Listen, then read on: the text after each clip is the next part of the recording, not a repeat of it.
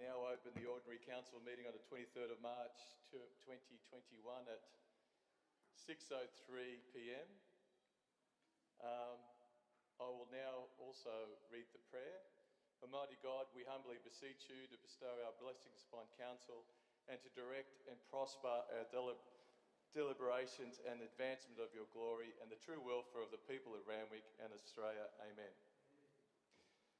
I would like to acknowledge that we are meeting on the land of the Bidjigal and Gadigal peoples who occupy the Sydney coast, being the traditional owners. On behalf of Randwick City Council, I acknowledge and pay my respects to elders both past and present and to any Aboriginal people in attendance today. Thank you.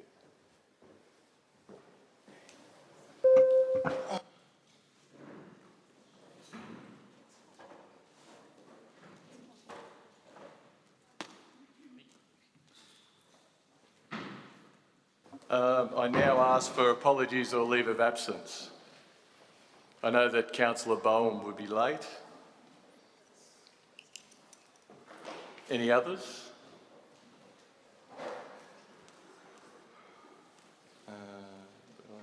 There's no other. Do I have a mover and a seconder, please?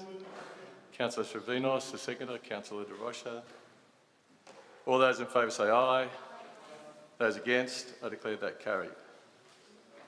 We've got the confirmation of minutes of the Ordinary Council on the 23rd of February.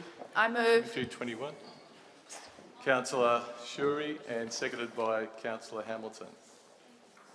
Do I have any declarations of pecuniary or non-pecuniary? Councillor Trevinos. Yep. Oops. Oh. Thank you. In relation to CP 10/21, it's a non-significant non-pecuniary interest in that a number of residents are known to me through my affiliation and association with the City of Randwick, and any decision that we make here tonight could directly affect them. I will be voting on the matter as I don't have a pecuniary interest or significant interest in it at all. Thank you. Councillor Parker. Thank you. I have a non-significant, non-pecuniary interest in the Matraville Youth and Cultural Hall. I've since found out that my close friend works for the company that has prepared the designs.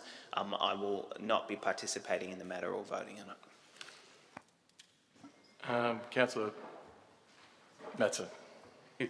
I wish to declare a non-significant, non-pecuniary interest in that I know Mr Jonathan Milford, who will be speaking to several items tonight from past activities involving the Council.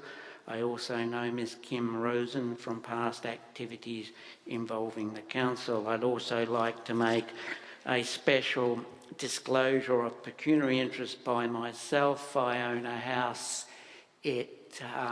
which is in the diversity zone to be addressed under item CP 10 of 21 on the business paper, Randwick Comprehensive Planning Proposal, Housing Investigation Area, Affordable Housing, etc. It is the only property I have an interest in Randwick City Council.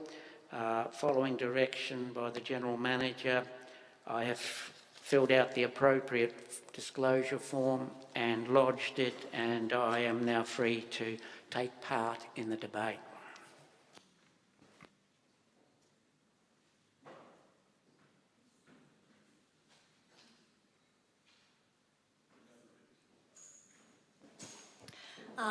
I would also like to declare a non-significant non-pecuniary interest in CP 10/21. I do know many community members in that area, but I will be voting in the matter. I do not own any property, neither does any of my members of my family or close associates. I also know the Speaker, Mr Jonathan Milford, through Friends of Malabar Headland, the Cycling Committee and other activities in the area, but I will be voting on those matters. Thank you. Non-significant, non-pecuniary. I know Jonathan Milford through my association with Friends of Malabar Headland and the Council's Cycleways and Pedestrian Committee. I have a significant non-pecuniary conflict of interest in report CP 1321, being that a close associate of mine holds a position within Sydney Bowman Archery Club, which is recommended to receive grant funding. I will leave the room should the item be discussed. I have non-significant non-pecuniary interest in item CS 921 and NM 1721 and NM 2121. The speakers are all known to me. Thank you. Sorry, may I just clarify the points on mine? That the speaker I know in relation to CS 9/21 and NM 21/21. Thank you. Any further? Thanks, Mr Mayor. I declare a non-pecuniary but significant interest in NM 17/21. I am a member of the Sydney Eastern City Planning Panel and recuse myself from the debate, the vote, as I will be attending the planning panel on this matter at a later date.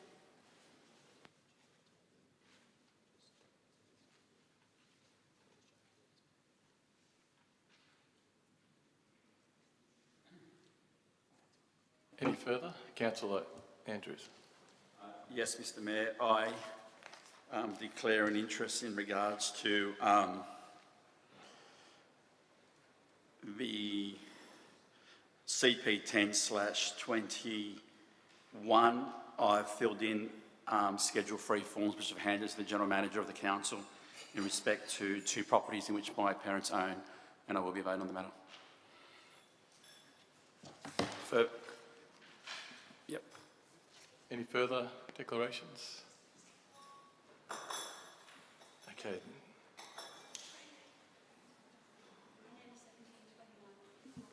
Yep, thank you. Can you announce it? Councillor Hamilton's one. Yeah, number 17, for the same reasons. I'm a standby, so I'll be stepping aside as well.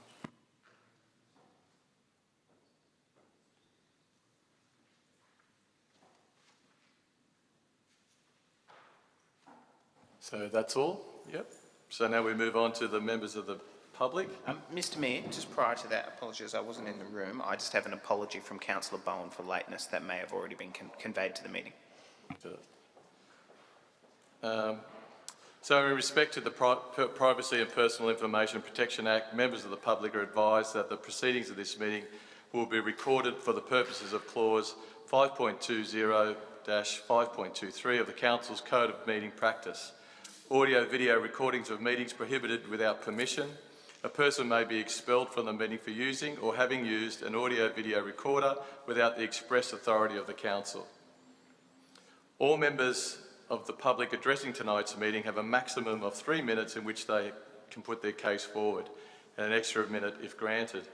Councillors may ask questions of the presenters at the end of the public submission. Speaking first on CS 9/21, Local Roads and Community Infrastructure Program, is Mr Jonathan Milford. Speaking against.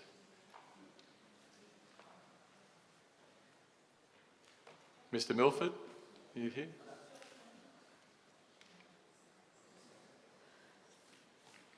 You have 3 minutes, yeah. Which motion? So this one's CS 9/21, the Local Roads Community Infrastructure Program. I wasn't aware that I was speaking for that one. Okay, I'll skip to the next one then. Sorry, Mr Mayor, can you just perhaps ask Mr Milford, is he here to speak on 2 items or just one? It was actually now I've got written down you're here for 3 items actually. So there's actually 2 items, CS 9/21 Local Roads and Community Infrastructure Program and also NM 21/21, a notice of motion from Councillor Veach. Yes, NM 2121. Yeah. So if you like, I'll just go on to the one that's in between that. Yes, I'm sorry, you're quite right. 921 is relevant because that's got a synthetic turf included in it. So to NM 2121, No, well, we'll have to come back to that because that's later on in the process. Do you wish to speak on CS 928 or we'll wait till NM 2121? I think I'd like to wait. I'd like to speak on to 2121 first of all. We'll just have to come back to that. Yeah. Okay. Mr. Milford is also going to speak on my motion about the urban heat. Yeah, I've got So that. if you, yeah, so, thank you. But we'll come If you back want to do that. it in that order, that's fine. Yeah. So I'll move on to NM 17/21 then. The notice of motion from Councillor Matts addressing Olympic sporting needs at Heffron project site. Speaking for is Ms. Kim Rosen. Oh, okay. And Councillor Hamilton and Councillor Roberts have to leave the room.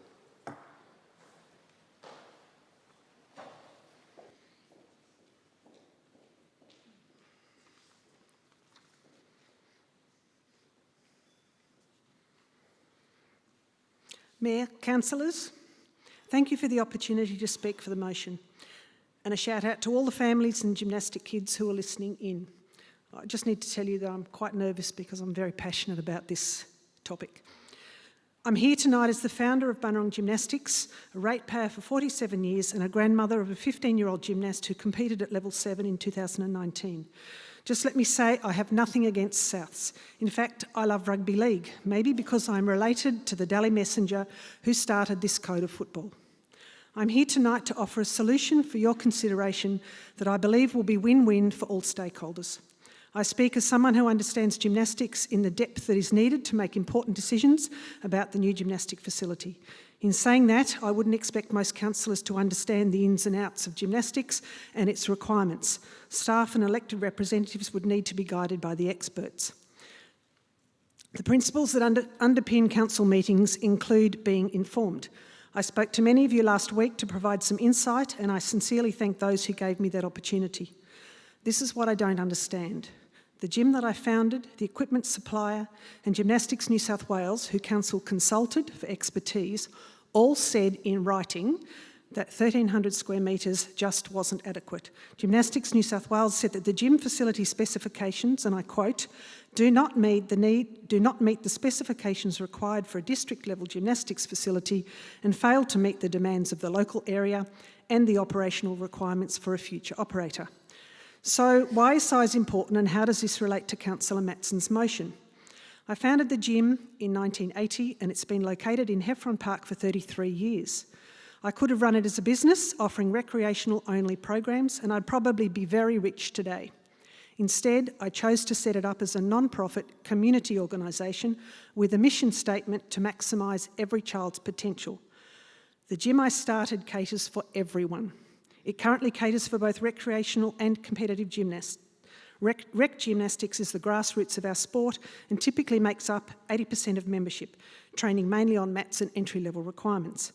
Competitive gymnasts are typically adolescents and teenagers training 3 to 6 days a week. They train on 6 different types of equipment and they compete against other clubs. A club like Bunurong with 1,000 members would typically have 200 or more competitive athletes. So why are competitive programs important? Having no competitive programs would be like kids doing soccer training without ever giving them a chance to play matches against other clubs. I just wanted to explain a pyramid. Some competitive gymnasts train up to 20 hours per week, and you can't charge families $20 per hour or $400 a week. That means you need a very large base of recreational gymnasts to help fund the expensive competition programs to keep it affordable for parents. So it's like a pyramid. So you have the top and you need a very large base to fund the top. So that's the advantage of a non-profit organisation running a gym. The current gym has had state champions, national champions and even international competitors in the past. If anyone's interested, I've got a folder of lots of photos that I've kept myself of that. Plus talented identification programs with fast-tracked development programs offered for 7 to 12-year-old girls. We brought out several international coaches from Russia and China. That's 3 minutes. You've got an extra minute. Thank you. To take the girls to a high level. It's not just about results. Gymnastics develops the whole person. Besides promoting self-esteem and confidence, gymnastics is a foundation sport. Many ex-gymnasts excel on the world stage in diving, aerial skiing and even athletics. Sally Pearson was a talented whippersnapper when I was at the gym.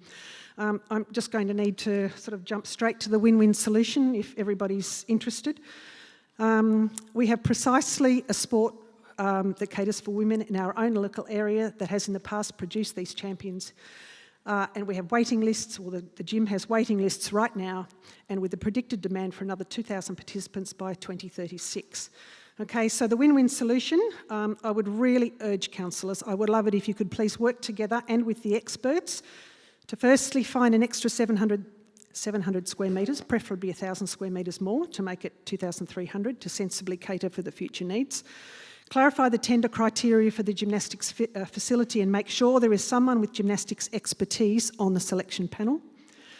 3, form a partnership with Bunurong Gymnastics, just like Souths, and accept Bunurong's up to $4 million contribution. I don't know if all councillors realise Bunurong made that Sorry, Ms Rosen, that's the 4 minutes, but if you can just wrap up, yeah? Yes. Are there any barriers? Money's not a barrier, space is not a barrier. I don't think time's a significant barrier. Should only be a small delay because the amendment can be done at the same time as the plan of management. And I don't think risk of losing the funds is very likely, but council can check this. So are you prepared to take questions, Ms Rosen? Yes, happy to take questions. My understanding is that Councillor Matson's motion is out of order. So why we got a speaker on this matter tonight? Where's the amendment? Where's the official amendment to this matter? Well, it needs... Mr. I'll take Mayor, that from the General Manager because I don't think it's out of order, but I'll take advice from the General This Manager. motion before us is out of order. Are we talking to an amendment? What are we talking to? Through you, Mr Mayor, at the moment we are listening to the public. When it gets to the item on the business paper, then I believe that Councillor Matson has circulated an amendment to that motion. Mr. Mayor, my understanding is the speaker tonight, the speakers all tonight are talking in relation to matters on the business paper. If Councillor Matson has circulated a proposed amendment, then, you know, the speaker should be speaking on the amended notice of motion, not what's on the business paper. I am. I had to leave out the section if I could speak. Where's the amended motion? It's on the desk. So we'll carry on. Is there questions for Ms Rosen? Councillor Matson? I just have a petition that I'd like to roll out because it only started on Friday. It's now over 1,300 signatures. Councillor Matson, can you ask a question, please? Thank you very much, Ms Rosen. Look, something that sparked my interest during the previous debate on this was a suggestion in the council report that that the needs of the gymnastic community in terms of expanded space could be met by the opening of the dividing door proposed between the two facilities. Would you elaborate on whether or not that would be an effective? Yes, while that might have been an interesting lateral thought, it's actually not practical. The equipment's really heavy. I used to move it when we were at when I was running a gym at Randwick. Carry out the bars is equipment up to 220 kilograms. To lug it out each day and to set it up, you've got to affix it to the floor, and then to turn around at the end of the lesson and bring it all back, it's just not possible. Plus timetabling issues about using that. Further question. As I understand it from listening to your address, you outlined the need for a recreational customer base to support what I would refer to as perhaps not the elite athletes, but competitive. The competitive one. Would a failure to provide you mentioned 700 square metres. If council was not able to find a mechanism for delivering that, would that impact on the business model, I guess, of what you're suggesting in terms of we're finding enough recreational customers in order to provide for the appropriate funding. Yeah, yes, that's correct. 1,300 square metres, it might sound as if it's 30% more, but you actually can't fit the same equipment into 1,300 square metres. And mind you, 300 of that is for the toilet amenities as well. So you would only be able to fit a much less amount of equipment in there. That means you can't train the gymnasts to a higher level, and you're going to have to choose between recreational and the higher competitive levels. And the result would probably mean that there's about 200 gymnasts in the competitive program. They would have to find somewhere else to train. That is really sad. I would be devastated if that happened. There is nowhere else to train. Follow-up question, how do the local gymnasts relate to what I understand is the Gymnastics New South Wales body?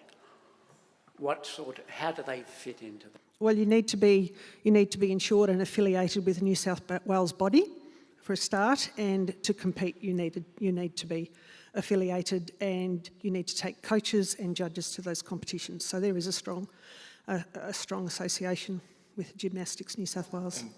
Is it fair to say, is it fair to describe the gymnastic community in this area as heavily female or likely to promote the interests of young female sporting?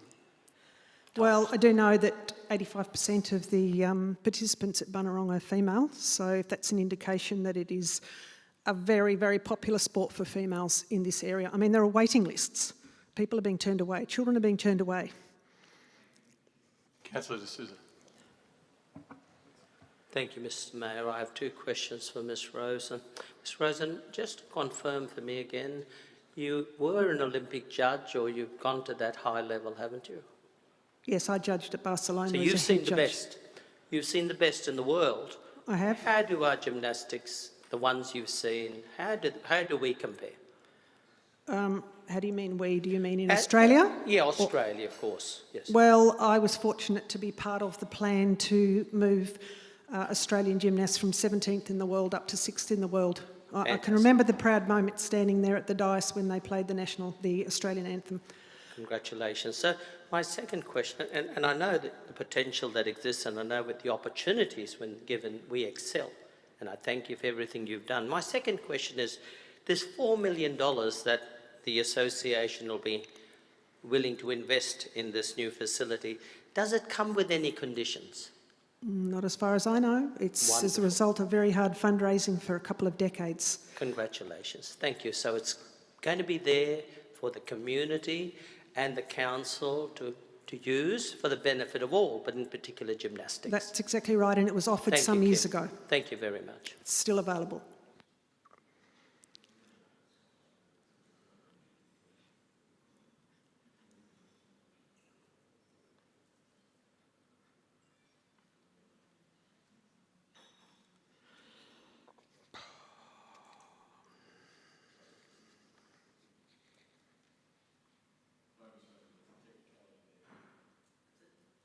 Oh, sorry?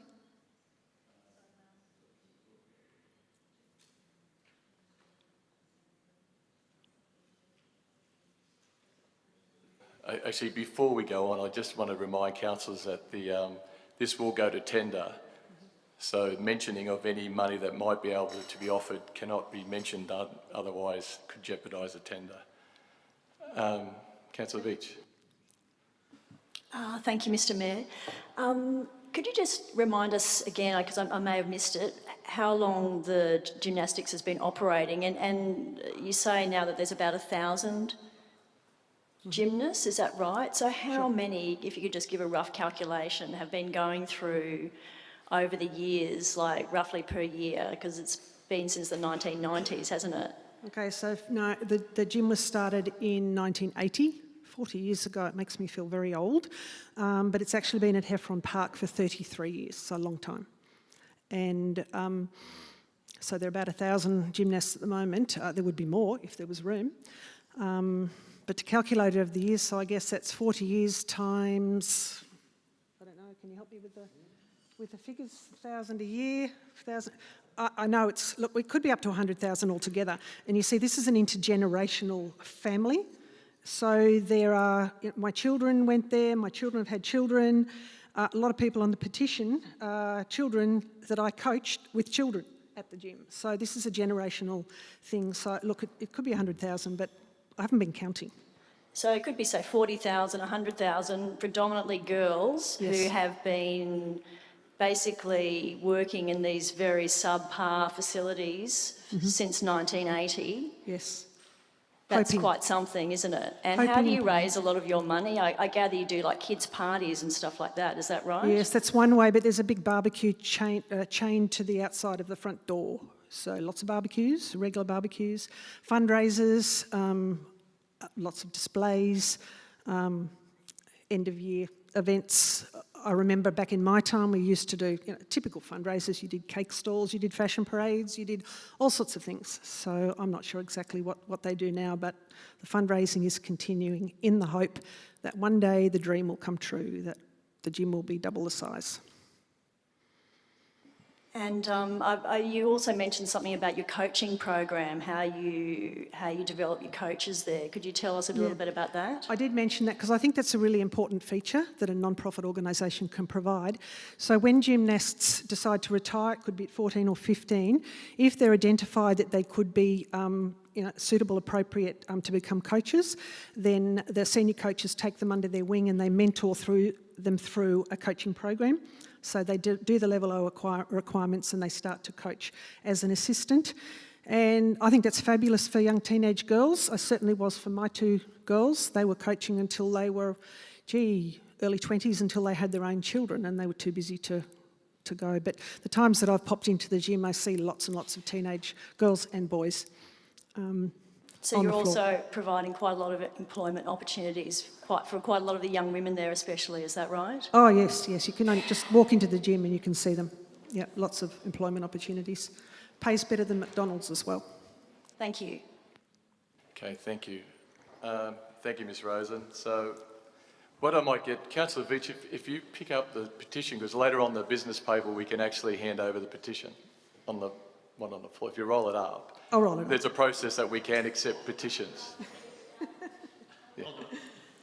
But it's increasing every minute, so by the end of the night it'll probably be up to 15. Hang on to it till the time is right. Yeah, it'll be up to 1,500. On behalf of Ms Rosen. It's online. It's an online petition. You can do it on your phone. You can sign up now on the phone. Sorry? Mr Mayor, wouldn't it Or make sense... Councillor Matson can. Wouldn't it make sense for Councillor Matson to present it because his Councillor motion... Matson. I've also got a sheet of all the comments, quite a few pages of the comments, which are really interesting, and they talk about self-esteem and they talk about opportunities for women. Thank you very much. So now we move on to NM 21/21. Notice of motion from Councillor Veitch concerns about the use of synthetic turf in the Randwick LGA. Jonathan Milford, Mr Milford.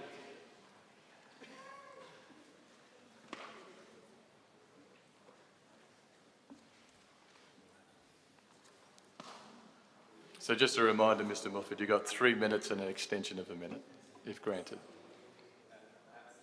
I think I'm really talking to NM 1621 as well. So I'll start off by saying that I'm interested in... Can I ask you to do one at a time? So this one will have to be about NM 2121 and then we'll get to NM 1621 as well. I'm just going through the process because NM 1621 should have been in before 2 o'clock, but it's actually, I'm allowing it to go ahead. It just came to me just now before the meeting. So NM 21/21 is the one that you've nominated, you want to speak on. Okay, well, it doesn't really make any difference. What I'm... let me place myself in the position of a climate activist. For the last 2 years, at the invitation by the mayor 2 years ago, I've been looking at the possibility of setting up a green links scheme in Randwick for pedestrians, a pedestrian green sink, similar to the one that they've got in Waverley. Now, sorry, Mr. Milford, I think I'm looking at Councillor Shuri. I think you're talking about the next one, NM 1621. This is regarding synthetic pitches. Yes. Councillor Veitches, is that right? Yes. I think the trouble is that they're both related. I'll get on to that. In a way, it'd be better if he spoke about both. They're related. They're related, and I'll explain to you why. In looking for pedestrian green links, I was searching for the shadiest streets linking reserves up, okay? And the shadiest reserves. So what I'm really interested in is the canopy, and we managed to persuade council to raise their canopy target to the 40% that was recommended by the GSC. So if you're going to put synthetic playing fields down, they get very hot. So they're actually going to raise the temperature of the parks that you put them in.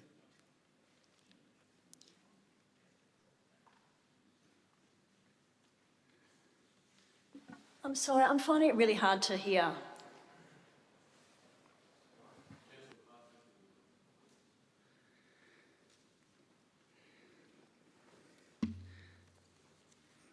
I might quote to you from the Victorian government produced a very good guide on artificial grass for sport. Their top tip: ensure that field managers, users, coaches and parents are aware of the potential for heat illness and to recognise the symptoms. This is with regard to artificial turf. Also, recent local research for the AFL and Cricket Australia suggests that in hot conditions, an artificial grass sporting area can be up to 40% hotter than the natural turf field, although this increased heat dissipates quickly on a windy day. This research also highlights that children are far more at risk from heat stress than are adults. Mr. Milford, you've got an extra minute. Thank you.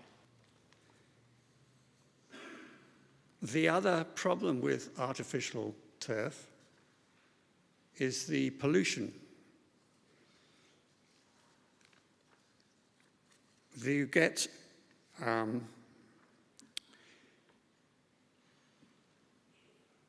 both the rubber granules, which are often used as infill, and the synthetic fibres of artificial turf are subject to wear and can be washed into the environment. So fragments from the artificial reeds make their way into the environment as microplastics pollution in both marine and soil environments. The rubber crumb is derived from old tyres. These crumbs are known to contain heavy metals, some cancer-causing compounds, and many chemicals whose effects are unknown. Some say we should take no chances and crumb infill should not be used. Sorry, Mr. Milford, I might have to get you to either wrap it up or that's... Yep. This is especially true for playgrounds and athletic playing fields where young people may be affected. I think I don't need to say any more. And you're coming up next time, so any questions for Mr. Milford? Oh, Councillor Hamilton. Thank you, Mr. Milford. My question is in relation, and you might not know the answer and that's okay, but I just, looking at the business paper, 80% of waste entering stormwater drains but compared to 5% in areas without those playing fields. Where does that 5% of microplastics and black crumb waste come from if they're not run off from areas without those playing fields? What would be the cause of that 5%? Well, it also comes from road surfaces, of course.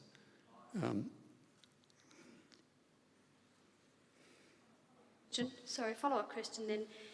So would the 80% coming from black crumb and microplastics, would that mean that a proportion of that 80% would be coming from other sources? I don't know what statistics you're referring to, but I didn't quote okay. those. No, that's okay. Thanks, Mr. Milford. Have a look at the Victorian. Any further questions? Yes. Mr. Milford, you just mentioned that councillors might profitably look at the Victorian something or other. What is that document that you were about to refer to? It's New South Wales don't seem to have one, but it's produced by Transport Victoria, and it's a guide on artificial grass for sport. I looked it up on the sport sports.vic.gov website. It's a very comprehensive document, which I would recommend council look at. Thank you, Mr. Milford, for coming in.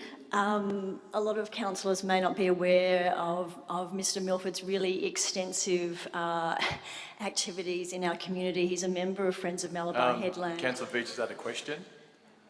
So I'm thanking you for your time, for coming in, given your heavy commitments on the cycling committee, Malabar Headland and so on. Councillor Beach, it has to be a question. Sorry. It's the rules of the... Would you say that a lot of those other groups you're involved in, which are quite a number, do share your concerns about the synthetic turf fields and their effect on climate change and they're producing urban heat and so on, as someone who's very heavily involved in your community? Certainly the Climate Action Sydney Eastern Suburbs does, and also Friends of Malabar Headland does. In fact, the secretary told me the other day she's got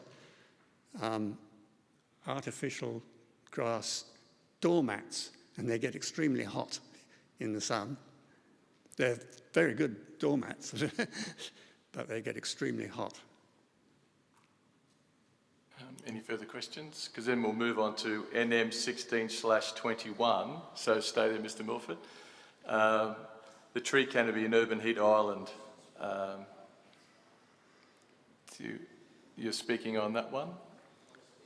The interest, yeah. Well, since I've done this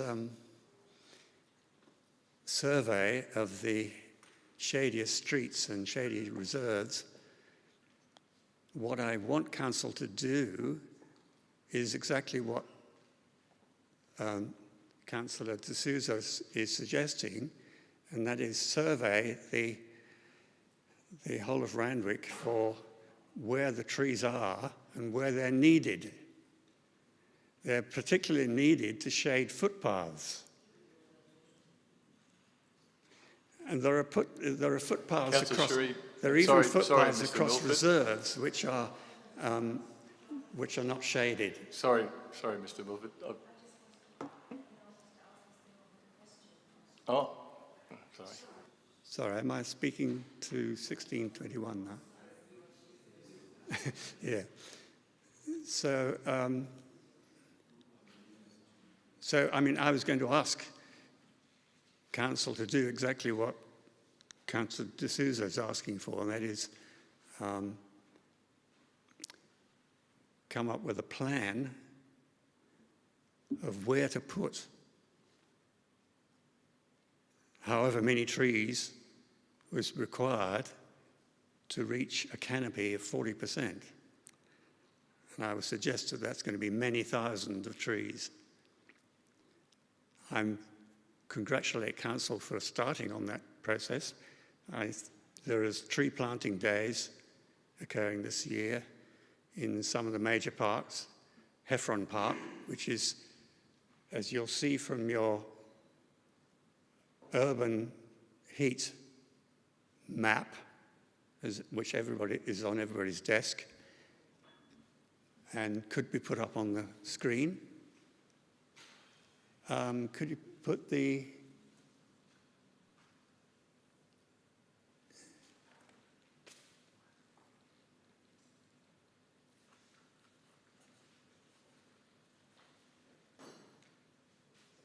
yeah, that's the one. Now, you'll see that almost the entire Randwick is an urban heat island. I should say that the reference point for this map is a forested area. The dark orange areas get 6 to 9 degrees hotter than the reference. The red areas get more than 9 degrees hotter than forests. You'll see that Heffron Park and Coral Sea Park. You've got an extension of 1 minute.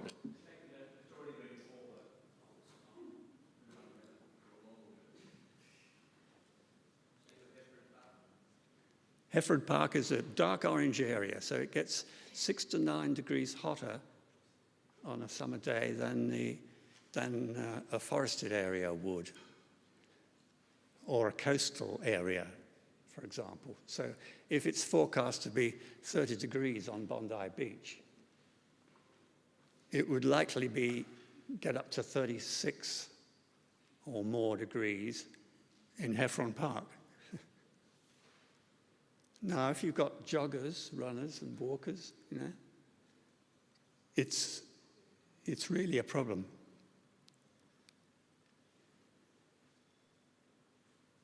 The only places where you could possibly have, and now I'm actually speaking to the infrastructure, so I better leave that. Actually, Councillor Shuri has a question for you, Mr. Milford. Thank you, Mr. Milford. I don't know if you're aware that Council already has a Greening Randwick Committee, and we have instituted a tree audit already. Good. I just wondered if you actually knew that. I didn't know that. And there's been some further money put in this year's budget for increasing that tree audit. It costs a lot of money, and that's what I thought. I didn't know whether you were aware or not, but it's actually it's in hand. Well, was Councillor D'Souza aware of that? I think we'll have to ask Councillor D'Souza that in the debate. Thank you. Do that. We'll ask that during the debate.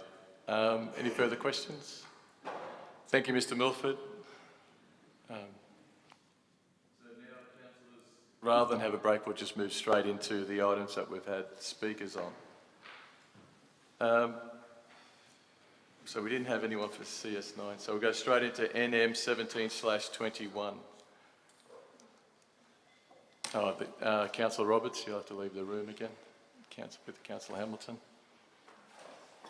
Can we make sure that someone goes and tells them when this matter has been decided so that they know to come back in again, please, Mayor?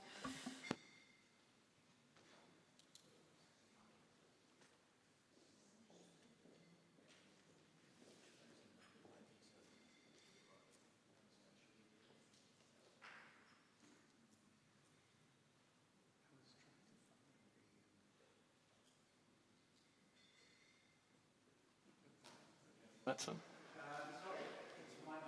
Yes. Sorry.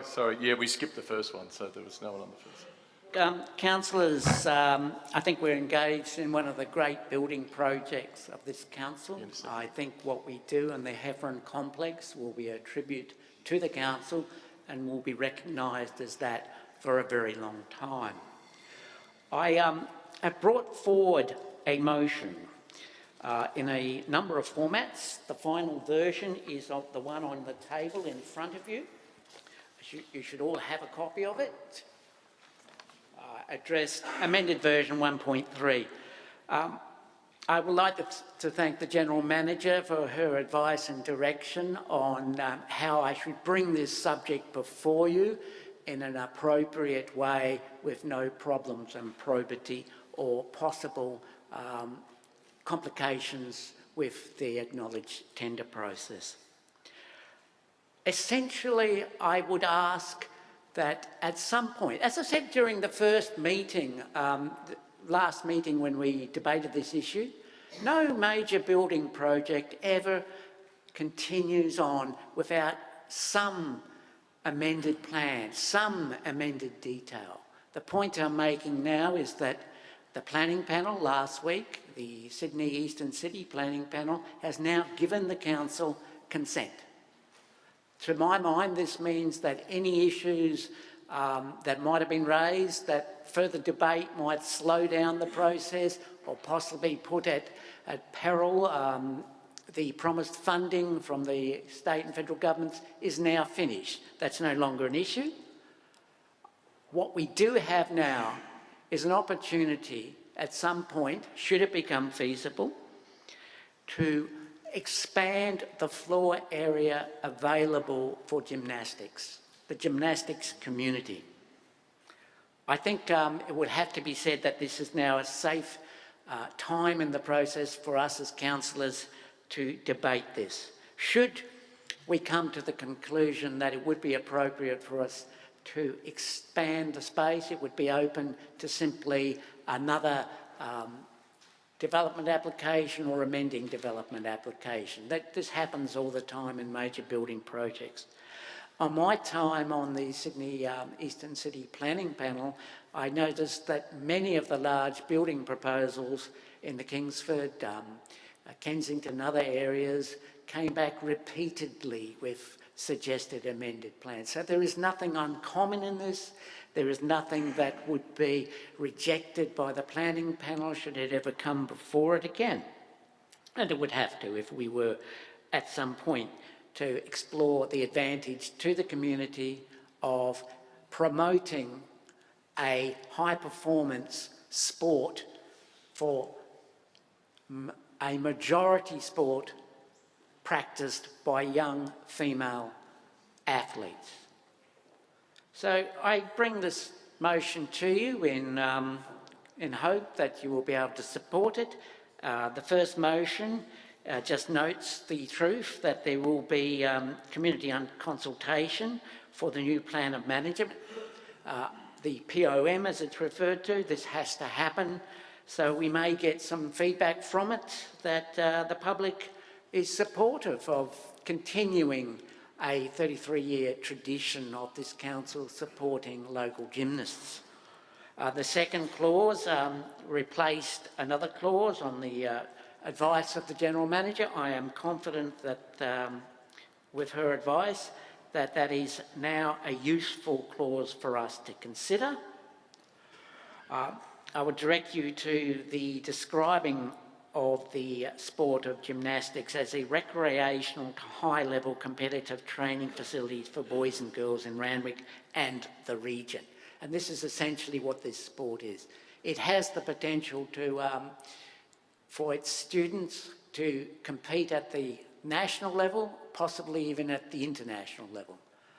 While I may perhaps be getting ahead of myself, I think there might be possibly an opportunity for this council to say that the Olympics, if they come to Australia in 2032, that the future councillors around this table or wherever we find ourselves might be able to use this motion as the ground for an advancement of the sport to take advantage of that Olympic atmosphere. The third motion is something that I have consulted with the staff on.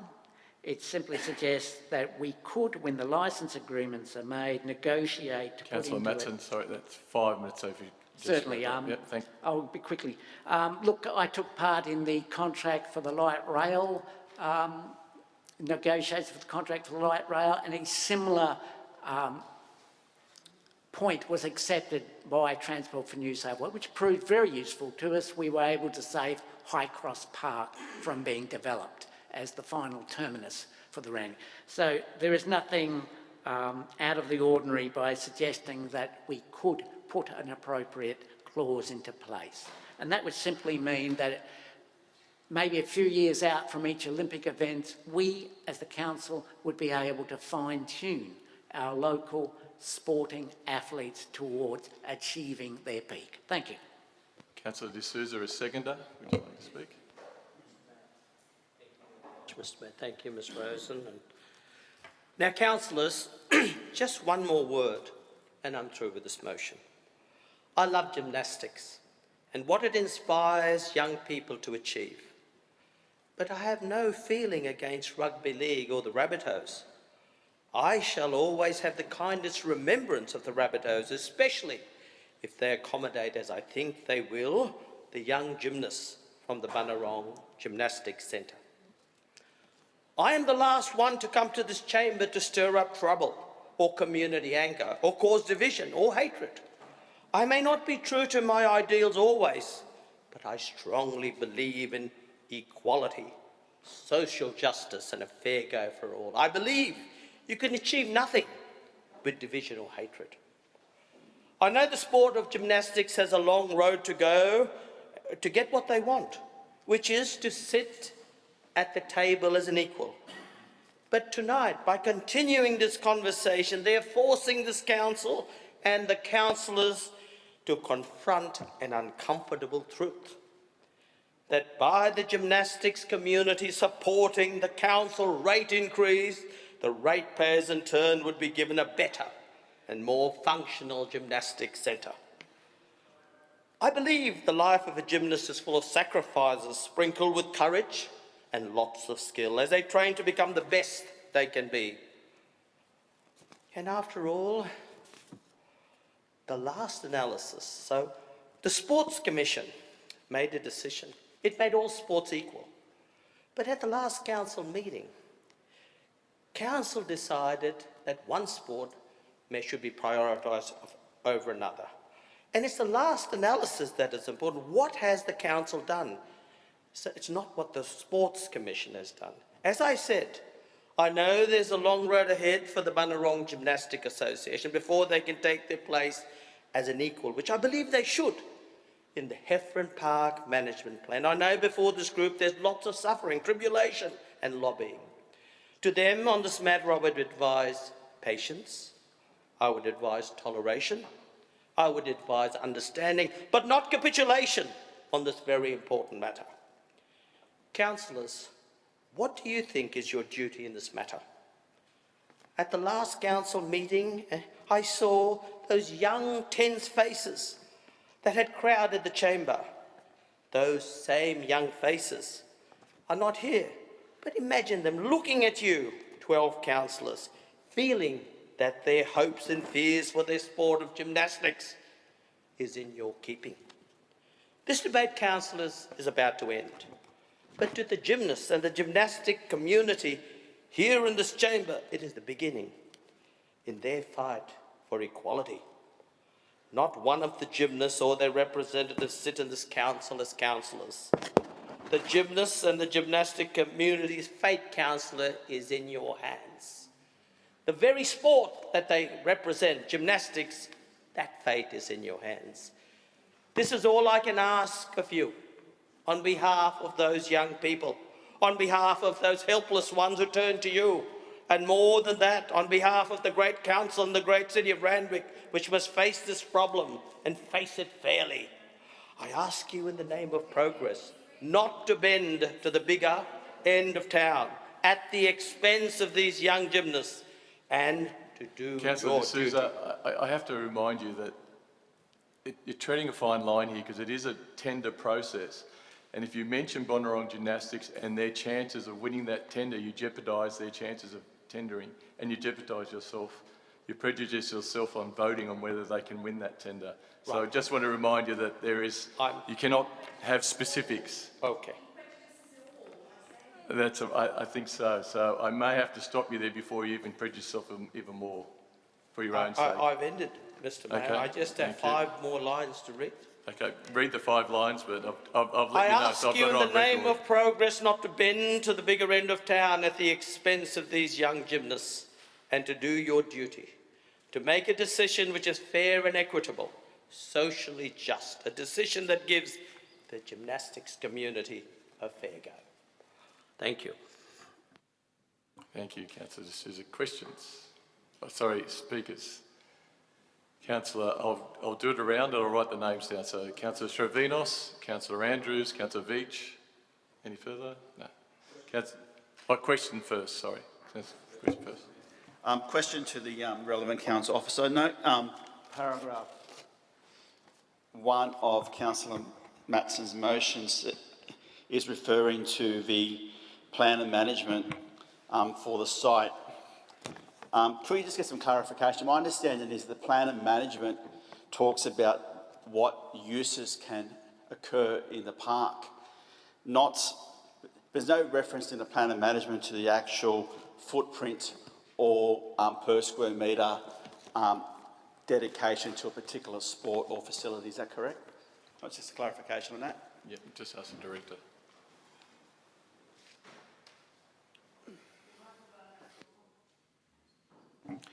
Thank you, through Mr. Mayor. That's correct, Councillor Andrews. The plan of management references land use and permitted land use. It's void of any square meterage. Yeah, question. Yeah.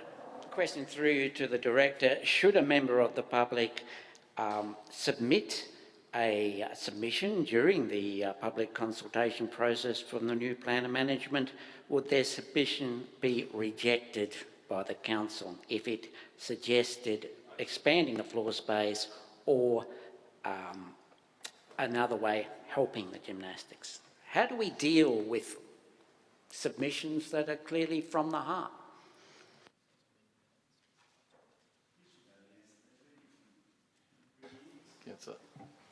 Sorry, through Mr. Mayor, can I get clarification on the question? Is it the second question or the first question?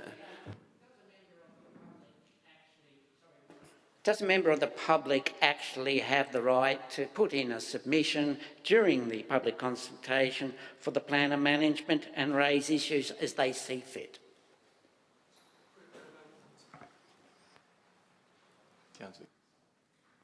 Thank you. Through you, Mr. Mayor, yes. The question, Councillor Bell? Just flowing on from the answer to Councillor Andrews' question, I'm just reading 1, and it talks about the soon-to-be undertaken public consultation process for new plan of management for the site may reveal public support for expanding the floor space. My understanding from the answer that was given is that that process cannot result in an expansion of the floor space, and on that basis, one would appear to be out of order because it's nonsensical. It can't achieve what is sought to be gained by point 1. Can I elaborate on I won't move it as a formal point Actually, of order, I'll go but for an perhaps, answer from the director for the but question. is that correct, that you cannot generate an expansion of floor space through the plan of management?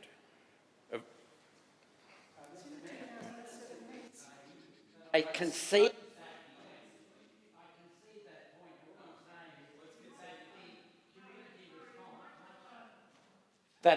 I concede that point. What I'm saying is that the members of the public may nonetheless still bring it to the council's attention and I'll let the director answer the question, but if the director answers in favour of Councillor Bowen's question, then we'd have to either remove it or amend it. I concede the point, but the motion simply says that the public consultation process may result in the members of the community coming to us as councillors and saying, we think there should be expanded space. I'm just simply saying that the debate, the political debate, will continue regardless of what is the intent of it. If you want me to remove that future public consultation without a reference to the plan of management may reveal public support for expanding the floor space currently dead. I'm happy to take out a specific reference to the plan of management. It's not the central point, and I regret having caused any confusion. I'm simply saying that when the politics, when the debate is aroused by the exhibiting of the plan of management, obviously councillors will be approached by members of the committee. But I'm happy to take out the reference to the new plan, so it simply is that we can simply have that future public consultation for the site may reveal public support for expanding the floor space currently dedicated to gymnastics. Yeah, that's fine. Yep. Sorry, is that a question, Councillor? Sorry, Councillor Srinos, I'll go to the question. One, are you referring to the existing building design, or it could also including the expansion of the building space altogether?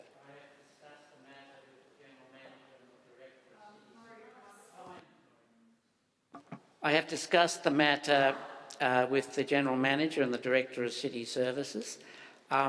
There is a potential area to the west of the final proposed footprint for the gymnastic component, which would allow an expansion to some degree. I'd have to have greater feedback from the Director, but I did discuss it. It is hypothetically possible. Anything further? Councillor Andrews. Just a question, does this motion affect the current tendering process which is in place? I'll go to the Director.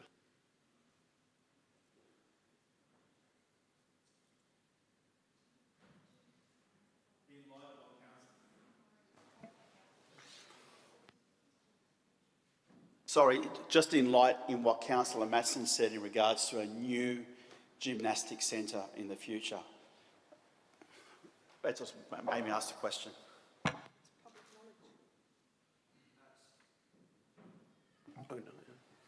Sorry, through you, Mr. Mayor. It would complicate or compromise the current tendering process on the basis that we've expressed interest to the market on a particular size facility, and the market has expressed interest on the requirements to facilitate that particular design proposal. So any amendment to the current design would change the tender process. Just get the GM to add to that. Through you, Mr. Mayor, the conversations with Councillor Matson in relation to the hypothetical expansion of the currently designed facility were on the basis that should Council in the future wish to expand the facility, then there is space to expand the facility. But as part of the project that has been designed to date, any change to that facility would put the entire project at risk at this point. Yeah, Councillor Veach with a question. Yeah, question first. Okay. Just a question to the relevant council officer. I seem to recall that there's been other circumstances. This is just in response, a follow-on question from a number of ones that have been coming up in relation to the change of tender. I actually recall that there have been other occasions, even within this council term, where we have had to change the tender and resubmit a tender, re-exhibit a tender. Is that correct?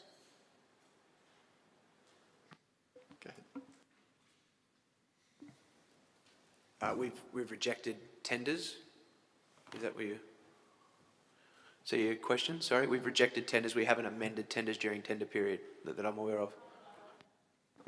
I seem to recall that we had an original expression of interest on a waste tender, and when that came back, we reviewed it and we went out to a new tender. I'll put that to the...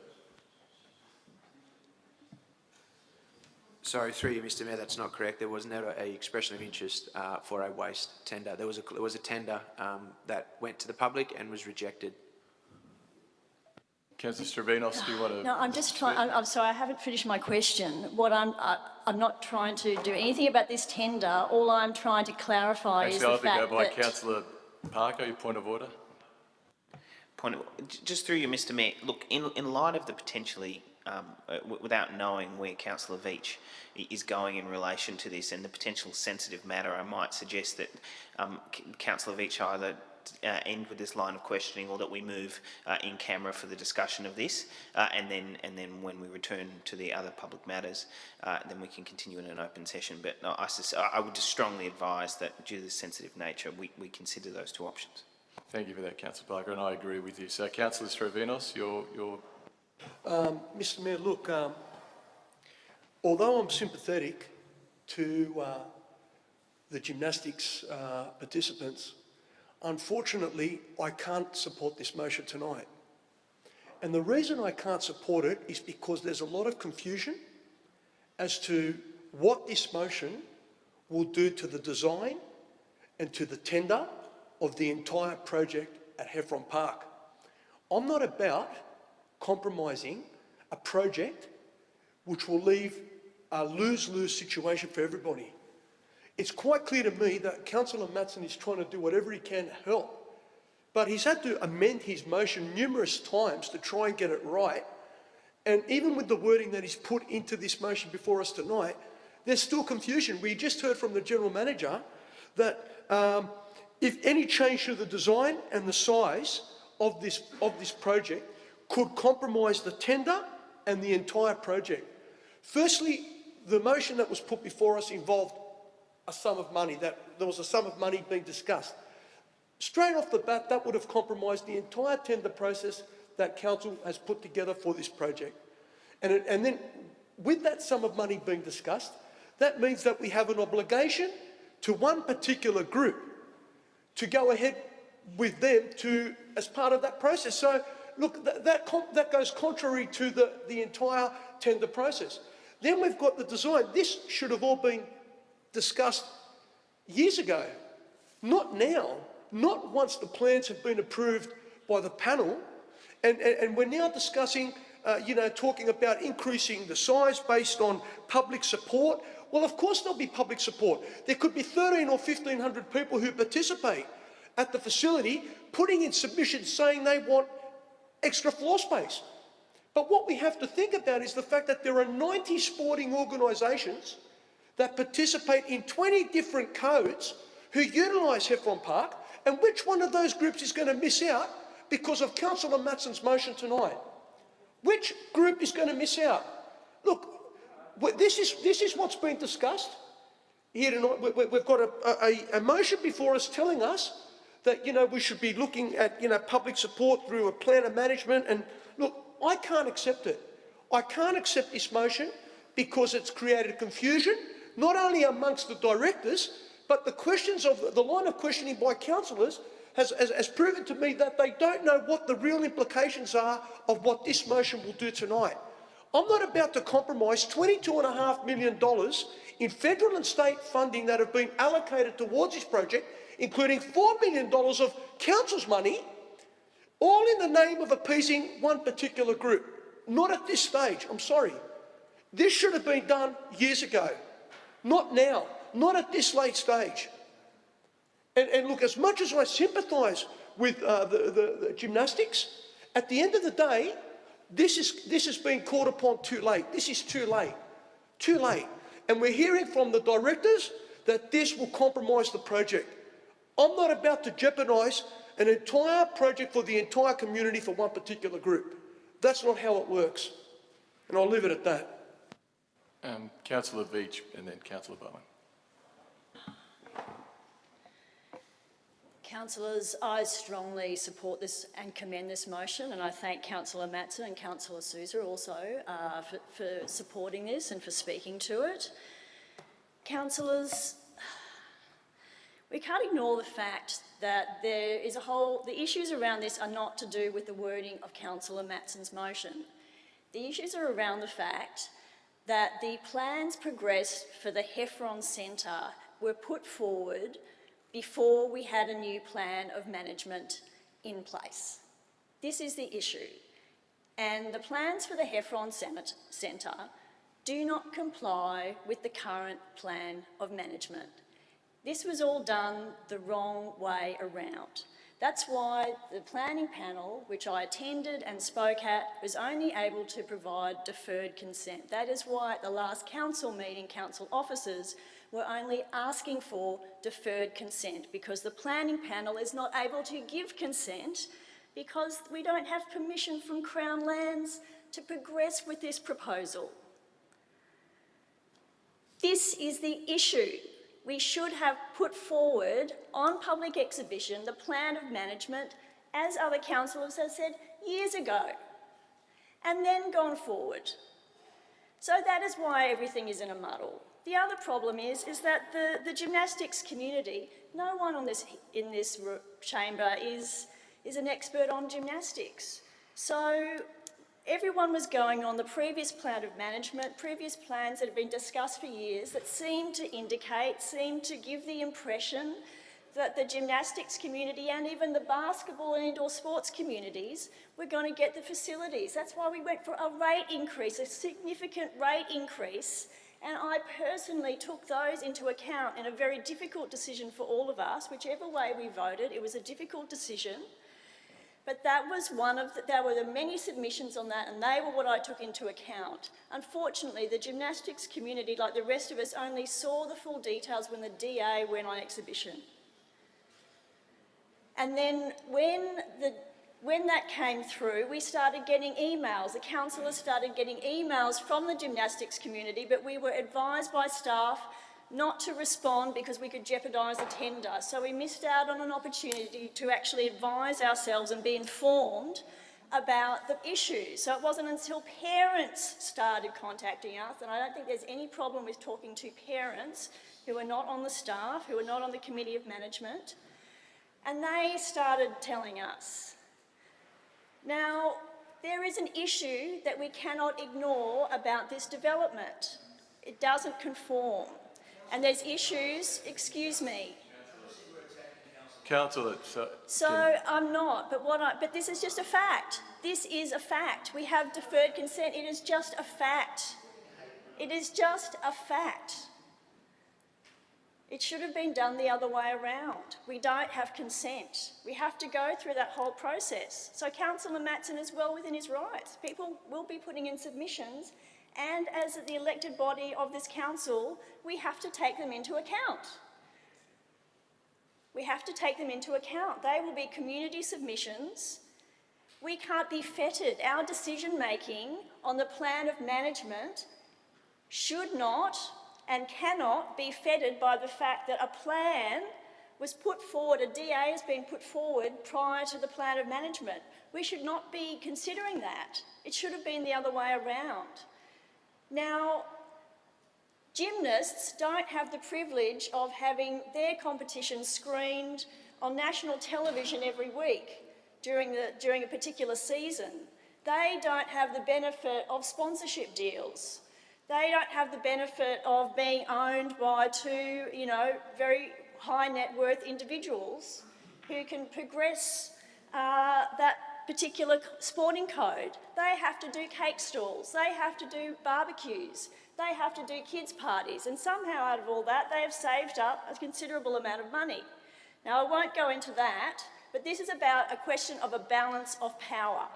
Now, are we going to just sit back and quibble over some details, which we should have been doing last week, or are we going to actually assist a sizable community, perhaps 100,000 gymnasts whose families have been dutifully paying their rates? Now, it was explained to me as a new councillor, it's all about generational equity. This is an argument for a rate increase to pay for infrastructure in the name of generational Councillor equity. Veach, that's 5 minutes. And I ask everyone to actually consider these issues, which are completely relevant, and I commend the motion and I urge you to support it. Actually, Councillor Matson, before you speak, I just like the Director of City Planning, because there was mention of the plan of management was wrong way round, and for the record, and I want that to be rebutted in case there is a rebut, and it's recorded that we have spoken to the motion. Thank you.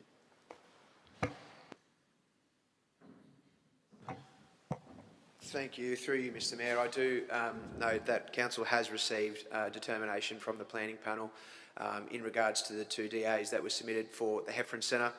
Within those 2 DAs and the deferred commencement clause that has been referred to, that was in line with the plan of management as described. The 2009 plan of management principles and objectives are consistent with the Heffron Centre proposal. Council received legal advice both before and after the plan of management exercise to confirm that the Crown Lands Group would like to see amendments or consideration made to the new plan of management in regards to leasing use of all facilities on the site, and we've proceeded as such within Council's legal right to do so, considering the deferred commencement clause. So I do confirm that we have received planning approval on that basis. Yep, Councillor Matson. As I understand it from what you've just said, question through you to the Director, that there is some areas of the plan of management to be resolved, remaining to be resolved? Through you, Mr Mayor. Under the Crown Lands Management Act, councils are required to revise all of their plans of management currently by the 30th of June 2021. That's outside of the parallels of this particular, parallels this project, but it's not as a result of the Heffron Centre. We are able to run that process currently for the Heffron Park plan of management and meet the objectives of the Crown Lands Management Act that's implied for all councils. By saying, look, I'm happy to drop clause 1. The Director has already identified that we are obliged to go through a public consultation process for the plan of management. But look, councillors think there might be something contentious in the wording of clause 1. I'm happy to let it go. There's nothing wrong with 3. That's we haven't yet written the licence agreement. And as I would say, the final licence would have to be ratified by the council. Look, I'm not trying to speak, but I'm just responding to Councillor Andrews. My experience with the light rail contract is that we went through extensive negotiations with the applicant, which was Transport for New South Wales, to achieve a process that saved us High Cross Park. But look, I think the remaining 2 clauses are fairly innocuous. We're just saying we're staying open to future opportunities to help. Oh, hang on, I've still got sorry, Councillor Bowen. And then I'll get you to wrap up, Councillor Matson. I'll just be pretty quick. I won't be supporting the motion in any of its forms. I understand the concern of the community. My own children have used the Bunurong gym. They've also used Heffron Park. Would have used it tonight were it not for the rain. I really don't. I'm concerned that this motion is pitting various groups in our community against each other, all of whom have worthy claims on council resources. But it's clear to me that the time for this kind of discussion about capacity of the gym is long past. And there's a Rolling Stones song, you can't always get what you want, but if you try, you get what you need. And I think that's kind of resonates a bit here. I understand the gym community would want their ideal facility, but it just can't be delivered within the constraints on our community. But as for the motion itself, and I take issue with a comment that came from Councillor De Souza that we must reject any sport being prioritised. But when I look at the motion and I realise that 1 has gone away, but 3 talks about inserting into an appropriate licence agreement clauses requiring, so a mandatory instruction to our council, consultation with council on ways extra resources could be made available to identified Olympic sports. So we would be mandating that when we're issuing the licences that there would be a required consultation about extra resources to be made available to identified Olympic sports. And the problem with that is, of course, is not every sport in our community, or at Heffron for that matter, is an Olympic sport. So when I hear the proponents of this motion talking about equality and a level playing field, pardon the pun, I don't see it in the motion. And some of the comments were that one particular sport might be high profile or whatever, but it's not high profile all the way down. There's one particular sport in our community, there's a very long tradition of not charging any fees whatsoever and is open to all and is a great strength of that particular sport. So I understand the concern and I can understand that councillors would like to see some way that concern could be addressed, but it just can't through this motion. We're in a very delicate position because of the tender. We have to be extremely careful how we proceed from here on in, and I'm concerned that this motion risks potentially the arrangements we already have in place by virtue of 3, mandating consultation on specific sports. I don't think that really is the flavour of our council in any event. And I note it too also talks about a high-level competitive training facility. And I understand that to be a reference, I may be wrong, but I take that to mean that it's reflecting the dissatisfaction by some in the community about the proposed facility, that it may not meet that definition of a high-level competitive training facility. So again, that concerns me that it is on a collision course, if you will, with what the council has agreed. So I think, and of course the final point is, I'm sorry I've gone on a bit, but the final point is, we heard about this, the whole problem was the plan of management and that this process had gone the wrong way round. Well, we know that's not correct. We've had the answer on that. And again, another empty argument is presented to us to try and convince us to support this motion. I'm not going to be persuaded by a hollow argument. I'm sorry. And of course, the serious consultation on this took place through the DA. That process is now concluded, and we need to accept the result and move forward. Thank you, Councillor Bowen. Councillor Nielsen. Thank you. Mayor, I have a question. First of all, to Councillor Bowen, where he was talking about point 3 and the particular word requiring, if that were to be softened to encouraging, would that be acceptable? It's actually a question to Councillor Bowen. Would he be happy with that? Sorry, Councillor Nielsen, it's not his motion.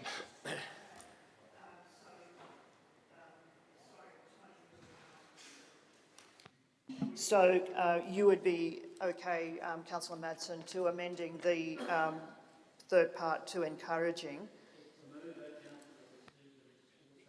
The seconder. Seconder, sorry, I'm happy to drop that.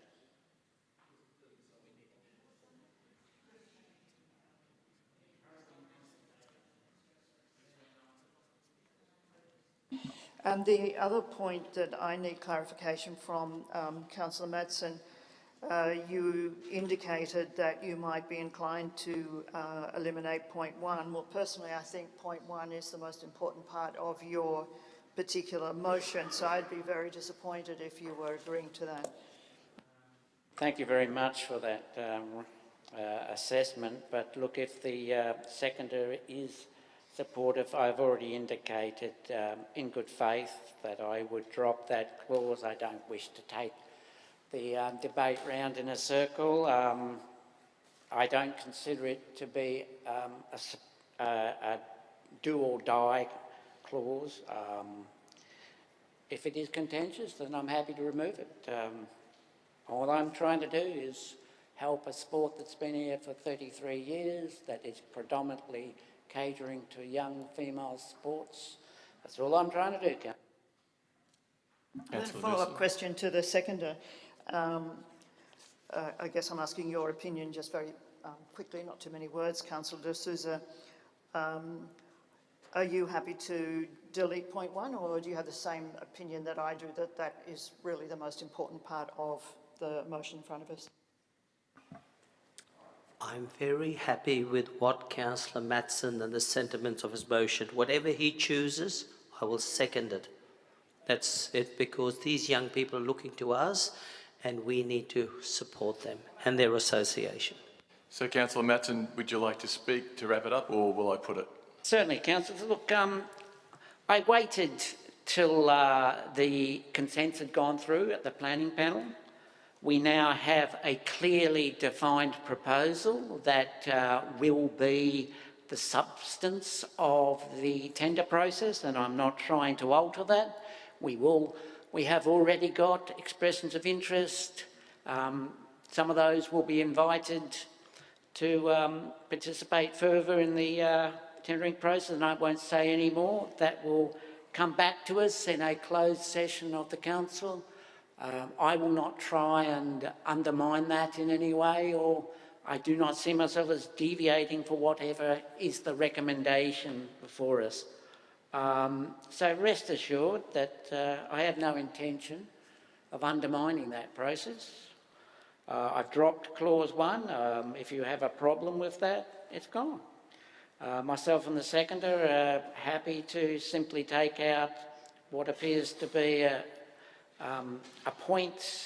further point of contention in clause 3. We're replacing requiring with encouraging. I've no doubt that there's nothing wrong with asking. There's nothing wrong with asking whoever it is that we offer the licence to, whether or not they wish to incorporate the views of the council. And that's simple. If you looked at this, the remaining 2 clauses, and you knew nothing about the DA process, the tendering process, they would seem fairly innocuous, and they are. We're staying open to future opportunity to discuss gymnastics in this community. I don't think that's particularly contentious. We're talking about an encouragement in the licence agreement. They don't have to take it up.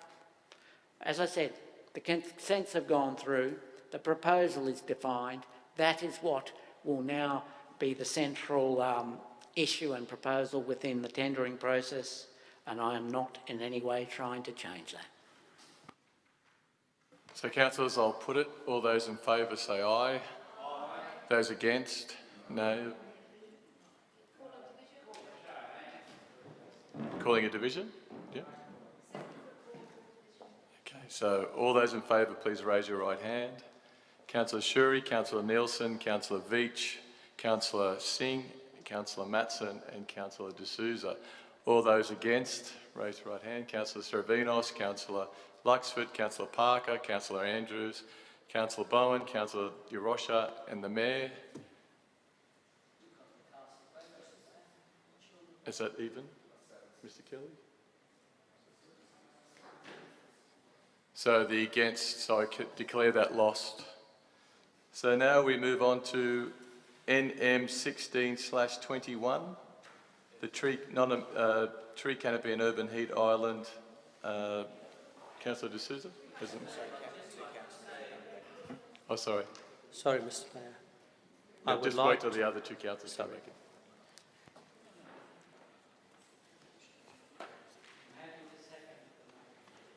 in.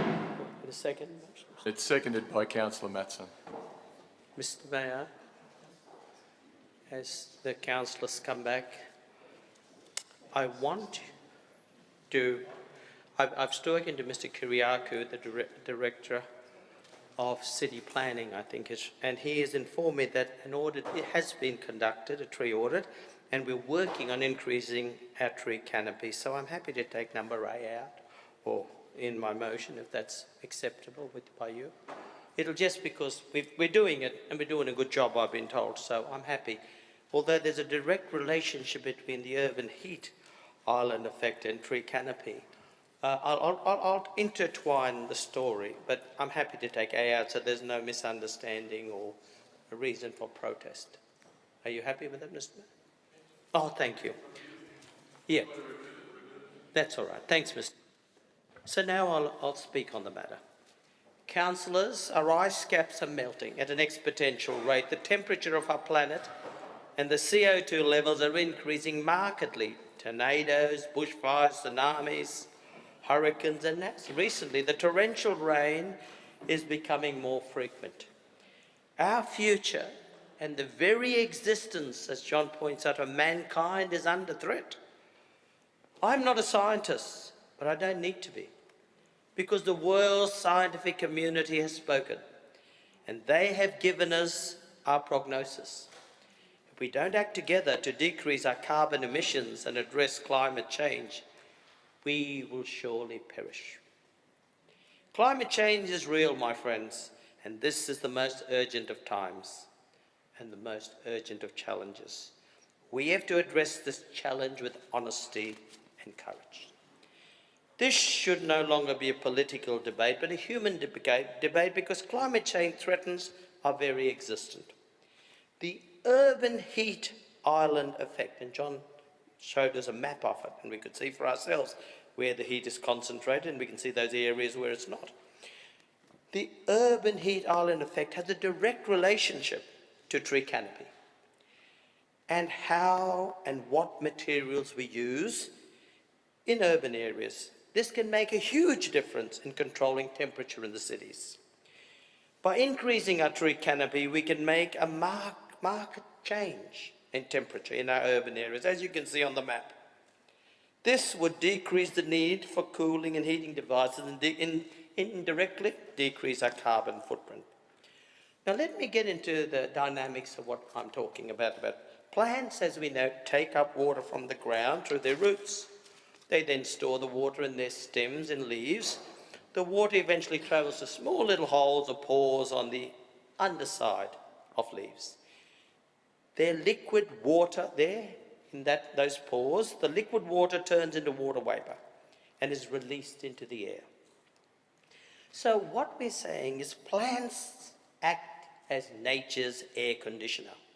That is why we need to increase our tree canopy. Randwick is full of sidewalks, streets, parking lots, tall buildings. These structures are usually made up of materials such as cement, asphalt, brick, glass, steel, and dark asphalt, steel and brick, and often these very dark colours like black, brown and grey. Now, for those that know a little bit about science and nature, or a dark object observes all wavelengths of light energy and converts it into heat. So the objects get warmer. In contrast, a white object reflects the wavelengths of light. The light is not converted into heat, and the temperature of the white object does not increase noticeably. So dark objects, when they're used in building materials, absorb and trap heat from the sun and make our urban centres warmer, especially at night. So that explains the urban heat island effect. Now, councillors, is our moment for action. Now is our time to act to decrease our carbon footprint and address the problems associated with climate change by increasing our tree canopy and by encouraging more green spaces, less concrete structures and asphalt roads and sideways in our city. Councillors, my motion is pretty benign, but it's going to have a great effect on the future of our children. I heard Councillor Which talk about, I think she used the word generational equity. In environmental law, there are two laws, but the law that concerns us tonight is the law of intergenerational equity. And what it says is, we have a duty to protect our planet and environment for our children. The way we received it, we should give it to them, if not in a better condition. How else can we do this than address the urban island heat effect? Or I should say urban heat island effect. That's all I'll say on this matter. I'm sure there'll be others who would like to contribute to it because, as I say, this is all about our children. This is all about our world. This is all about being responsible. Thank you. Councillor Matson, the seconder.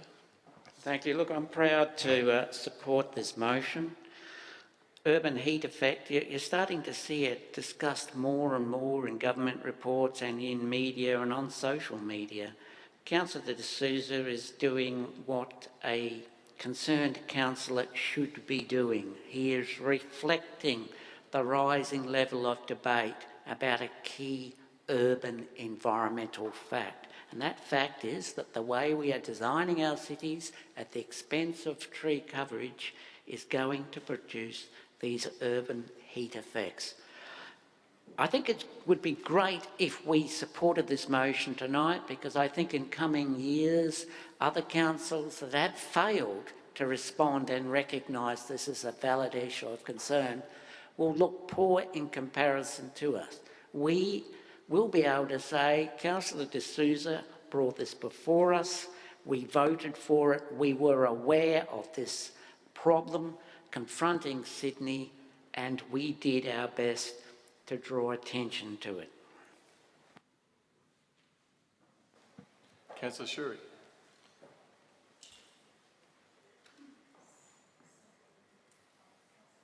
Oh, sorry. My turn. Oh. Mic on. Thank you, Mr. Mayor. I commend Councillor De Souza for bringing this forward, this motion, but I think we need to invite him to the Greening Randwick Committee, which has been going. It was a motion put up by Councillor Matson probably some 5 or 6 years ago that we start this committee, and we have been working on exactly the things that you have put in this motion. We meet every 2 months, and I think we would welcome Councillor De Souza on as a member of that committee when he can see the great work that we're already putting in progress. Mr. Mayor, thank you. Councillor Veach and then Councillor Singh.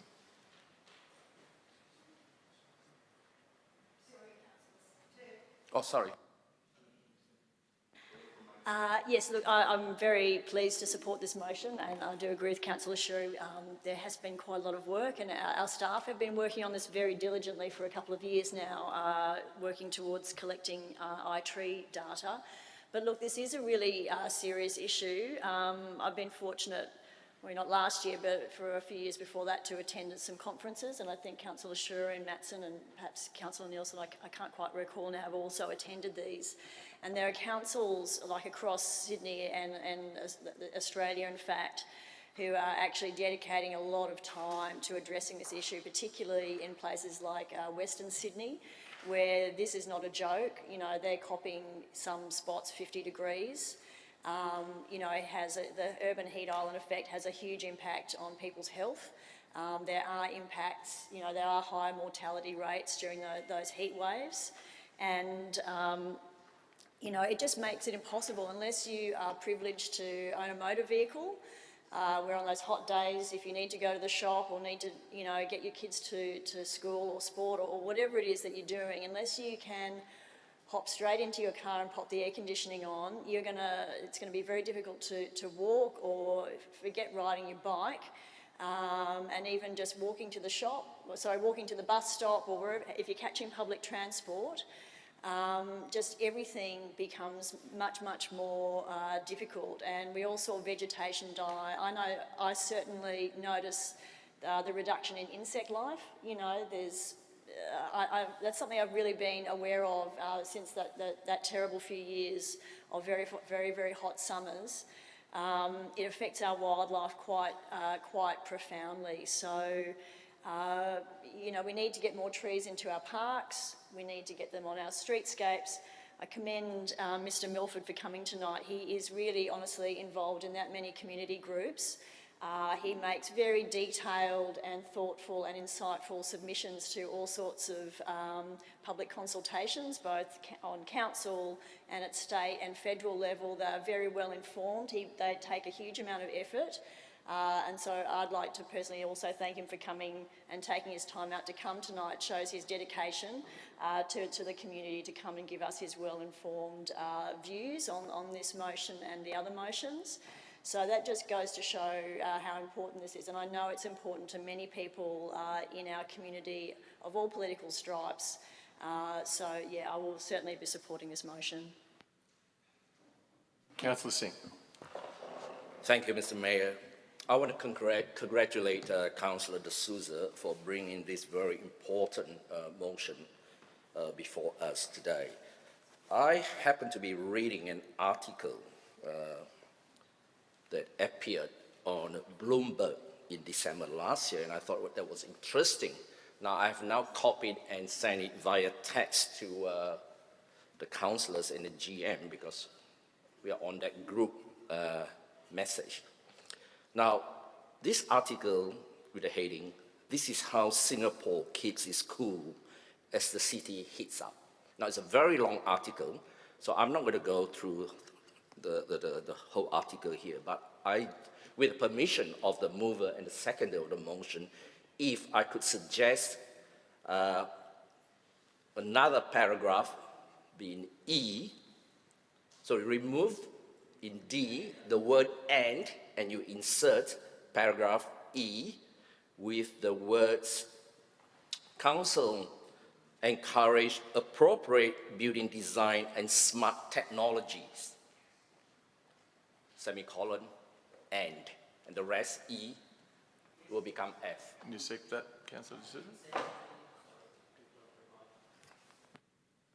Yes, look, anything that'll address this growing problem, and you've sent me a wonderful picture and you've confirmed what I already know and you, that trees are nature's air conditioner. And the more trees we have and what materials we build our streets and structures out of will have a direct relationship and influence on decreasing the temperature in our urban areas. So yes, thank you, Councillor. Thank you for your wisdom. Do you want to wrap up, Councillor De Souza, or do you want to, will I just put it? Thank you, Mr Mayor. I think the points have been made. I thank the councillors that spoke up because it's about our future and our children's future. I'm happy to vote on the matter. It should, again, be a very simple vote. So, councillors, all those in favour say aye. Aye. Against? I declare that carried. That vote is unanimous. I'll move straight on to the mayoral minutes, and we may have a break before the chum starts.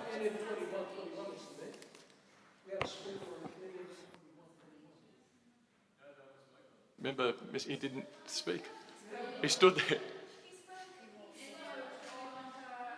He spoke on 21-21. Oh, sorry. I skipped it. Sorry. So, Councillor Veach, you have the call. Oh, can I just, Mr Met, before we go on, I inadvertently forgot to mention a significant non-pecuniary interest for CP 1321, which my parents attend the Greek seniors who are part of the community grants. So, yeah, I will not be voting on that. For that?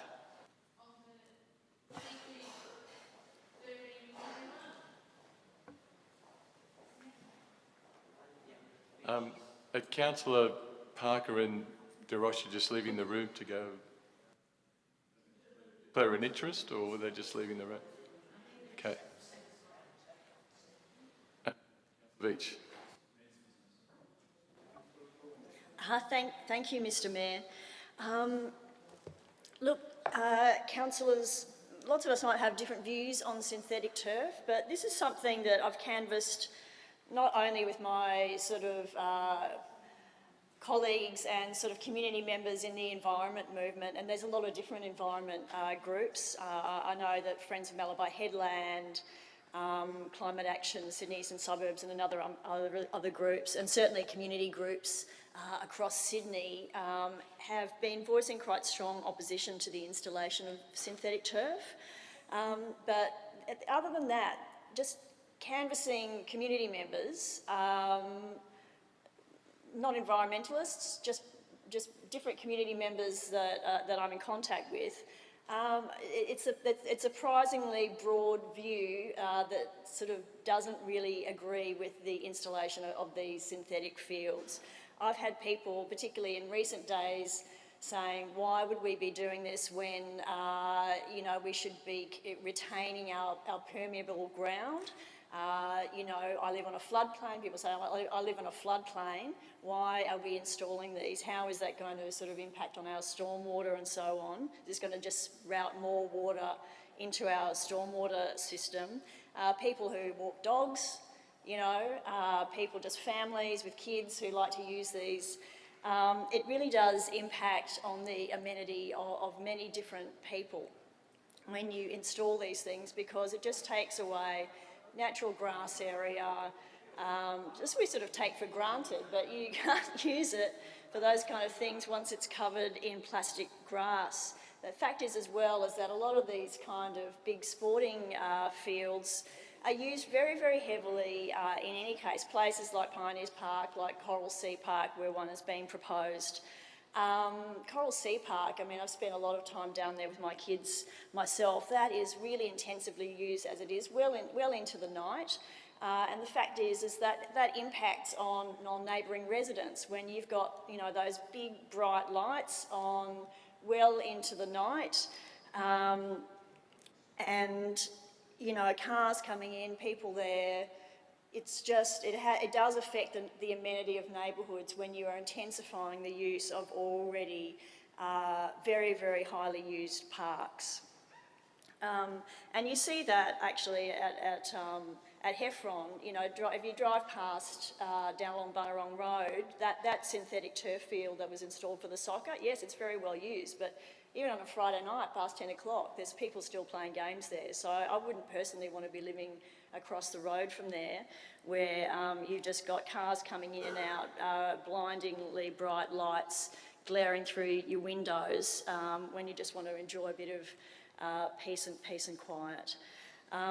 Look, the environmental impacts are quite significant. You know, it degrades the health of the soil. You know, we need that diverse soil, you know, biota to sort of keep it healthy. It generates carbon emissions through the installation of the synthetic turf. It doesn't sequester any carbon, you know, that would be sequestered in the grass and soil. It generates heat, so it certainly generates a lot of heat. A recent study by Professor Faust showed that in some areas it got up to almost 100 degrees in full sun. 100 degrees in full sun. They get burningly hot. And it generates a lot of microplastics. You know, it removes the food source from our animals, you know, grass seeds, worms and nectar for birds and insects. You know, so there's a lot of really good reasons, and they cost a lot of money. You know, we have to be quite prudent with our money at the moment. You know, we're still not out of the woods after the COVID-19 pandemic. Our balance sheet has really taken a hit. We are doing very well. Our staff have done an amazing job. Most certainly, but you know, we would do well to look at particular points in our budget where do we really have to spend this, and this would surely have to be one of them. I think there's less community support for it than people might suspect. It's not essential, and in fact it does a lot of damage. And just finally, I'd finish up by saying that I actually think that they contravene our environment strategy. So we finally voted on the environment strategy last December. You know, and in particular, one of the things we agreed on, we all voted on, is that we would monitor and introduce monitoring and management programs to reduce microplastic pollution in our coastal waterways. Now, certainly one of the most simple ways to do that would be to not create microplastic pollution Councillor for our Beach, yeah. waterways. That's fine. So, and this is one of the major sources. So, and just quickly very quickly wrapping up, we even had an announcement by Rob Stokes last Sunday. It was in the Sun Herald. That he is quite concerned, and he is going to be introducing a review. He says he's very concerned about the environmental impact. So let's kind of listen to community sentiment on this, and I hope you can support my motion. Councillor Shuri, a seconder. Thank you, Mr. Mayor. Just one thing that I think the most important item here is item F, that Minister Stokes is also very concerned about the use of these synthetic fields, and he has asked for a report to be brought back. I think that we have a duty to stop installing synthetic fields until we actually see the substance of this report. I think if our government are worried, I think we most certainly should be worried. Thank you. Councillor Trevinos. Thank you, Mr. Mayor. Mr. Mayor, I won't be supporting this motion tonight. I rang the Director of City Services and I had a very good conversation with him in relation to AstroTurf versus our grass fields in our city. We have approximately 40 sporting fields in Randwick, of which 3 are currently synthetic. These synthetic fields, provide a service for our community, because what happens is our grass fields can't be utilised and can't be used all the time. In fact, they can only be used 1,700 hours a year in comparison to our synthetic fields, which can be used up to 3,100 hours. So what happens is we have a situation where we have a rain out, and these fields are utilised at a time when we have to be cancelling sporting events. Now, Councillor Veach also mentioned here something about the cost associated with synthetic fields. Well, in fact, our grass fields cost us more to maintain than our synthetic fields. Heffron Park cost us $28,000 last year just in maintenance, in comparison to the synthetic field at Latham Park, which cost $24,000. And the income generated from Latham Park was $160,000 in comparison to $38,000 from Heffron Park. Now, if you want to talk about the finances, and these are the finances, synthetic fields make a hell of a lot more sense for a council that has copped a hit during COVID than grass fields. Now, I'm not saying that we should be replacing all our grass fields with synthetic fields. No, by any means. But we need to have synthetic fields as part of any plan of management that we have for our open space policy, so that we can have sports continue to be played, so that they can generate an income for our council, and so that we don't have to put up with the costs associated with watering, landscaping, fertilising and mowing. We spend hundreds of thousands of dollars every year on these grass fields. All we've got is 3 synthetic fields in our city, and the councillor wants to take that away from the community. I'm sorry, this is ridiculous. The councillor should have done her research prior to putting this motion up, and she should have contacted the Director of City Services to get the facts. What she said tonight was not completely factual, and I'm presenting the facts to you tonight. So make up your mind about whether or not you want to support this motion. Thank you, Councillor Roberts. Well said, Councillor. I second that. Councillors, these synthetic fields are bringing a new community benefit to our community and our sports-loving residents, and it's a wonderful development.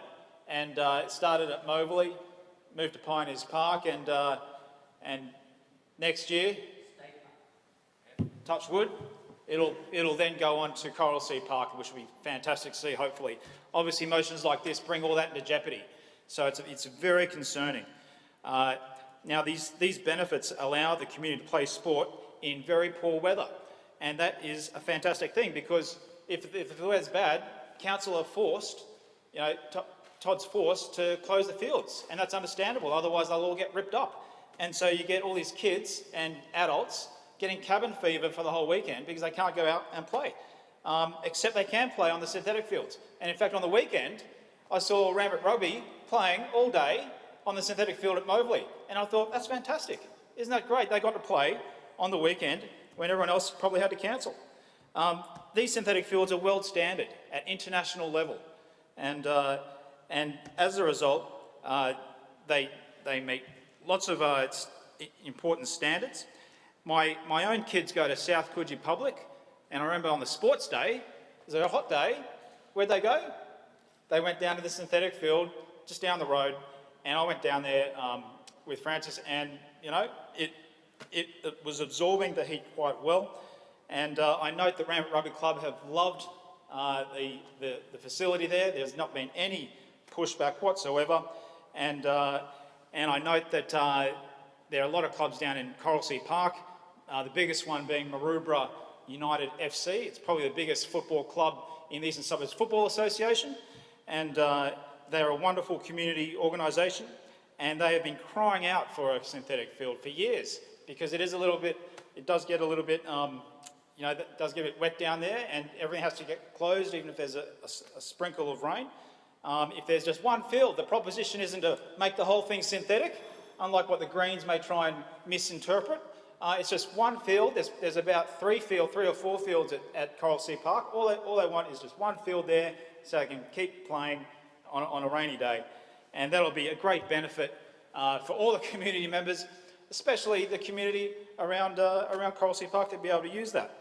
And the point that Councillor Veach says, oh, you know, like it increases intensity and stuff like that. Well, the residents know that there's a sports field right there. They know it's been there for decades. You know, so they move there with their eyes wide open. And so that's what I have to say. I'll certainly, obviously, will not be supporting this crazy motion. Thank you, Councillor Roberts. Councillor Matson. Yes, I support the motion. On the way here tonight, I was listening to the ABC. They gave a coverage in which they reported that up until about a decade ago, was expected that around the world there was perhaps 0.1 or 0.2% of the Earth's surface where unlivable heat prevailed at various times. And then the report said, since the 1 degree warming that has been observed in the global temperatures, that 0.1 to 0.2 section or area has expanded to about 10%. 10% of the globe now is prone to extreme heat, making it unlivable during those days. Parts of Sydney will get that way. The debate that we're entering into here will not be over.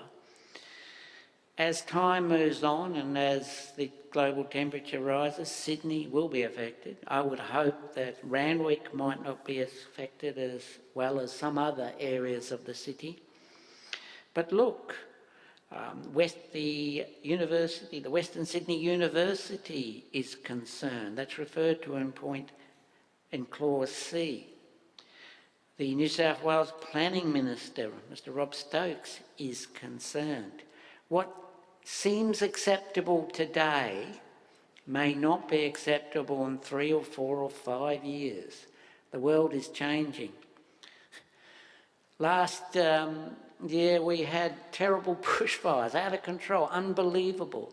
And now this last week we've got terrible flooding, unbelievable, once in 100 years, they say. Look, the situation is changing. The game rules are changing under councils. What is acceptable today, what is economically desirable to us, may well prove to be environmentally unacceptable.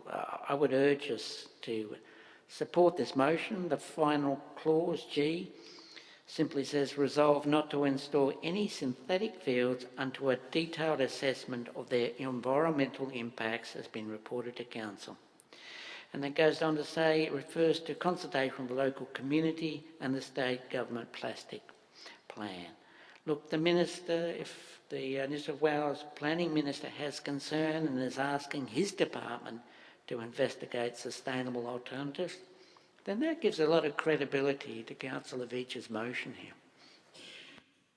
Councillor De Souza. Mr Mayor, if I didn't support this notice of motion, and a responsible one at that, I wouldn't be true to myself. because I brought a motion about urban heat and its effect, island effect, and it's all tied in together. So I opened, when I was the mayor of Randwick City, a couple of synthetic fields, and in my speeches I did present the case, which was, as Councillor Roberts points out, it's an all-weather facility. That's a very positive thing. It allows children and students, players, to enjoy a game no matter what the conditions, and the weekend was a very good example. The other thing that was pointed out to me, and I reiterated in the speeches, was it was cheap to maintain. It was much cheaper than green fields. So that was the reasoning behind it when I questioned why we were going towards synthetic fields. Now, those of us, if we go back to the fluorocarbon problem and CFC's carbon fluorocarbons or whatever, the thing we learned from that, we were all using deodorants and sprays and all this stuff because we wanted to be great. But what we were doing, we were destroying the ozone layer. So sometimes we do things for the right reasons, but we cannot see the detrimental effect it's having. The other thing, the example besides the CFC layer, and now we've banned CFCs. We banned CFCs so that we put a stop to the destruction of the ozone layer, which is, for those that don't know, is that protective layer which protects us from UV light, etc. But the other thing, a simple thing like smoking, for example. So smoking, great, everyone enjoyed it, and now later on we found it is detrimental to our health, and we've got to change our ways. Now, this wonderful councillor has acted early on this matter. And let's just look at paragraph D of a motion. And of course, I think it's D, where you talk about Northern Beaches Council, etc. And my friend Mr. Brownlee is there. But in saying that, it appears that 80% of the waste entering stormwater drains was black crumb. I think that's the one John was talking about. Now, this is pretty serious. You take cosmetics, for example, we had those micro beads and all those other things, nanopar, all those things that women and men and others would use to make themselves more beautiful. We've learned from our shampoos and our hygienic items that these were bad for the aquatic life and the micro, I'll leave it at aquatic life, but just for the environment generally. So councillors, I like synthetic fields.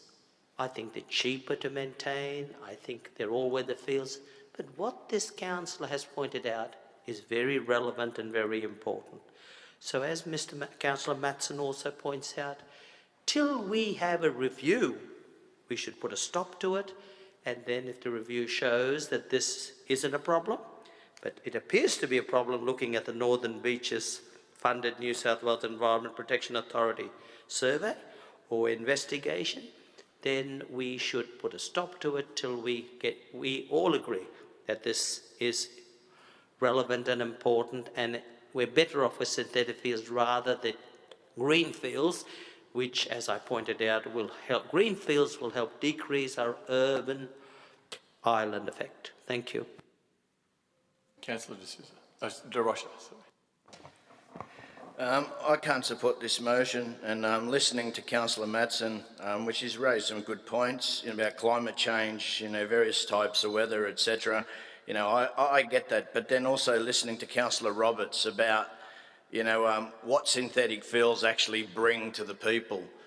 We talk about, making sure that we try and cater for everyone or look after as many as we can. These synthetic fields, I played representative soccer for quite a while in my life, from a junior level right up to, a state representing the state, and I noticed it, in so many occasions where we had major games, finals, etc., we weren't able to play. We weren't able to play because, the heat killed the grass, the pitch was too dusty, the rain smothered the field.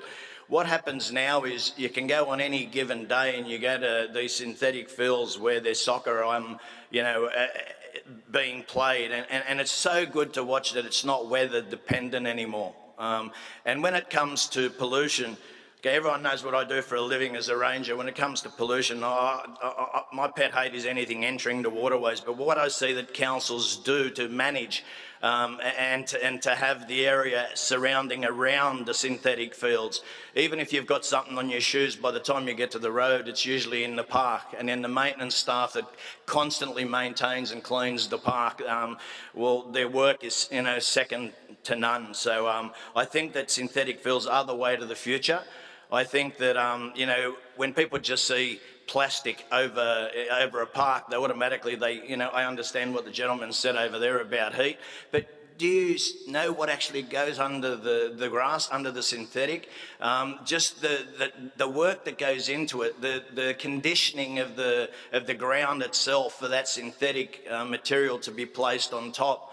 The heat's actually reduced by the amount of, material that's there, and also, the precautions and the work that goes into making sure that, that synthetic material that's on top, synthetic grass, isn't a threat to human safety. And to me, moving forward, I hope to see a lot more of them, but still see grass fields. Councillor Veitch would like to wrap up. Thank you. Councillors, look, Councillor Matson has reminded us, of the bushfires. I mean, who can forget a year ago? And we all know what's going on now. It truly is appalling what our country has been going through. And we've been pretty shielded from it here, but I know that we all have family members, all have had friends who have been impacted by the horrendous fires, who have been impacted by the floods. Climate change is a reality. We voted on an environment strategy just a few months ago to provide a framework to guide our decision-making as councillors. Councillors, we're going to all be, not just us, but future councils, future governments, future communities, are going to be having to make some pretty tough decisions in future years. Very tough decisions. Some things are very hard to avoid. Most of us still drive cars, use electricity and, powered by coal-fired power stations. Some things are very hard to change. They will need to change very soon. But some things are actually not that difficult. We can just avoid doing them, like we can here with just deciding, yes, tonight we're going to vote, we're not going to build a synthetic field. It's just one little thing we can do for future generations. It's not a big ask. Even though it saves a little bit of money on annual maintenance, I wonder how long really that would take to actually pay back the $2.2 million it's going to cost to build this, and the other many, many millions of dollars it's going to cost to install the other ones. Councillors, we did vote on the environment strategy. We did vote to act on climate change. We did vote to reduce microplastic pollution. We have voted to try and prevent further urban heat. We voted on all these things, but suddenly, maybe it's just not convenient. So in this case, we're going to chuck another couple of $1 million towards this thing. We're going to have to be making these calls. Other coastal councils are. We only saw, actually just before Christmas, Byron Council, all their beaches washed away. These things are happening every month now. We're having to deal with these things. We're going to have to start making some decisions at some point in time. And the vote on the environment strategy, which got through, I think, unanimously, was so positive and was received very positively, again, by people I know in the community who traditionally vote for different parties. I haven't had anyone ring me, email me, contact me about any of those issues. So are we going to be a council who's going to sort of shy away? I don't think we were. Now's a chance to actually prove our mettle. Are we just going to back away? I don't know the implications of what's the point of going through all that work of drafting up these strategies, debating them, putting them. They went on public exhibition. the bit about the microplastics, all of those bits went on public exhibition and received resounding support. We all read the community feedback. That helped guide us in making our decision to support that strategy. If nothing else, vote to put this on a community consultation.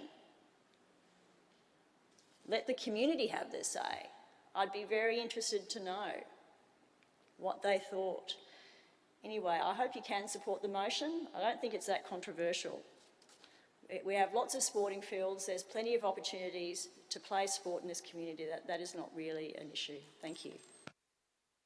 So, councillors, all those in favour of the motion, please raise your right hand. Councillor Shuri, Councillor Veach, Councillor Matson and Councillor D'Souza. All those against? Councillor Hamilton, Councillor Nielsen, Councillor Dravinos, Councillor Luxford, Councillor Parker, Councillor Singh, Councillor Andrews, Councillor Bowen, Councillor Roberts, Councillor De Rocha and the Mayor. I declare that lost. 10-minute break and please be back in 10 minutes. And it is 8:12, so we'll be back at 8:22.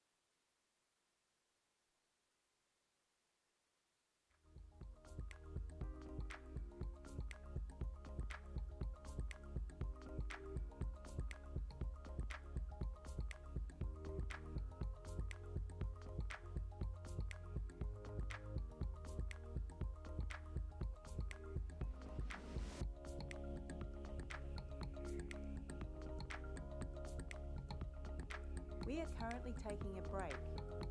We expect to return within approximately 9 minutes.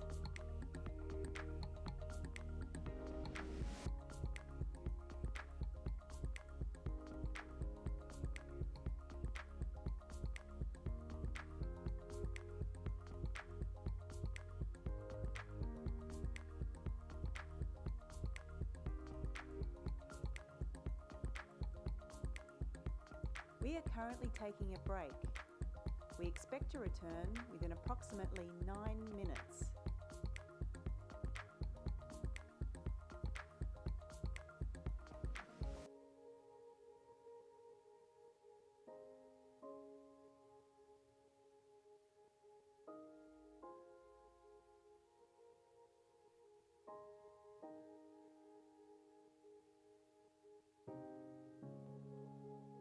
We are currently taking a break. We expect to return within approximately 8 minutes.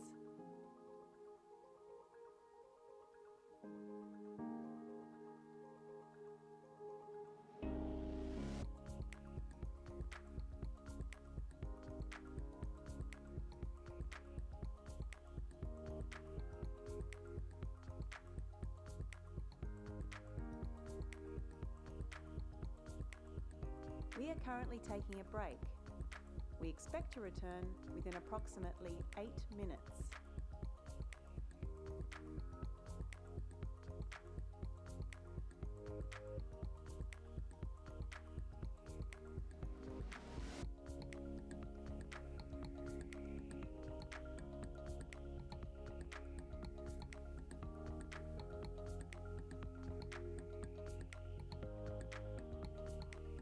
We are currently taking a break.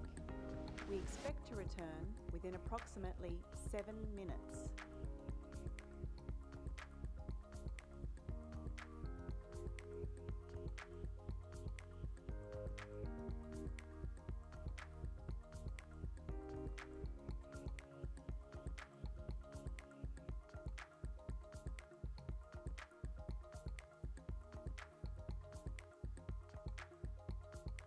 We are currently taking a break.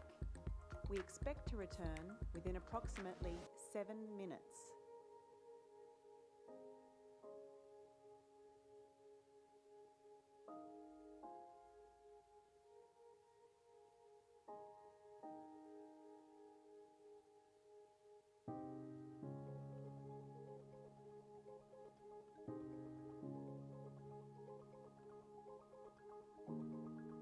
We are currently taking a break. We expect to return within approximately 6 minutes.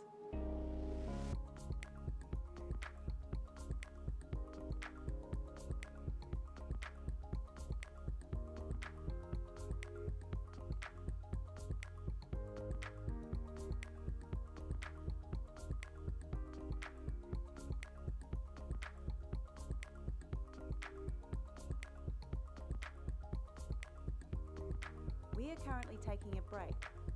We expect to return within approximately 6 minutes.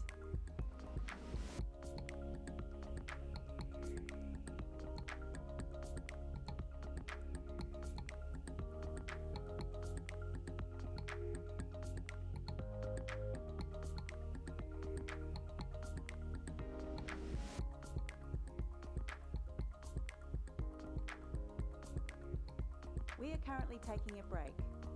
We expect to return within approximately 5 minutes.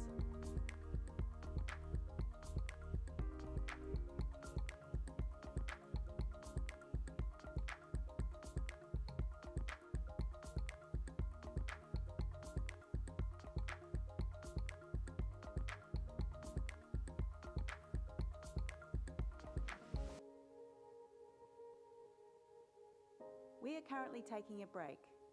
We expect to return within approximately 5 minutes.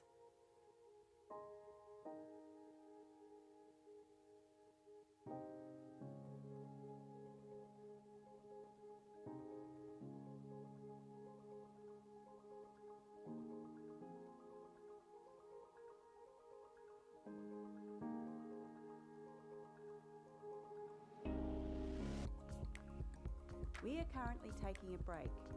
We expect to return within approximately 4 minutes.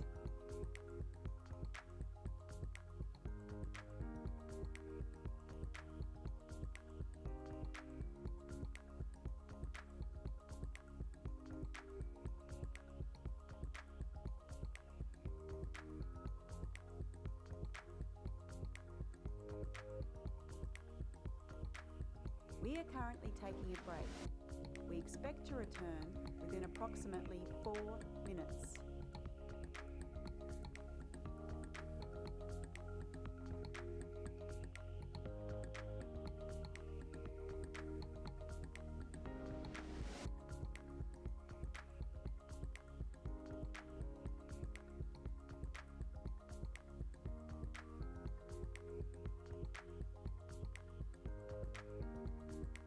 We are currently taking a break. We expect to return within approximately 3 minutes.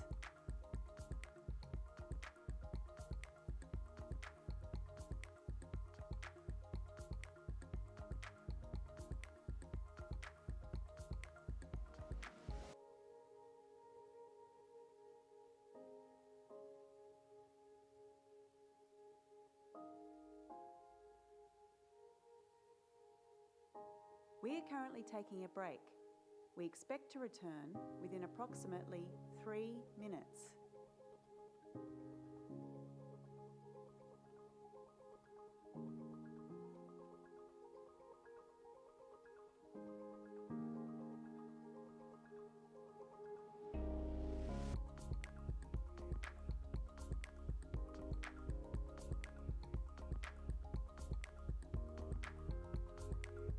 We are currently taking a break. We expect to return within approximately 2 minutes.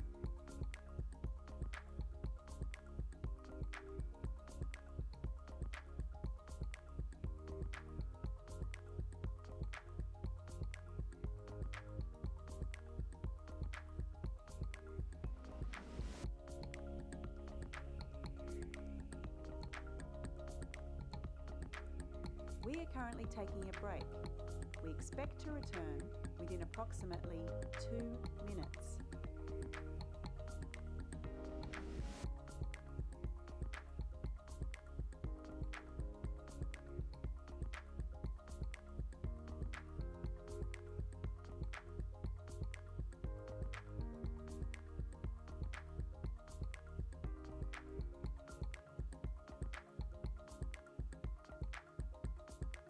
We are currently taking a break. We expect to return within approximately 1 minute.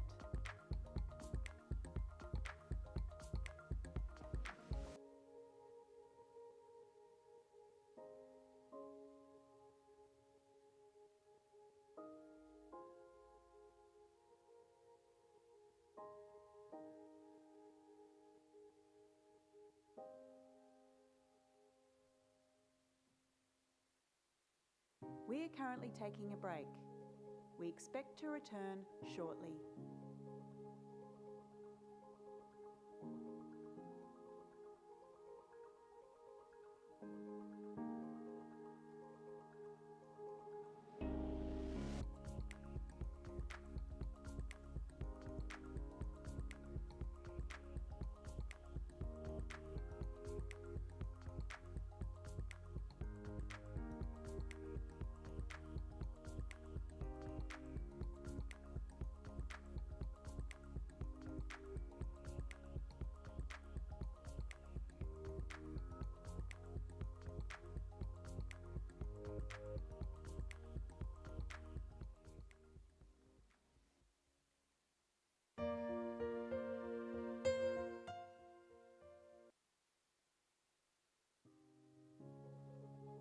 We are currently taking a break. We expect to return within approximately 5 minutes.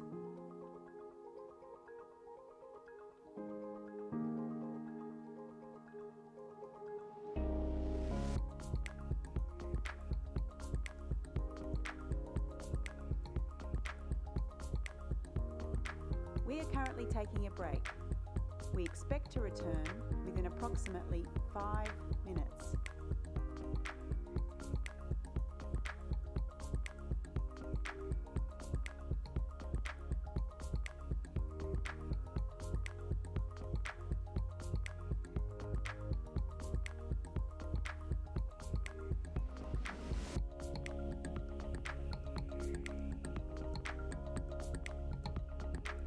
We are currently taking a break.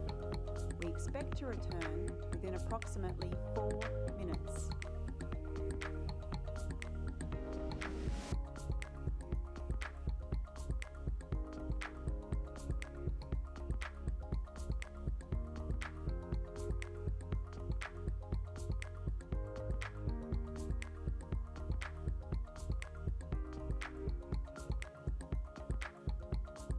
We are currently taking a break. We expect to return within approximately 4 minutes.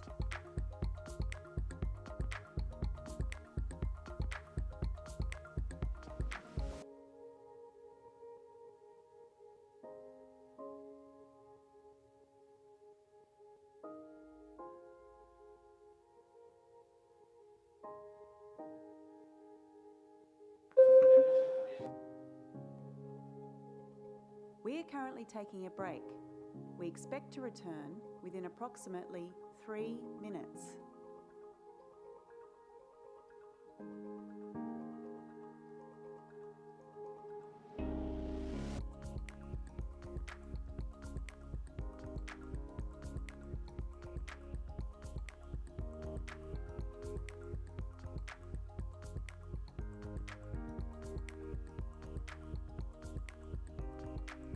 We are currently taking a break. We expect to return within approximately 3 minutes.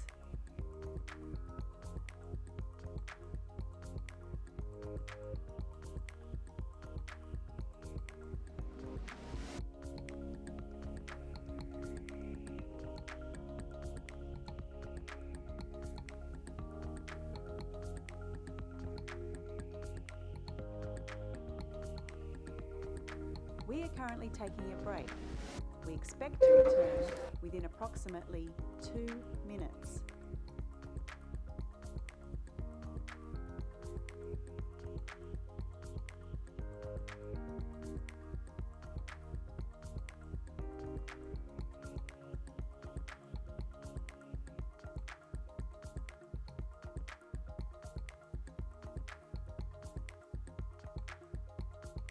We are currently taking a break. We expect to return within approximately 2 minutes.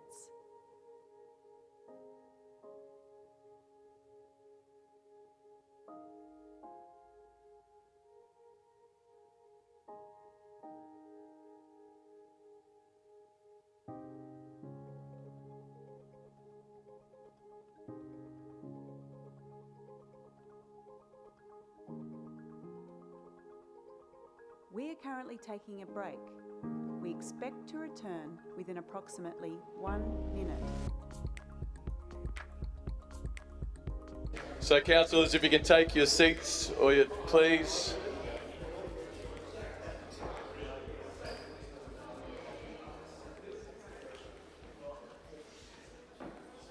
So, councillors, resume the meeting at 8:28.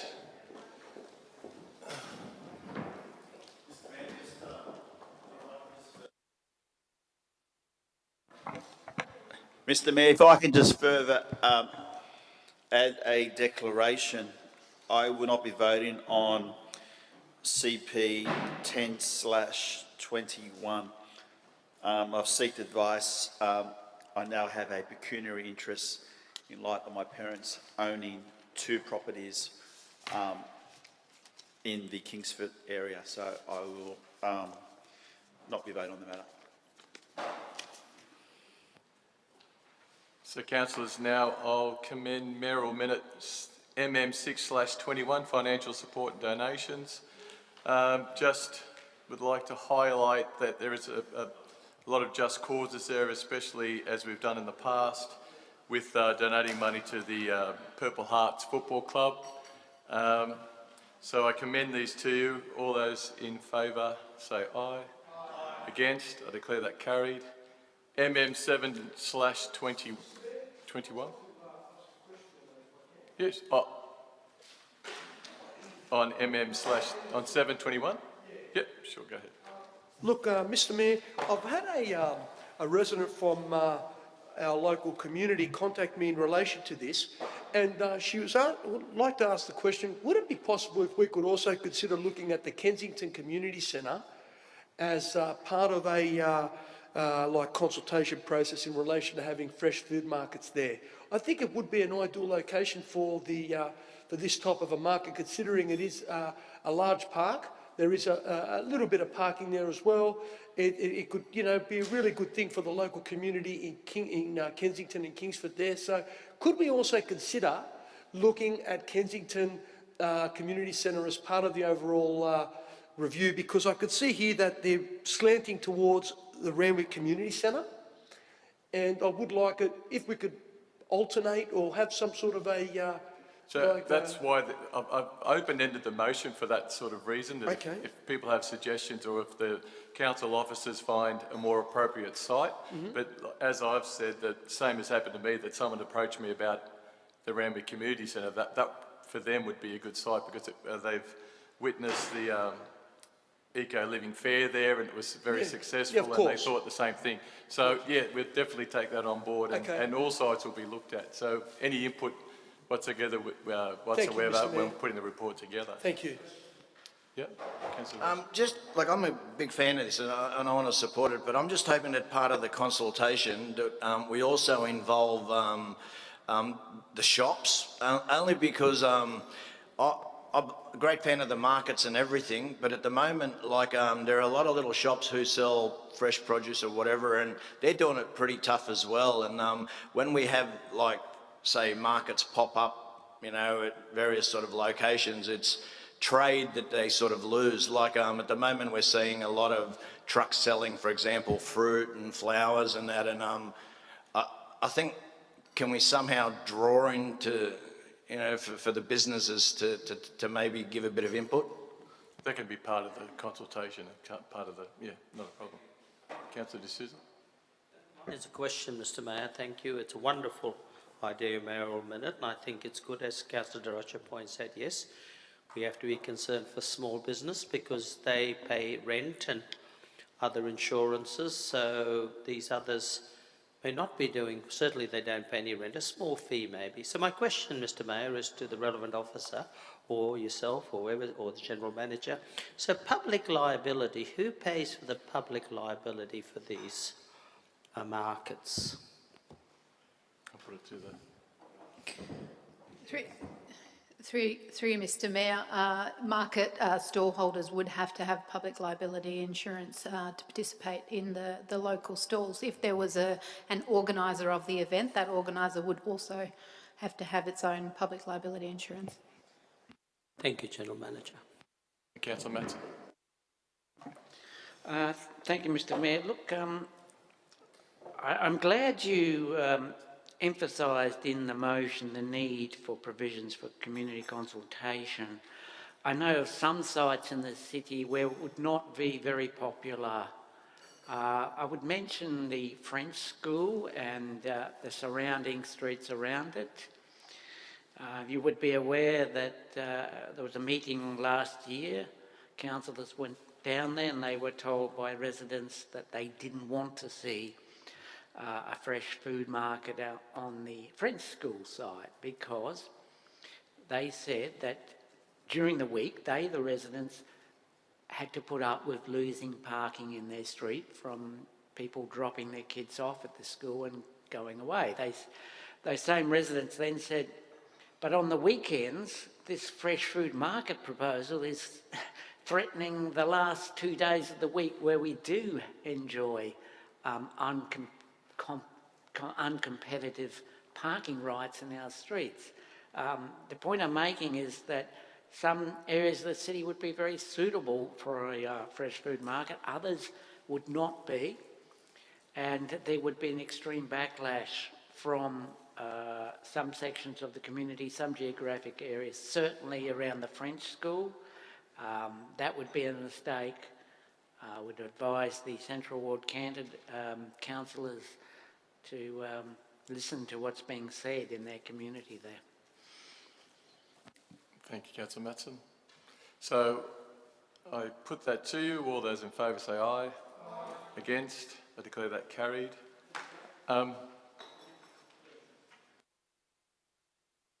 Business, Councillor Matson? Yeah.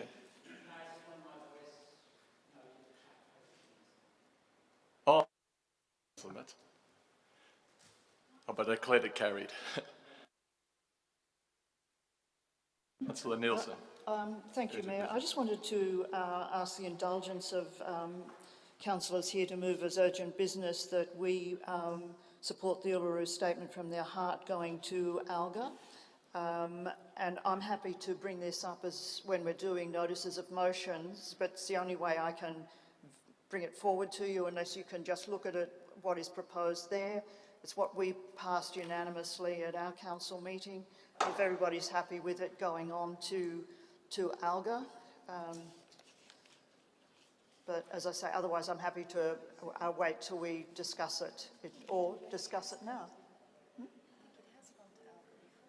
Sorry, Councillor Nielsen. First, councillors, can I just have you, someone accept that we have this as a matter of urgent business? Councillor Matson and Councillor Luxford has seconded it. Councillor Nielsen, go ahead. Thank you. And then my esteemed colleague to my right is saying that this has come before ALGA before. It may have done, but then some of the other motions that we've got on our business paper, with all due respect, have come to ALGA before. And as we still haven't got it, we haven't got the government to do what it should do, I'm proposing that we put it in this way, that Randwick City Council endorses the following motion to be submitted to the 2021 National General Assembly of Local Government. This National General Assembly of Local Government calls on the Australian Government to 1, acknowledge that local government across Australia continue to demonstrate strong leadership and support of Aboriginal and Torres Strait Islander peoples by undertaking a range of actions across the nation, such as A, supporting the Uluru Statement from the Heart, which calls on the Australian people to walk with First Nations in a people's movement for Voice Treaty Truth. B, by endorsing the Uluru Statement and sharing this support by publicly displaying the Uluru Statement and putting up posters in prominent locations throughout the local council areas. And C, encouraging all councils to register support for the Uluru Statement from the Heart on the website, which is given there. And then 2, calls on the Australian Government to support the constitutional recognition for Aboriginal and Torres Strait Islander peoples and the key principles of the Uluru Statement from the Heart. So that's what I'm proposing that we should send to the ALGA conference in Canberra. So I hope I have your support, everybody. Councillor Shuri is seconded. Yeah, I'm happy to Any question? So I'll put it. All those in favour say aye. Against? I declare that carried. So now we move to inseriatum. There's no general manager's report. Challenge. Oh no, I thought you were saying the general manager's report. So CP10/21, Councillor Parker. Challenge. CP11/21, unchallenged. CP12/21, Councillor Veach. CP13/21.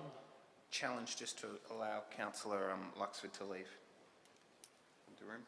Councillor Parker. CP14/21, Councillor Veach. CP15/21, Councillor Nielsen. CP16/21, Councillor Veach. CS4/21, unchallenged. CS5/21, unchallenged. CS6/21. Do you challenge it so that you can leave? Yeah, someone challenge it so Councillor Luxford. CS7/21, unchallenged. CS8/21, unchallenged. CS9/21. Is that Councillor Veach? Yep. CO12/21, unchallenged. CO13/21. It's Councillor, and seconded by Councillor Luxford and moved by Councillor Rob Andrews. So CP10/21, Councillor Parker. And Councillor Luxford is seconded. Okay.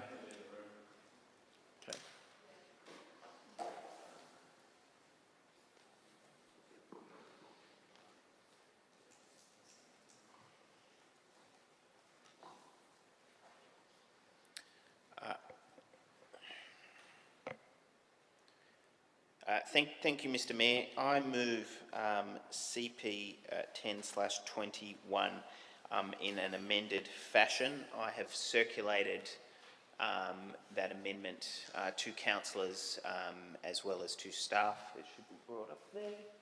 Yes. Okay. Could you just scroll down for me, David, please?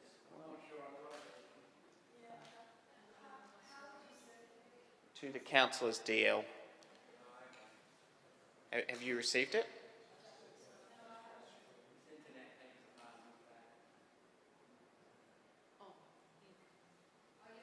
You've got it? Okay. All right. Thank you. I'm happy to talk to it just for the benefit of clarity, just for everybody, and then I'll refer to it. Points 1 and 2 are the same as the report contained in the business paper.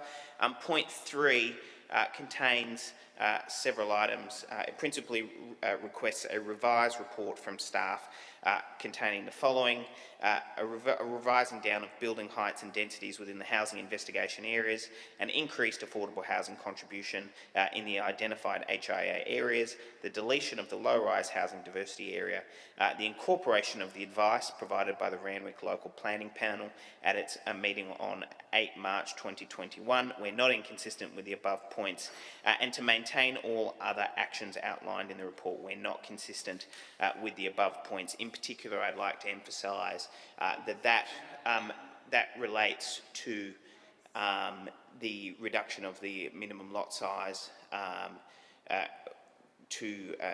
so it allows the 550 where you can then subdivide that, and then it also contains the exemptions and all other relevant changes.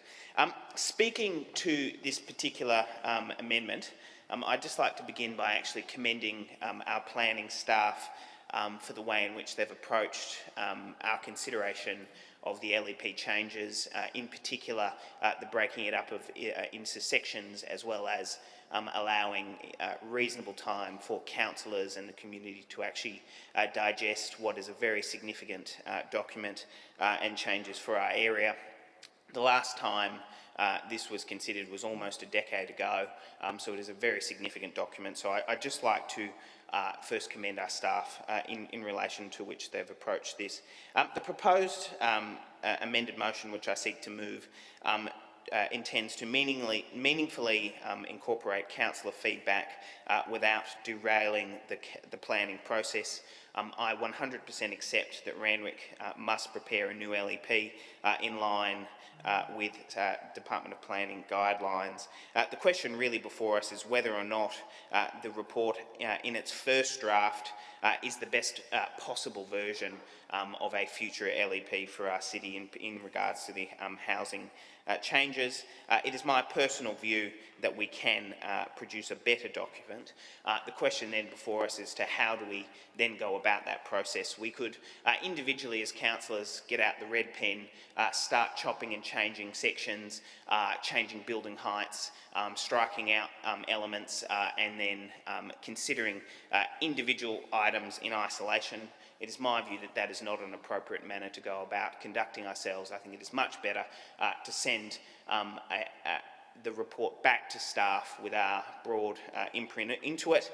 I think that this is a much better way to do it. Having spoken to individual councillors, we each have, well, many of us have apprehensions around certain sections of the report, but do not oppose the concept of us adopting a new LEP in total. So I think that this is a much more appropriate way in order to go about it. This amendment simply calls for a new report to be considered with plenty of time before we hit the June 30 deadline where we will need to seek gateway.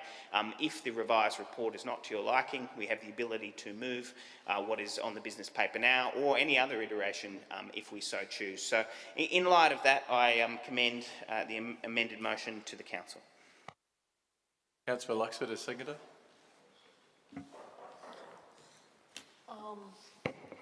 Yeah, I agree. Councillor Parker has really said it all on behalf of us, but I agree we do need the LEP. No one is saying that we shouldn't have one. However, a revision of what has been put before us, I believe, is needed. And I think we need to sit down and have a look at it again. And, you know, each of us does have different views on this, on the different areas. Of course, we all have a vested interest in our wards, but I believe our interest should be for the whole of the city. So, you know, I think that we need to have another look and see what we can do differently or perhaps better than what we have before us. Thank you. Councillor Shuri. I'm really interested in the comments to the planning panel, and I just wanted to ask a question to our to Kerry Aku. They mentioned that the DCP should be finalised before the LEP is gazetted. Are we going to do that?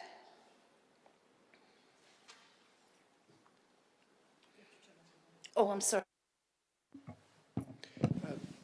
Thank you, Mr. Mayor. The comments, as were discussed with the Randwick Local Planning Panel, was to try and get a sense of potential controls that would relate to specific areas and determining whether those built form controls would still achieve the outcomes in terms of the LEP in meeting those height and FSR standards. To prepare a whole comprehensive LEP before a whole comprehensive DCP before LEP is not really feasible, but what council officers would do is within those areas where there is proposed change in terms of the development standards and the built form that would arise, that there are some controls which would indicate the built form character of those areas. Also, thank you. Councillor Parker, I don't think I can go for your motion because I don't like item C. I really think we need low-rise housing diversity. I think there's a great move to small houses. Many people want to live a minimalist lifestyle, and I think by having that in there is a way to provide that sort of housing in our LGA. I think I could vote for that if you took out the deletion of the low-rise housing diversity area, but otherwise I can't support it. No, I'll ask Councillor Parker if he accepts it. I do not accept that particular amendment. If you were to propose an amendment on that particular one, I would strongly suggest that you adopt all other aspects of the motion, but no, I do not support that, as I do not support the housing diversity area. I don't think that's possible for me to actually, so I'm going to foreshadow an amended motion. Just move it now, if you like. I'm moving everything in that motion except for item C. Does anyone second that? Councillor Matson. Councillor Matson has agreed to it. So Councillor Shuri, you have the floor now because we're talking about your amendment. For exactly that reason, that I think there is a need in our LGA for small housing. There is definitely a move for some people to small housing, and I think it allows people to live in our LGA in that form of housing. I think it provides houses for, one, minimalist, people who want to live a minimalist lifestyle. Two, small families. You know, for instance, I lived in London in a small house, very, very successfully and very minimally, and it was fantastic. Also, it allows the people who may be the older generation who want to downsize dramatically and don't want to go into an apartment, but they would like to go into a small terrace house. I think that, you know, that then would leave the stock of the larger houses, and I think we really, in our LGA, we really need it. Is that a question, Councillor Parker? I'll go to Councillor Matson first because he seconded. Just supporting the amendment. Look, I do think that the retaining of the diversity zone is appropriate. The house I live in that diversity zone, is already on a very small block. It couldn't possibly be subdivided any further. But I'm just saying that it gives an example that in that area there are already some extremely small sites. So it's nothing out of the historic context. Look, I commend Councillor Parker for bringing the original motion. I do feel if the government is requiring us to accept some 4,000 new dwellings, that we should be able to retain the right to say, if we are opening up our LGA to these new dwellings and the residents that will come with them, we should be allowed to make it a sustainable increase. And that is why I particularly liked the point Councillor Parker put on re-examining the affordable housing factor. If we are to accept these new dwellings, then we should be able to stipulate that we should have the right to put some of them aside for the essential workers that will have to maintain these new dwellings. Doctors, police, medical staff, council workers. I think if we simply go with what is the suggested affordable rate of 3%, then... Councillor Matson. You're right, I'm digressing from... Yeah, I was going to say, it's about point C, whether You're we quite keep it or right, not. Mr Mayor. I just got Thank you. impassioned there. I do apologise. Look, I do support the inclusion of the diversity zones. They're there for a reason.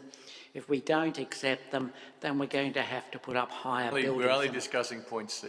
That's what I'm saying, the retainment of the diversity. Oh. Yeah. If we don't retain the diversity zone, then the government will require us to increase heights in the town centres and the other areas. That's a reality. Councillor Parker. Thank you, Mr Mayor. Look, I do not support this particular amendment because of the extreme nature of the reduction in the lot size in this particular area and the nature of those kinds of dwellings. The Director of City Planning gave me an excellent briefing yesterday in relation to this particular matter. He gave me an example lot as well as the some of the example built form which it would be in that particular area, looking at terrace housing in the Kingsford and Maroubra area. The reason I do not support this particular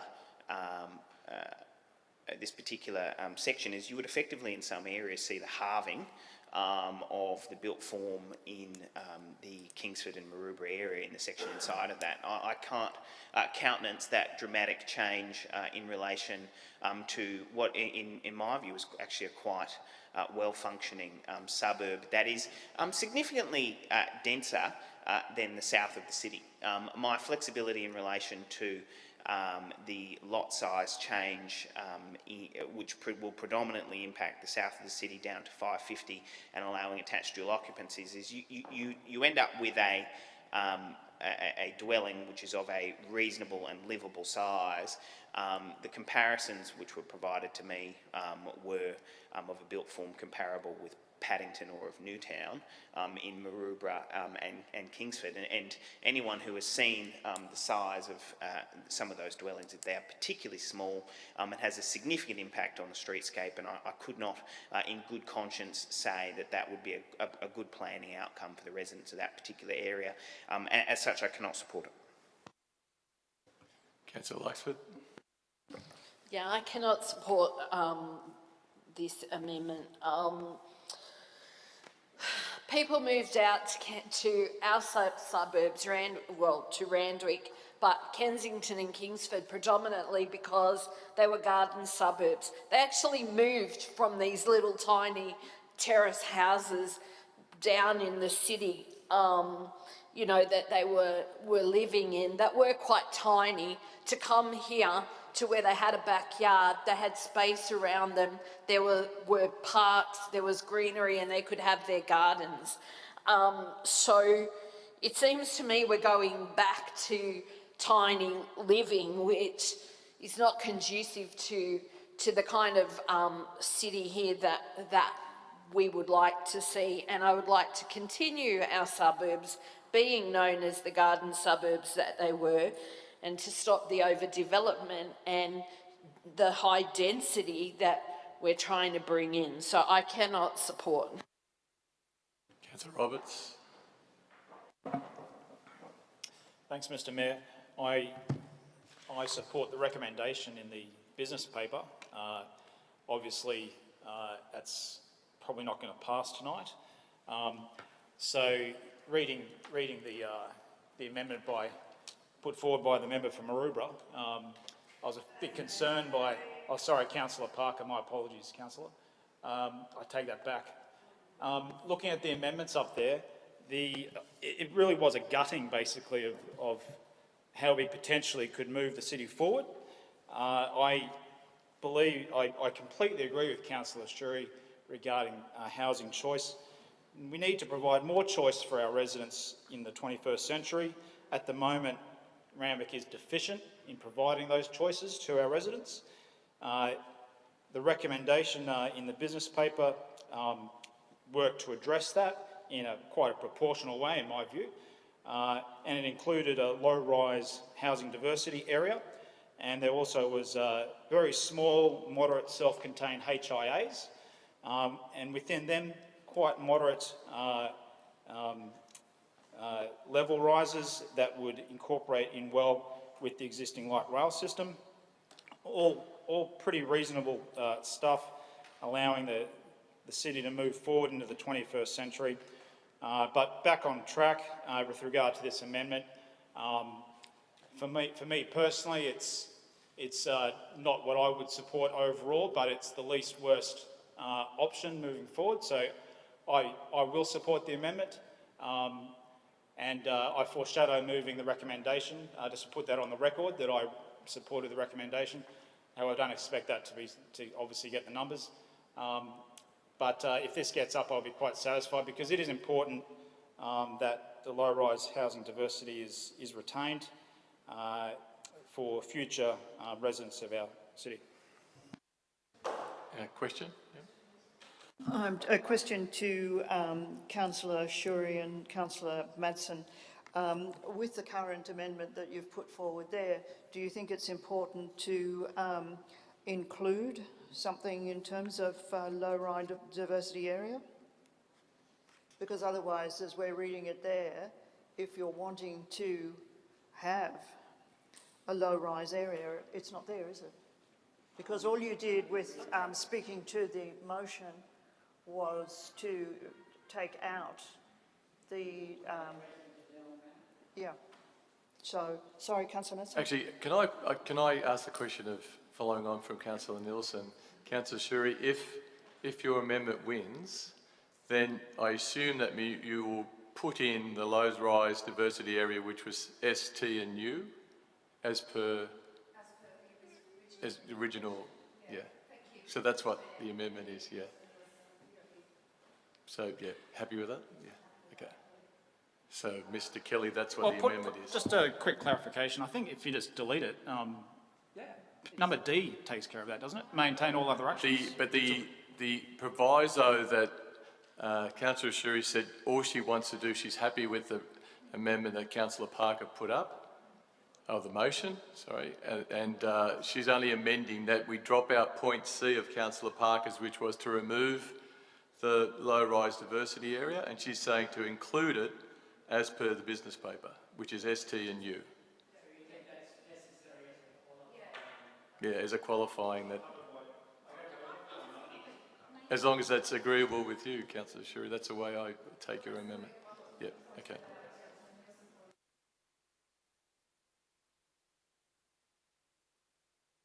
It was just to confirm that that the amendment is. Sorry, Mr. Mayor, I don't think it's necessary. I think essentially, as Councillor Shuri has put it, the diversity area is retained in the proposal. You don't need to refer to it specifically.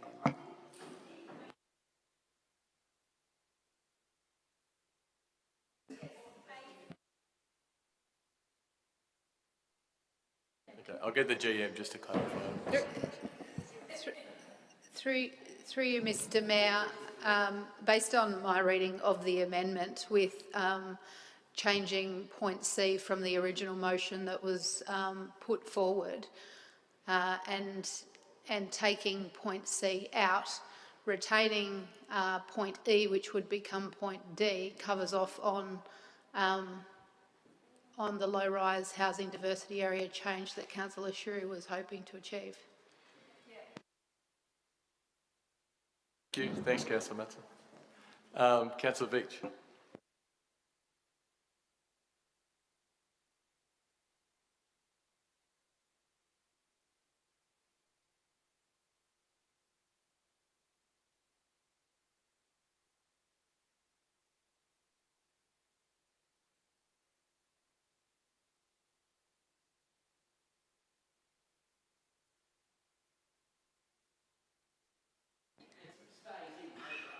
I understand. Look, I can't support this amendment. I do understand the sentiment between the small houses. I agree we do have to be living in small houses. However, the changes coming in that area are already so significant that I don't think it's appropriate to be imposing more development on this area, which is already going to be so impacted by high-rise towers. And in fact, the promise made as part of K2K is that it would be restricted to K2K and that everywhere else would be left the same. That was the intention of K2K, that we can leave these other areas and the development will be contained along the corridor. You know, I spoke to a number of people, you know, the last meetings, the DCPs, we had many people coming along. I contacted all of them. I alerted them to this. They all contacted me, but I know, but they have given up in coming because they don't think anyone's going to listen to them. So I know the community there is not going to be happy about this, and I think we have to really think about where we're putting this type of development and have a balance. You know, I think that area is already going to be pretty under the pump. I'm not against small housing or terraces at all, but maybe we need to be considering other areas in the LGA to take the pressure off West Ward. So, yeah, thank you. Councillor Stravinos. Look, thank you, Mr Mayor. I won't be supporting this amendment put up by Councillor Sherry and Councillor Matson tonight. Look, my concerns are that just under 12 months ago, this council voted on K2K, which would have seen 2,200 dwellings being added to Anzac Parade through Kingsford and Kensington. And tonight, if we were to incorporate the low diversity housing, we're talking about an extra 574 dwellings being added to Kingsford, Kensington and part of Randwick, which would add on top of the 2,200 dwellings that have been approved as part of K2K. I just feel that 65% of all the housing density that council is referring to, in total of 4,300, 2,800 of that will be in Kingsford and Kensington, right in the heart of West Ward.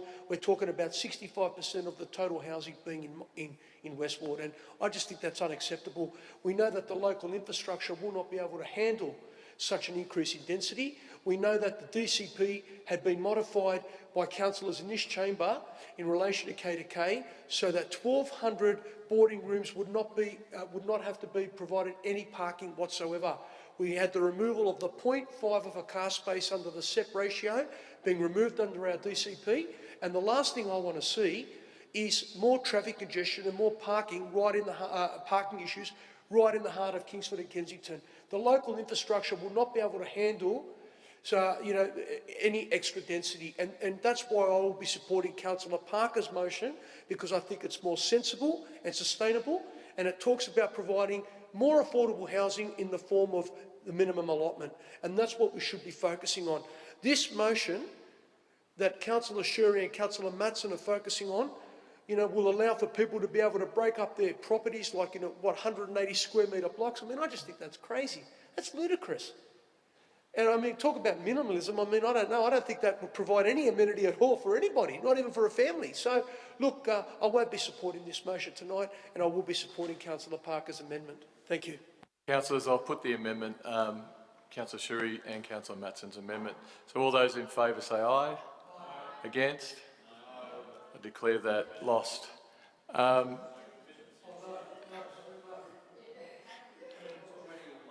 So,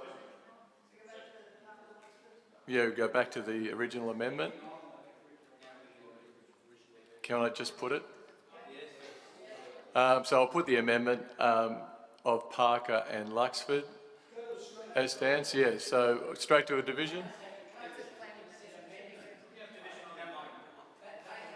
I'll put the. Can everyone raise the right hand about the amendment, please? Yeah, by Councillor Shuri and Councillor Matson.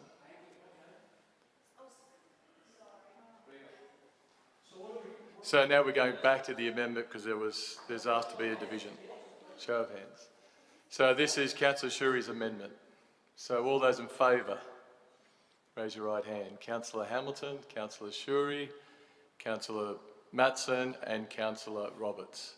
All those against, Councillor Nielsen, Councillor Veach, Councillor Stravinos, Councillor Luxford, Councillor Parker, Councillor Singh, Councillor Bowen, Councillor De Rocha, Councillor De Souza and the Mayor. So I declare that lost.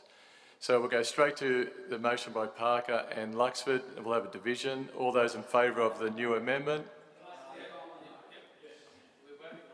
We're voting on it, Councillor Matson. So, Mr Mayor, I also haven't closed debate. Councillor Matson would like to speak. Look, K2K was raised here again and again misrepresented.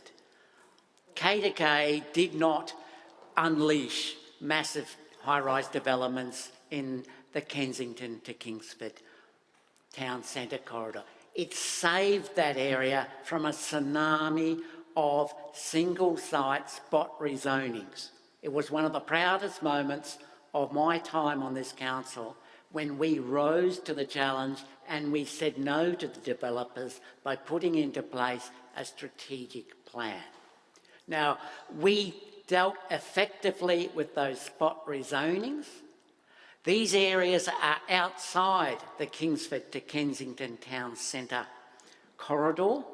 This is a different response that is required of us to another proposal from the state government, which is that we accept 4,000 dwellings. Now, if we're going to do that, we should remain and retain the ground we gained with K2K by showing the government that we can deal with a strategic area planning proposal and can deal with it well. So I'm quite happy to support the motion as it is, and with what Councillor Parker has put into it.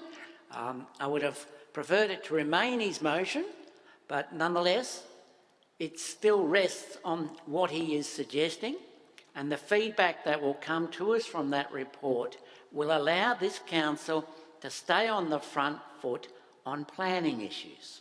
So I urge support for it. Mr. Trevinos. Thank you, Mr Mayor. Look, I'm happy to support Councillor Parker's motion tonight. Now, to clarify, K2K and the DCP, when it did come here for discussion, we saw the removal of the 0.5 of a car space SEP ratio for those rooms that are now being proposed along Anzac Parade, the 1,200 boarding rooms that will be proposed for Anzac Parade. The problem I have with that, Mr Mayor, is that as we know, over the last 12 months we've had a pandemic, and the university students may not return back to university like they did in their numbers before, because the way we do things now has changed. We now do Teams meetings and Skype meetings and Zoom meetings and all these other different types of meetings which are done online. And the problem that I have, Mr Mayor, is that what we're going to have now is a situation where we're going to have professional people moving into these boarding rooms. They all are going to own cars, and this is going to add to the density that will come along with these boarding rooms being built along Anzac Parade. And the problem that I had prior to this with the low-rise housing diversity areas is that now we're encroaching into the side streets and the residential areas by allowing for more densities to be built in those streets. This is why I could not agree with what Councillor Sherry and Councillor Matson put up earlier in their amendments. Now, if you look at the report that we have before us tonight, and it talks to you about the different areas here that were part of this housing investigation area, West Randwick, where we've currently got height limits of 12 metres, that was going to be changed to 24 metres, 7 storeys B1, 16.5 metres, 5 storeys R3. And the FSRs were going to be increased from 1.5 to 1 to 3.6 to 1, 0.9 to 1 to 1.8 to 1. So we're talking about extreme densities. Then we come along here to Kensington North, 12 metres, up to 23 metres and 16.5 metres. And then we've got an FSR of 0.9 to 1 being increased to 2.1 and 1.5 to 1. Again, overdevelopment on steroids. Then we've got Arthur Street, 9.5 metres, 26 storeys, 26 metres now, 12 metres going up to 13.5 metres, 15 metres, and then you've got 0.75 to 1, 3 to 1 now FSR, and 0.9 to 1 being increased to 3 to 1. Then we go to the next one, McGill Street, 9.5 metres up to 19.5 metres. And then we've got an FSR 0.5 to 1 now to 1.8 to 1. And then we've got the final one here, Kingsford South, 9.5 metres up to 16.5 metres, 12 metres up to 17.5 metres, 0.5 to 1 to 1.6 to 1, and 0.75 to 1 now increased to 1.7 to 1. Mr Mayor, there is no way in the world that I would have been voting on what the council officers were proposing in this report tonight. This was a gross overdevelopment. I can't think of anything worse for the residents of Kingsford and Kensington, and what it would have done to the parking, the traffic, the sewage system, the schools, the green space, the list goes on. I don't know. And to think now that we're going to be faced with these 1,200 rooms being built along Anzac Parade, okay, and we're going to have professional people moving into this. So it won't be university students. They'll be professional people, and they won't even be providing one car space. Not one single car space, because this council allowed that to happen. And what we're going to have is chaos, absolute chaos. 2,800 out of the 4,300 dwellings that were mentioned in this report were going to be in Kingsford, Kensington and part of Randwick. 65%. What sort of a housing strategy is that when you're putting it all in one area? I thought we're part of the Randwick local government area. We should all be bearing the brunt, not just Kingsford, Kensington and Randwick. That's crazy. And I'm glad Councillor Parker put this motion up tonight, this amendment, because it's sensible, it's sustainable, and it talks about minimum allotment and providing housing which will be affordable for people. I can tell you, Mr Mayor, I want to live in a house in Randwick, but the way property prices are going today, $1,100 a day. They're going up $1,100 a day, the price of housing. And I can tell you, in Randwick, the median house price now would probably be well over $2 million. Who's got $2 million? Who has got $2 million? I mean, you're talking a lot of money. So we need to look at providing more sensible and sustainable housing in the form of duplexes and townhouses, because they are an alternative for people who cannot afford to live in the eastern suburbs. And for people who want to live close to their families, you know, this is an affordable option. Councillor Servinos, Right, thank you, Mr Mayor, and I'll leave it at that. And thank you. Councillor Parker. Wrap it up. Look, I think all of the elements have been addressed in the debate, so I just commend it to the full.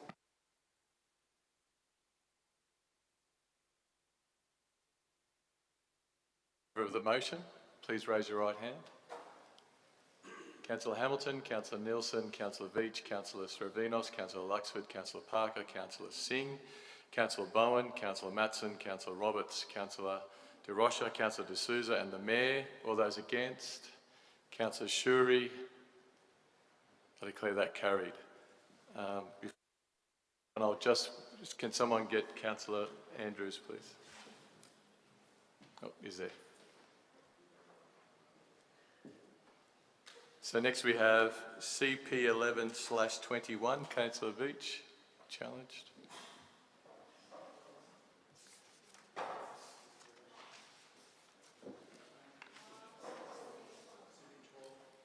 Oh, sorry. So then we'll go to CP. So sorry. So CP 12/21, Councillor Veach. Look, I just wanted to thank the officers for their report on this. I brought this motion back in 2019. Look, I think it is still really an issue. We do a lot of things, and particularly during COVID, Council has really worked, and our staff have worked incredibly hard to try and find ways to, you know, include many disadvantaged people in our community, and this report has articulated that very, very well. I don't think we should give up trying. I'm glad that there's going to be these other strategies coming down the line. And the thing I think that's really important is that to somehow try and reach out to people, because a lot of, we're putting a lot of stuff, programs and things online, but there are so many people who don't interact online. A lot of people can't afford a computer, or they don't know how to use one. Particularly elderly people. It's a real problem. Actually, the reason I put up this motion in the first place was because of a lady who I met on a polling booth during, I think, one of the federal or state elections, you know, to try and help. I was in Central Ward on one of the booths there, handing out how to vote. It's interesting during those elections, you see so many frail elderly people coming out. They come out to vote.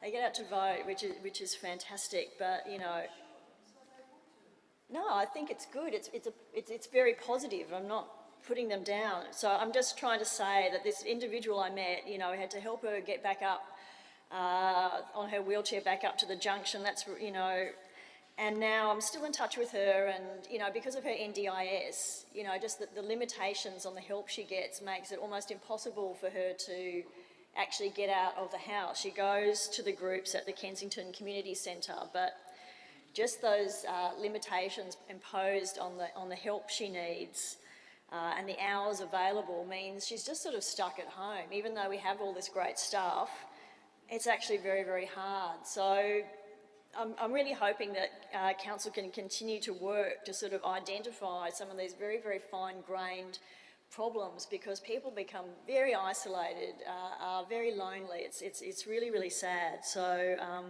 I hope we can continue to work. I commend the report, and I thank the staff for their assistance on this, on doing that.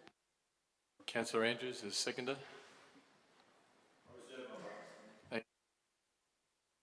All those in favour say aye. Aye.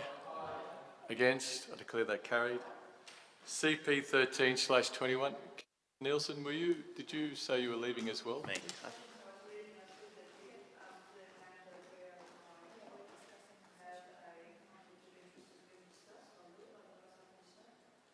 What? Oh, okay.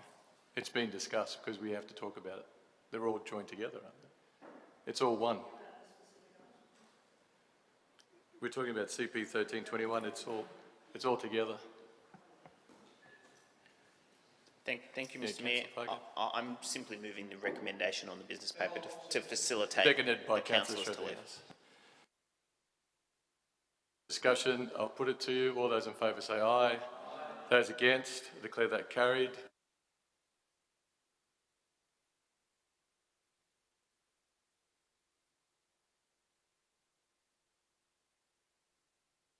Now we have CP 14/21. No, it's moved but challenged by Councillor Veitch.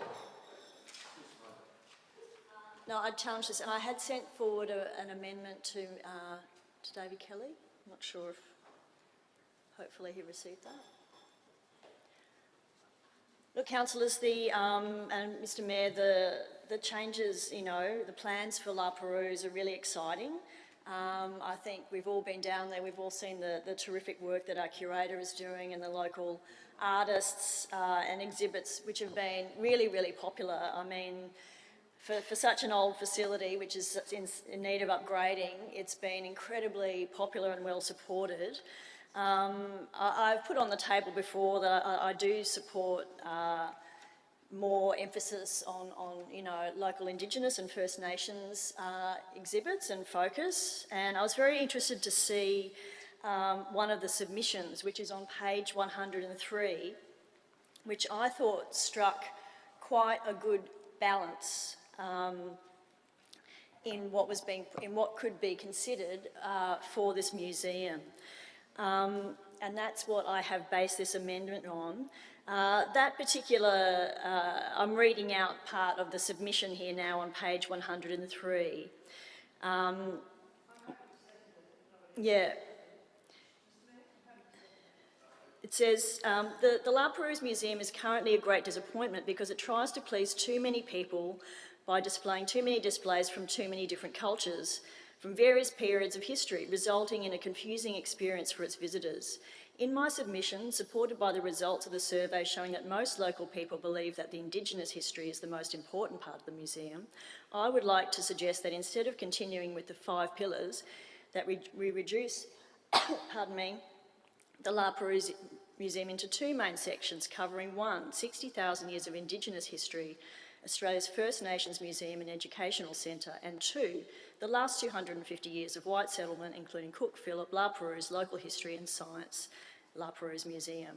So this actually keeps all the 5 elements but it moves the emphasis to our First Nations community, who've been here for at least 60,000 years, as to opposed to most of the rest of us, whose descendants have been here for certainly a much, much shorter time than that.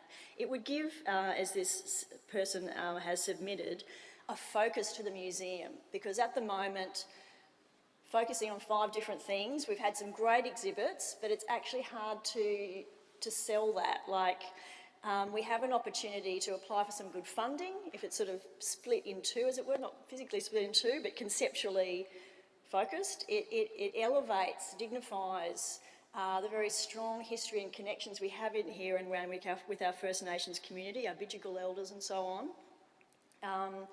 and without actually taking away from the other elements which our community has also identified as being important. So this is not it's sort of changing things, it's sort of not, we're not taking it away. It has been suggested in this report that consideration be given to an Indigenous curator, and this would actually mean you have an opportunity to split them in two. So you have the Indigenous curator dealing with one part of the museum, and you have our current curator, hopefully, who will stay, because she's doing such an amazing job, staying and looking after the other elements. So it would actually conceptually work in terms of an operational way as well. So we have an opportunity here to do something quite exciting that we can promote to the community, promote to the broader part of Sydney, that will bring in tourists, and I hope you'll consider it. Thank you. Councillor Nielsen is seconder. I have a question for the mover. I'm sorry, I didn't understand one of the points that Councillor Veitch made, because it seems that you're proposing that we will have 2 curators, one curator for the, and I don't think that's right. I can't support that. I don't think any of us can. No. It doesn't actually say that in this amendment, but it does refer to it in the report. It does actually, there is a mention of it, that's why I brought it up. It says to give consideration, that is mentioned by the author of the report. I will have to find it, but I'm not lying, it's here somewhere. Councillor Nielsen, while she's looking for that, do you want to speak on it? Yeah, I'll find it. Yes, I too had, I was very disappointed, as was the report writer, that in fact we only had 8 submissions, but it possibly had coincided with COVID and so on and so forth. But I thought the submission on page 103 of our business paper, and these are anonymous, so, but the person who put in as Councillor Veitch has quoted, that it should just be into 2 main sections. I agree with that, because I totally support the fantastic work that our curator has been doing down there. It's absolutely remarkable and outstanding. But I think if we're trying to have 5 pillars, it just makes it a huge, huge task, whereas it seems to me that by having the strong component of the Indigenous component of the museum and the others as part of the other work that is concentrated upon, I think it makes a huge amount of sense. And if we're talking about why would people want to come down to the museum down there, I think it's to see the fact that we are lucky enough to have First Nations people who have survived this terrible torture and torment that we've put them through, and they're still bravely able to live down there. And we're very close to the original owners of the land. So I think that, I don't think by putting it into the 2 themes, we're actually going to put any hindrances on our curator. I think she or whoever takes on after, whenever Roxanne moves on, which I hope is not for, some 70, 80, 100 years' time. However, I just commend this to everybody, please. Councillor D'Souza.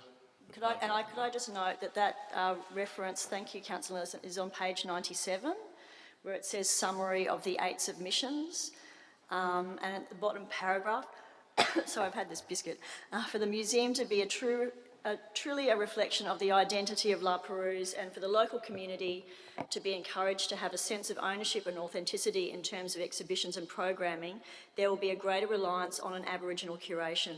Council staff are currently considering options for how this would be best provided. Councillor De Souza. Mr. Mayor, can I please clarify that this curator, are we going to have one or two curators? What has been suggested? That'll be a choice up to whatever. So at this stage, we're debating... the motion, the amendment doesn't mention that, and neither does the But the amendment is to put on a second curator, is that it? Oh, good. Because, Mr. Mayor, but my eyesight isn't as good as yours. But in saying that, you know, I always get concerned sometimes when reviews and reports are brought to this council.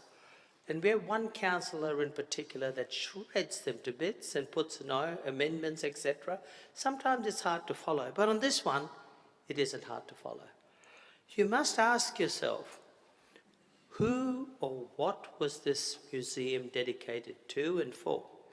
And it was dedicated to build strong relationships and a liaison with the French community and the French people. It has a very unique story to tell. Now, I'm one of the greatest supporters of our Indigenous people, and that's reflected in the vote I got of 1,350 odd there in the council elections, and most of them were an Indigenous vote. So I champion their cause. But in saying that, Yarra Bay House and other buildings on our sites can, on Indigenous ground in particular, can be used to celebrate and tell the story of Indigenous people. Now, Roxanne's doing a great job. She's written a report. She's had an opportunity to see where we can do better. It's really hard. I was at a function the other day. Bob Carr, my friend, was there, and other eminent people. The roof was leaking. It was an embarrassment. There were buckets being put around where the speaker, Uncle Peter McKenzie, said, "What's that tapping?" He said, "Oh, it's the drip from the roof, Uncle Peter." Now, this woman or this lady or this officer is doing the best she can with the resources and funding she has. So let's give her an opportunity. Let's do the right thing. Let's stick to the plan. And by all means, later on, we can consider other ideas. Thank you, Mr. Mayor. Councillor Pike. Through you, Mr. Mayor, to the relevant officer. I'm just curious, under the current framework, what flexibility there is to actually place different emphasis on particular components of the five, so within the 5 pillars, or in your view, does it need to be an equal emphasis on each of the 5, proportionately? Thank you, Mr. Mayor.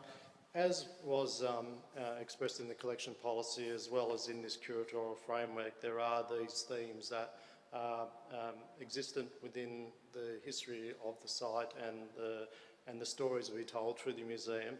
The pillars aren't meant to be a rigid application proportionately of each of these themes. And as you will find through our programming, there is an emphasis along different themes depending on the nature of the exhibitions and the material and the stories that are being told, as well as thinking about the museum not only as the bricks and mortar but the site as a whole and the opportunities that exist there, and certainly in my opinion that all those themes can be adequately showcased and the stories told through this particular curatorial framework. I would also just raise the issue with councillors is that these matters have been discussed with the community for nearly 2 years now, and there's been various community consultations that have been undertaken, and there's generally been a expression of the community along these themes rather than being a dominance of one over the other. And I think in the interests of consulting with those stakeholder groups like the La Perouse Aboriginal Land Council, as well as the Trust and National Parks and Wildlife, I would suggest that that may be advisable in these circumstances.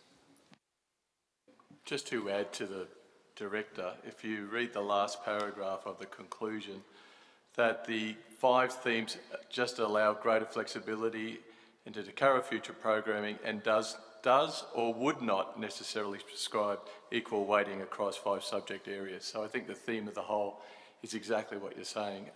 Councillor Roberts. Yeah, thank you, Mr. Mayor, and thanks for that point there on that last paragraph. This motion, this amendment by the councillor is quite it would be quite gut-wrenching for the Friends of the La Perouse Society.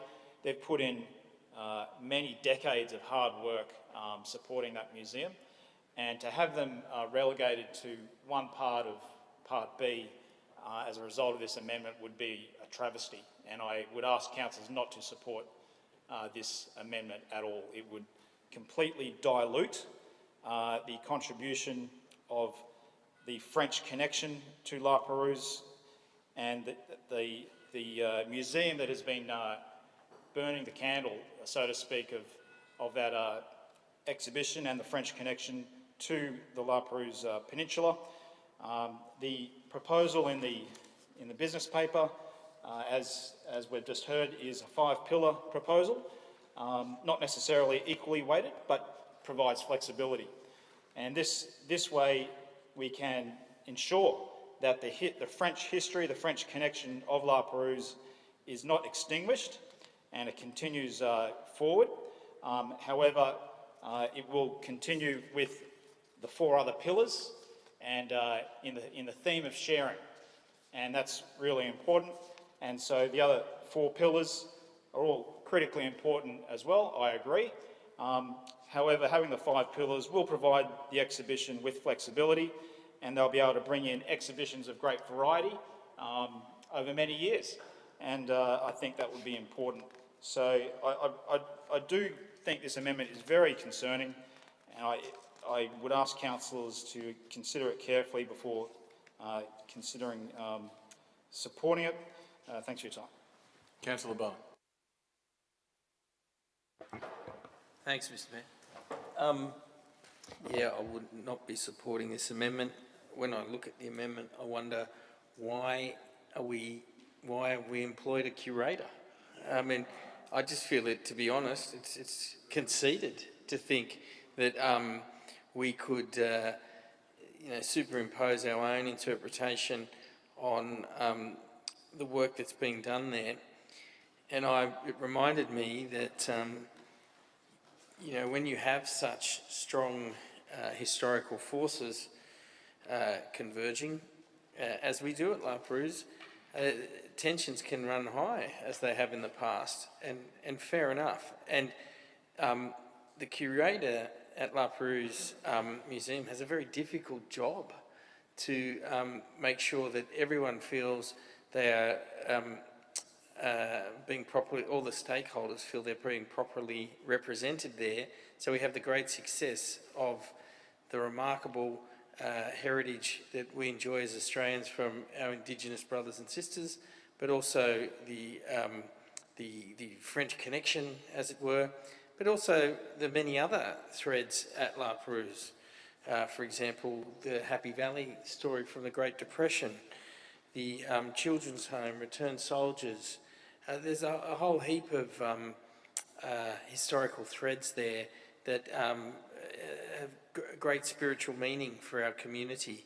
And I think having a broad scope of the 5 pillars, and as the Mayor has very properly drawn to our attention at the conclusion of the report, is to ensure the success of the museum, and to give our support to the curator, who's done a great job in a very delicate situation. So I'll be supporting the recommendation. Councillor Hamilton.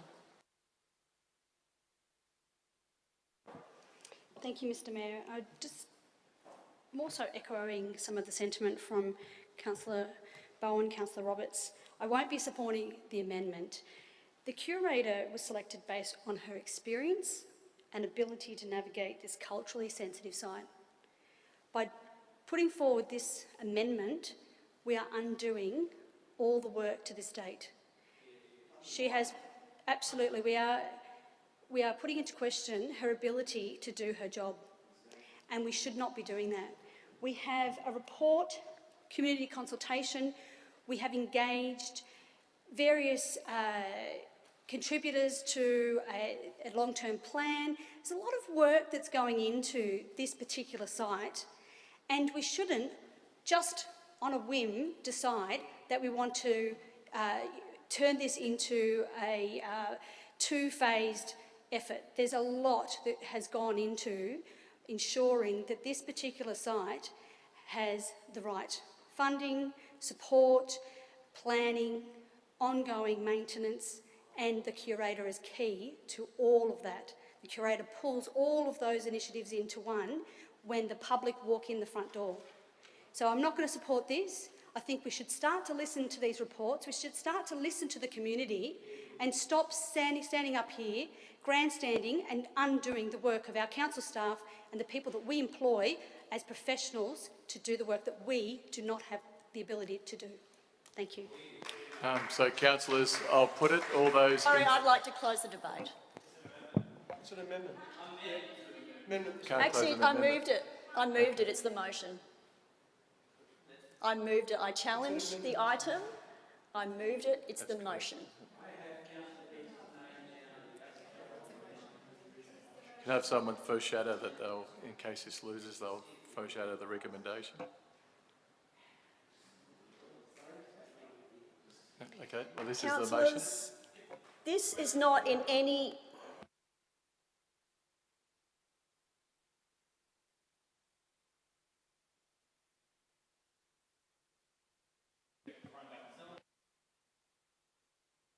I was asking if someone would like to foreshadow the recommendation. Okay. You better stand up. Councillors, look, this is really important. Please just don't dismiss this. I have put this up for a reason. Now, the French are very successful in their culture. There is absolutely no denying that. People travel to France because of culture. If you want to put it another way, because of their cultural infrastructure, which they establish. Australia does not do that very well. The French understand this, and they have been, been very, showed a lot of foresight in establishing themselves in that museum.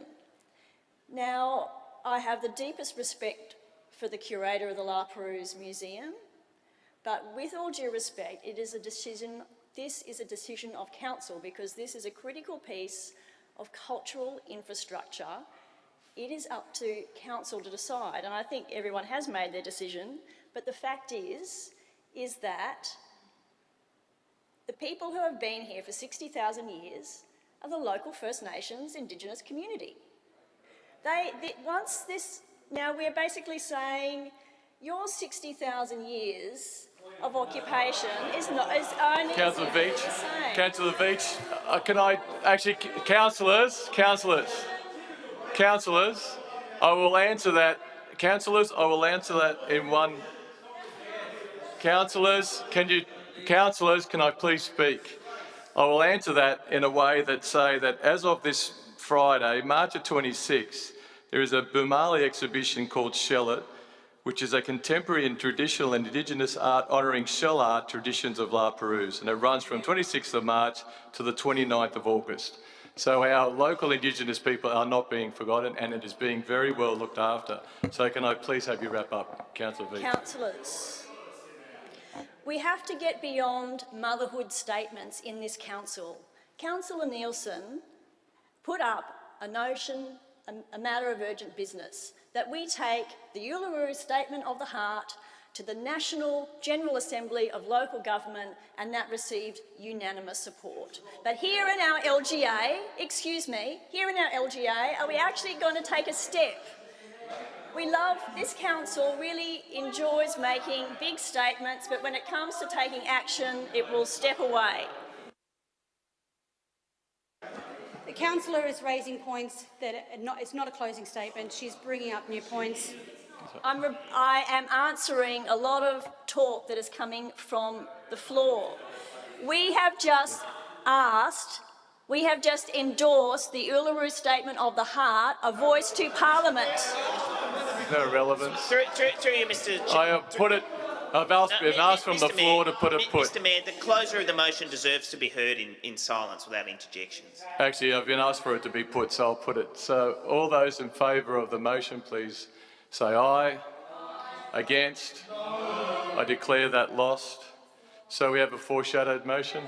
Yeah, I move the motion as per the business paper, Mr. Mayor. Councillor Stravinos has seconded it. Okay, we'll call for a division on the last one. All those... It's too late, we've moved on. With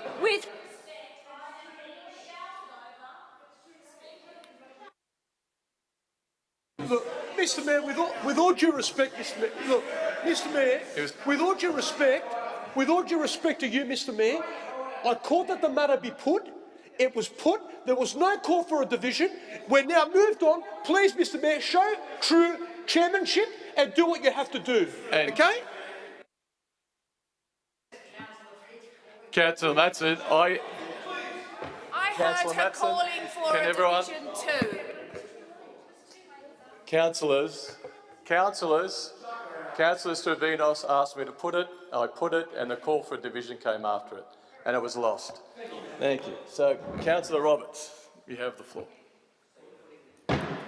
For your motion recommending the business I move the recommendation as per the business paper. And Stravinos, I reserve my right. seconded it.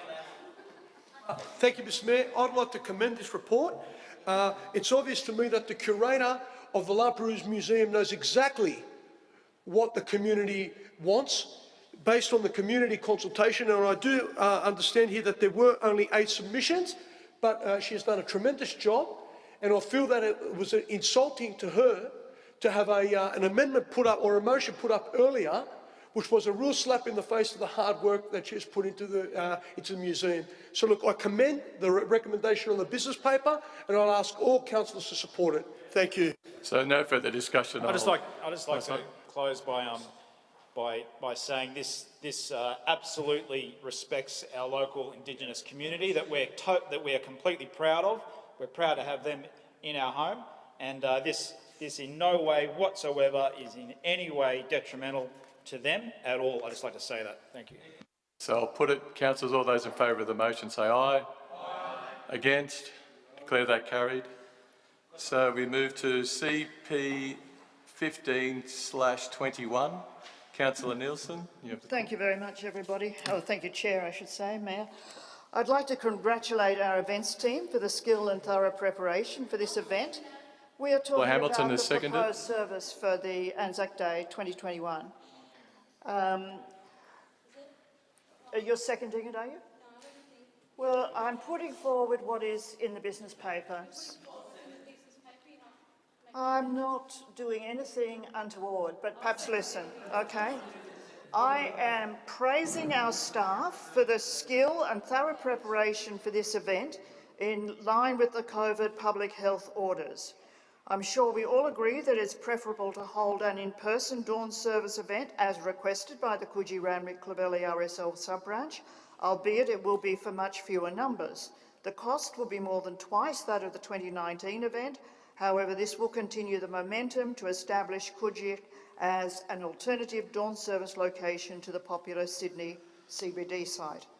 I would also like to acknowledge the positive changes to the format of the dawn service in partnership with the Coogee Randwick Clovelly RSL sub-branch. The format will include Welcome to Country by a La Perouse Aboriginal Land Council elder and the addition of the Aboriginal flag. However, it's point 5 in the executive summary and point B in the recommendation, which I want to highlight and say on behalf of all councillors how pleased we are that, in addition to the activities on Anzac Day, Council's Aboriginal Services Community Project Officer has put forward an initiative to record and distribute a special video package on Black Diggers performed by Australian Indigenous film and television actor Luke Carroll to be distributed online via website and social channels. and that we support the recording and distribution of the Black Diggers' performance pending consultation with RSL sub-branches. And I have been told by Katie Anderson, our events person, that this is exactly what the RSL, the Coogee, Randwick, Clovelly RSL have proposed. So by filming this monologue performed by Luke Carroll and distributing for Anzac Day, Council acknowledges the services of Black Diggers and shows our commitment to true reconciliation. Councillor Hamilton as seconder. Yes, thank you. I really appreciate the fact that Councillor Nelson sees all the value in all the initiatives that are being proposed for Anzac Day. I'm a huge advocate for Anzac Day, the celebration and recognition of those that served as a former serving member, and I'm particularly extremely proud of the fact that we continue to have this event held on Coogee Beach since 2015, when we were celebrating the 100 years of the Gallipoli landing. In 2015 I was actually in Gallipoli, and as a member of the Defence Forces from 1995, I feel that this is something that we need to continue as strongly as we can. And the fact that we're expanding the number of initiatives and enveloping all contributors to our past in the way of defence service, I think that's wonderful. So I'd like to see this continue as strong and stronger each year. We know that right now we have terrible statistics with Defence Force members taking their lives. Through recognition of their service now and into the future, we are saying thank you all the time, because it's something that not everyone wants to do. It's a really huge commitment, and it's not just you, it's your whole family commit to it. So as a Defence Force family member and as I said, someone who has served and also recognises the full commitment of all Defence people, I really strongly support these initiatives, and as I said, I'd like to see them continue to grow and be stronger year in and year out. Councillor De Souza, did you want to say something? Mr. Mayor, I wear my colours proudly because, when I go to the football, I wear this Rabbitohs jersey proudly because I know what tribe I belong to and I know how important it is to be acknowledged. I make a statement that yes, I'm one of those. Now, our Indigenous soldiers were treated very poorly after the war. They shoulder to shoulder, side by side with Anglo-Saxon soldiers. Oh, sorry, you know what I mean. But in saying that, they couldn't get off at Circular Quay where the wharf was with the others. They were let down or had to get off the vessels at another port, another area, because they weren't good enough to be acknowledged for what they had done. The time has come, as Peter Garrett would say, the time has come to recognise our soldiers, and again, I congratulate your staff and our staff, Mr. Mayor, for what they're doing. Reconciliation and recognition will only happen when good people like them and others join in one theme and one idea, that we are one. No matter where we come from, we are one. And I compliment the General Manager for the leadership she shows, because at the end of the day, the staff are like little chicklets around Mother Hen. The fact is that she's showing wonderful leadership on this. Will there be later on motions on diversity and acceptance and inclusion? This is what we should be proud of, and I'm very proud of what you're doing, General Manager, and your team. And you'll always, and your team, my full support, and we stick to what we know best: inclusion, acceptance, and diversity. Thank you. Councillor Russia. To Council staff, Katie and everyone, this is amazing. Councillor Kathy, great words. Listening to you, Christy, talk, it sort of touches me because, a lot of friends that I know who have served as well. I was born in Portugal, and I had a really, really sort of hard life, and I called the place hell. I was only 7. when I came to Australia, but just remembered how my parents, how hard they lived. We used to get our water from down a road and then bring it back. And I hated the place at that point. I was a young kid. I couldn't learn, I couldn't do anything, I struggled. I came to what I call Wonderland. I came to Australia when my auntie asked us to come here. This place, Australia, to me just became everything. And every Australia Day or every Anzac Day, from a person that wasn't born in this country, I cry, I sit there holding my heart, and I'm so grateful for all the people that have served in this country, to give me the place that I call Wonderland, Australia, the place that makes us all feel welcome, the place where, abuse, whether it's, we talk about, men, women, women being harassed. Well, in Portugal, my mum was, she was almost like a slave in her own house. This place here brought my parents together and our families.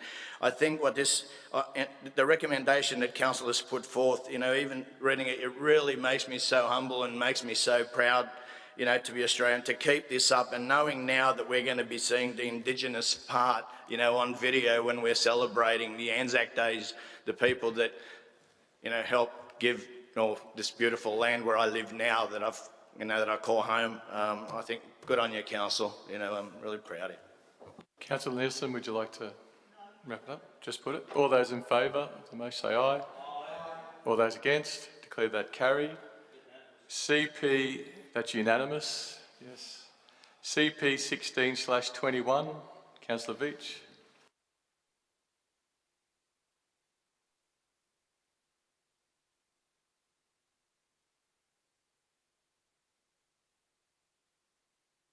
No? Okay.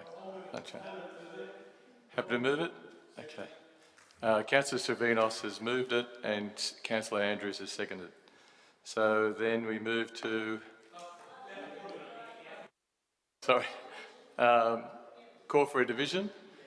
All those in favour? So, raise your right arm. Councillor Hamilton, Councillor Shuri, Councillor Nielsen, Councillor Servinos, Councillor Luxford, Councillor Parker, Councillor Singh, Councillor Andrews, Councillor Bowen, Councillor Matson, Councillor Roberts, Councillor D'Souza and the Mayor. All those against, Councillor Veitch and Councillor De Rocha. So I declare that carried.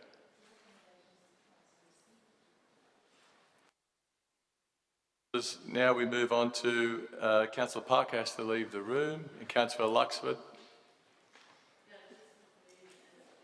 Do you have a seconder? Councillor Stravinos. Would you like to speak, Councillor Stravinos? We're on CS 6/21, Matraville Youth and Cultural Hall. Any speakers? So, councillors, I'll put it. All those in favour? Those against? Declare that carried. Can someone ask Councillor Parker to come back, please?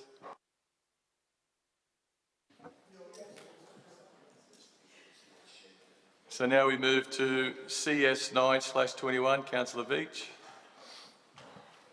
Look, I won't speak to it, but I am moving it with an amendment, which I don't expect to get carried, but I will put it anyway.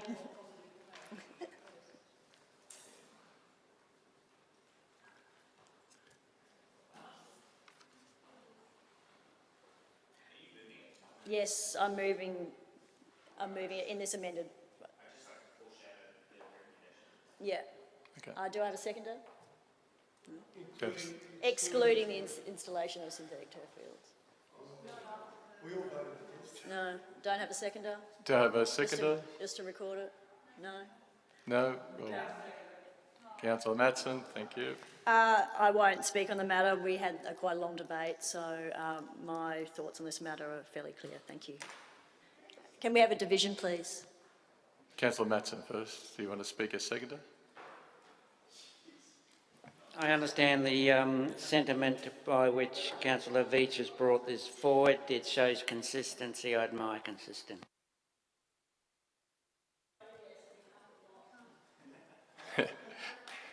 Actually, I'll put it, so all those in favour, you've asked for a division, yes, so all those in favour of the motion, raise your right hand. Councillor Shuri, Councillor Veach and Councillor Matson. All those against? Councillor Hamilton, Councillor Nielsen, Councillor Stravinos, Councillor Luxford, Councillor Parker, Councillor Singh, Councillor Andrews, Councillor Bowen, Councillor Roberts, Councillor De Rocha and the Mayor. So I declare that lost. Foreshadowed motion. I move the recommendation on the business paper. No, this is already... Do you want to speak or just move it? Okay. All those in favour of the motion as per recommendation, business paper? Aye. Say aye. Against? I declare that carried. Do you want to hand over the petition? Now's the time for the petition. Did they leave the petition? With it? Yeah, fine. It's just the time for petitions. Yeah, right. So we now move to the notice of motions. NM 14/21. Councillor Parker, encouraging female sporting participation, seconded by Councillor Luxford. Thank you, Mr Mayor. I move this motion. I have had questions from relative councillors as, in my view, how I would envisage this to work. It is wholly something which I would leave to council staff as to one, if this is a possibility, and two, if it is something that they would recommend to propose certain models. I could see that there'd be various ways in which you could potentially do it. It is simply calling for a report investigating methods to encourage female participation in sport by using fees and charges. If it is something which, in the professional view of our staff, is not recommended, I will happily accept that. I suspect that there is the potential for some innovation in this space, and as such I commend the motion to the floor. Luxford, yes, second. Roberts and then Councillor Matson. I'm glad the councillor clarified that it was a report. It's a little bit ambiguous, but yes, in the spirit of it being a report, I'll reluctantly support it. However, it's bring up some issues that I've got a few concerns with in terms of equality and fairness on everyone in the city. And I also note that female sports participation is at record highs. So I'm not too sure if there's a participation problem that this is addressing. Putting all that aside, I will support. Looks like the council wants to say something. Just through you, Mr Mayor, just clarifying, and taking on the comments of Councillor Roberts, I'd just like to include in the motion, after the word investigate, setting our fees and charges in such a way, and bring it back, and so just at the end of the sentence, just use the words and bring back a report. That's it. I'm just incorporating that into the motion. Before I go to Councillor Matson, did you have a question, Councillor Shuri? Or Councillor Hamilton had a question? Yep, so. Councillor Parker, he talked too fast for me, and I was trying to write down the notes. I actually was. You said there were two points. You said one, there's a possibility of this, and what was your second point? You were talking really fast.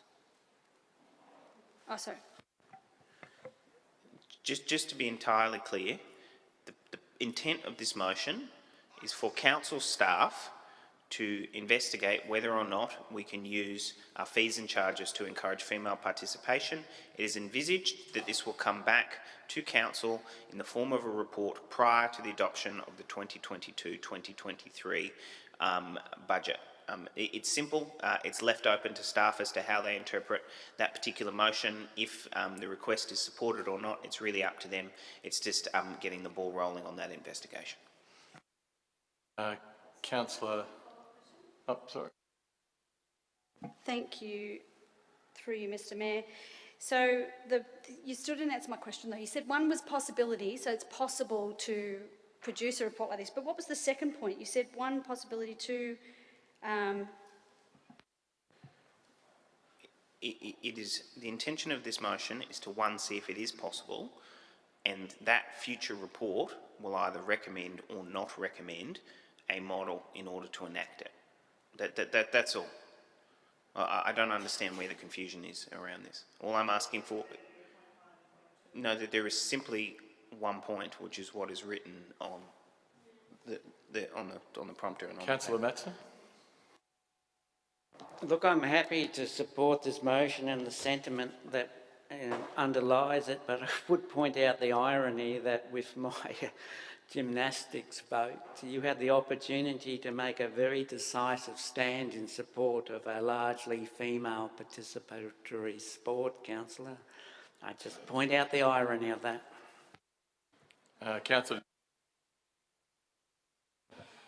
Mr. Mayor, the sporting landscape has changed. The sporting landscape has changed enormously in recent years. Government and community expectations for good governance, integrity, equality, member protection, and child safeguarding means that providing safe, fair, and inclusive sporting environments is no longer an aspiration, but an imperative. We as a community must declare our ongoing commitment to a policy of equal opportunity and equality in all sports and physical activity, and to avoid unlawful discrimination as a council. Now, I fully support this motion because that is the sentiment I share. There is much more we can do. There is no doubt as a council besides just decreasing fees and charges to encourage female participation in organised sporting activities, but the council has asked for a report to come back.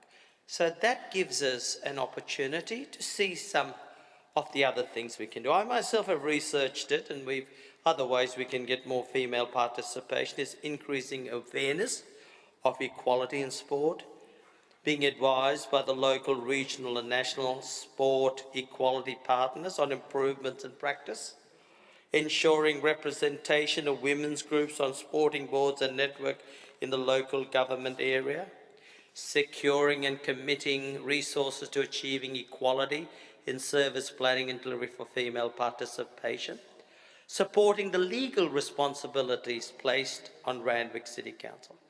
So in saying that, we fully support what Councillor Park has put forward, and I think he's on the right path, because we just had International Women's Day, which Councillor Weech will talk about, I'm sure, in one of her motions. And we can have all International Women's Day and international this, and then all equal, let's get equality for women and that. And that's all nice when we say those things. But here is a councillor who's moving in the right direction. He's actually putting deeds to words. So well done, councillor. You have my full support. Councillor V. Thank you, Mr. Mayor. I guess I feel this motion could go a little bit further, and I echo Councillor Matson that there was an opportunity to support women's sport today. So I just would like to suggest to put a sort of an amendment to the mover to see if he would accept it, because to actually encourage female participation, I guess we need to have some idea of what our current levels of female participation actually are. Maybe they're really bad, or maybe they're actually, in fact, excellent. So we don't actually know, as far as I'm aware. Maybe the information is there and it's something that can be brought forward quite easily, or maybe we need to actually do a bit of a study. So, when it says bring back a report, investigate current levels of female participation in sport in Randwick. And point B, any barriers to inclusion.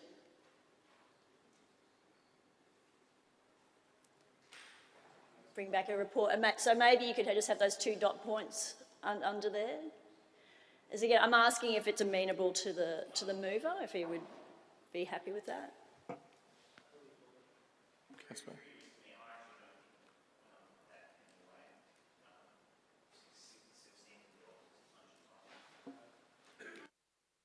It might go against what you're saying, because don't forget there's 5,000 to 10,000 girls playing netball, so it's going to make the numbers go up.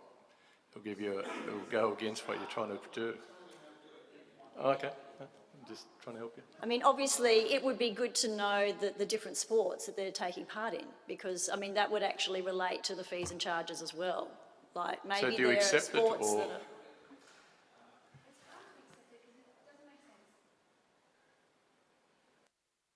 Through Mr. Mayor, from my understanding, it is calling for a report on the feet. No, I'm just clarifying it. Oh, actually, sorry, Councillor Andrews. Councillor Veach has proposed two amendments, and Councillor Parker is saying whether he wants those amendments or not. Yeah, and Accepts those amendments. Yeah, and in my interpretation, correct me if this is wrong, the report would include an investigation on current levels of participation and identify any barriers to inclusion. Is that correct? Yeah, I don't see any issue with that. It's a pretty... And you have to say yes, you accept it, or you don't. Pretty minimal change. Okay. Councillor Hamilton? Thanks, Mr. Mayor. I just wanted to say that I support the context of it. I mean, everyone supports everyone being included in sport, but I think that there is a background missing.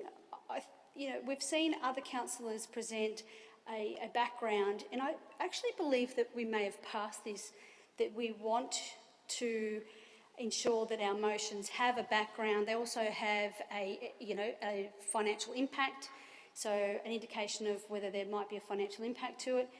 And so that's where I'm sort of grappling with fully understanding this, is there isn't a background, so there's no real context to where and how this came about, this motion, but also there's no financial impact.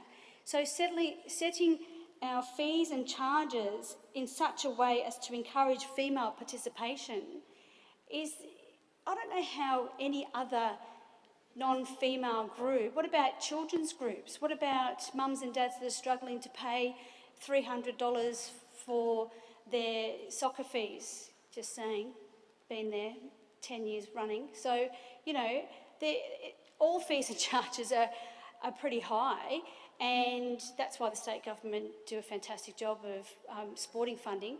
So I'm not sure why we're putting a motion forward which it smacks of opposition to inclusiveness. We're all about inclusiveness. We're all about not segregating genders and ensuring that every initiative we have includes everyone, and yet here we are talking about segregating a particular gender, but not a demographic, not a real true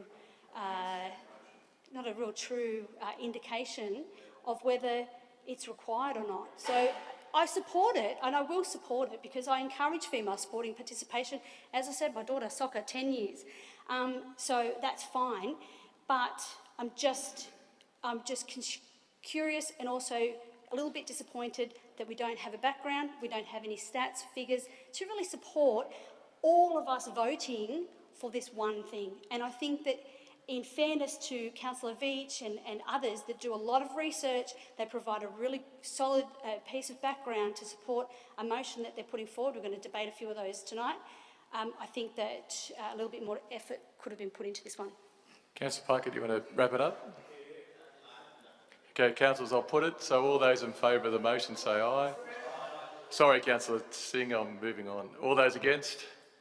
Declare that carried. NM 15/21, Councillor Stravinos. Do you have a seconder? Councillor De Rocha. I've amended the motion just slightly to include the word mobile CCTV cameras.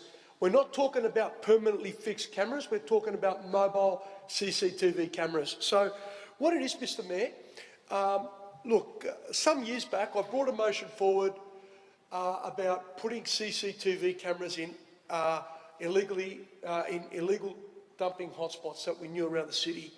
Now, having fixed cameras just moves the problem elsewhere. It doesn't address the problem.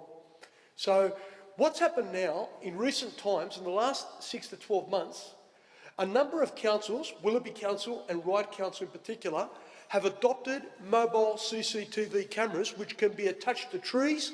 They can be attached to any number of public fixtures, and they can be focused on areas that are known for dumping hotspots. And in fact, there have been a number of prosecutions. 35 people have been prosecuted under this, some of these councils where they've had these mobile CCTV cameras, and they've actually, fines have been issued in excess of $150,000 to people that have been illegally dumping rubbish.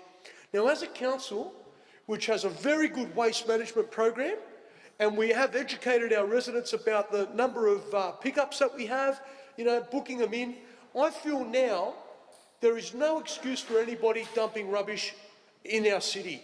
And I don't know how many times I've driven through Kingsford, Kensington, and even out the front of my own place in Randwick there, where I've had people dumping rubbish overnight, and it's just, I'm forever making phone calls and putting through emails to our Director of City Services to address the amount of illegally dumped rubbish that's occurring across our city.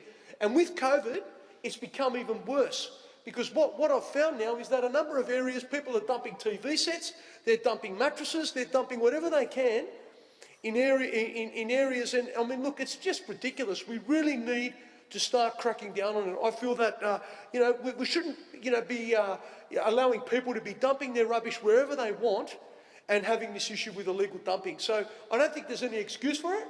I think that with these mobile CCTV cameras, I spoke to the Director of City Services and he advised me that they are looking into it now as well. So I think it's something that we should investigate and bring back a report so we know exactly what it will cost and to try and address this issue. And I'll leave it at that. Thank you.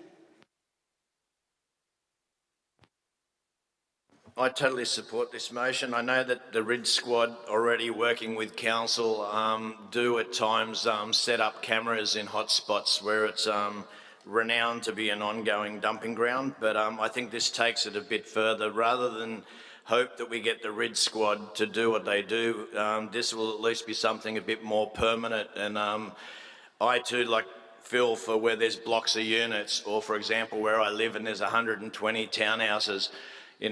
These places now, just for a little tiny townhouse, are worth over $1 million, and every single day, there's rubbish dumped. And I'm not just talking a little bit. People see that somebody's booked a clean-up, and at the moment, for each townhouse, we're entitled to 7 clean-ups each, 120 times 7, and then you've got utes and cars that go past and see, there's a rubbish dump there, so they add to that. So our complex, which we're so proud of, and we work so hard with council to try to identify these culprits who are doing it, we are just constantly looking like we are a tip. And I think that if we could get cameras, a lot easier than we do at the moment, I think that would be amazing. And Randwick City would be the better for it. Good motion, Harry. Councillor Shuri. Sorry, just a question. Do we have the power to prosecute people that we've seen on CCTV? Okay, bye. I'm sorry, I'm asking. Well, I don't know whether it's Todd or Kerry. Or the general manager. Yes, the Rangers are under Kerry.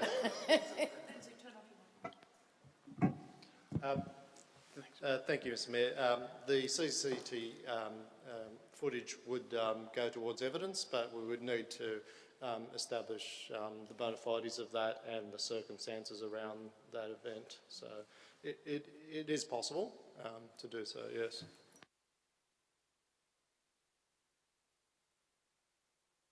Thank you. This is probably to Todd. Do we know the hotspots? I presume that we do, but... I can give you about 10. Okay, go ahead. Thanks, you. Yeah. Through you, Mr Mayor, we do have hotspots. They can be identified through our service request and customer request system. There is a few areas, or quite a few areas in the Kensington-Kingsford area, but there are many throughout the LGA, laneways, parks and the like, but we can determine hotspots based off the service request. We get some 22,000 a year and 11,000 of them being illegal dump rubbish, so we can narrow it down. Councillor Beach. I'm very happy to support the motion because it is a massive issue. I just have a question as well about the mobile CCTV cameras, because some of the ones that I've seen online are quite massive. They've got these big trailers with a big generator, and for a tiny camera it seems to be a huge amount of infrastructure. Are there sort of more smaller ones available? I guess we'll see that in the report anyway, but if you have any basic info, that would be good. Thank you, through you, Mr Mayor. I am familiar with the trailer solution, the solar-powered trailer, which I think is common in this particular field. However, there would be ways with technology. I think Councillor Stavranos had mentioned there's some that have been utilised in trees and the like. So we look to determine the most feasible infrastructure to install on a temporary basis. Councillor Hamilton. I have a question through the Mayor to the relevant officer. Just recently, Transport for New South Wales removed signs and trailer carrying speed cameras because those trailers and those signs were too obvious to speeders. Would these trailers with the CCTV camera posts on them, wouldn't they be obvious to dumpers? So the dumpers just won't dump around the trailer or the CCTV camera, and then they'll dump somewhere else.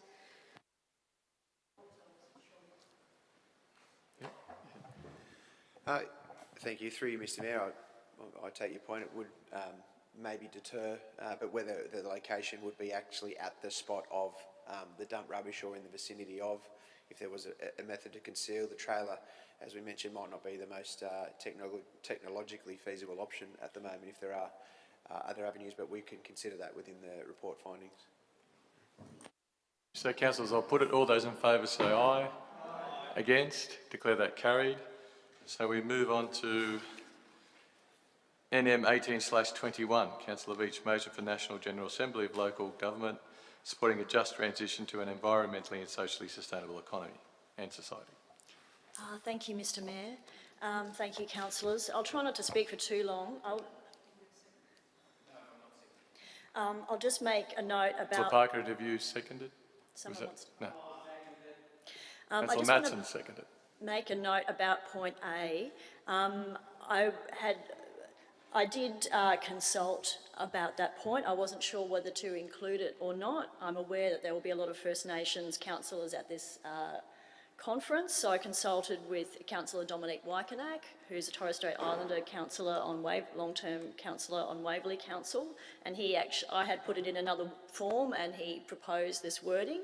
I then consulted, because a lot of this is to do with sort of gas and coal, with Gomeroi Elder Polly Cutmore, who is from Narrabri, to see if they in fact wanted a Metropolitan Council to put forward something on their behalf. She urged me to do so, and she emphasised the strong connections actually she's from Moree, not Narrabri, between the Moree Indigenous Gomeroi community and Randwick. Apparently there are very, very strong connections between the two communities, and in fact she said La Perouse is often the first place that members of her community see the ocean. So councillors, look, everyone knows my feelings on the issue of climate change. You know, in recent years we've seen mass fish kills in the Murray-Darling rivers, which were absolutely shocking. We have seen mass coral bleaching of vast areas of the Great Barrier Reef. We have seen horrifying mega fires engulf our state. We have seen flooding. We have seen beaches being washed away. We've seen the burning to death of 3 billion animals in those bushfires. We have to act.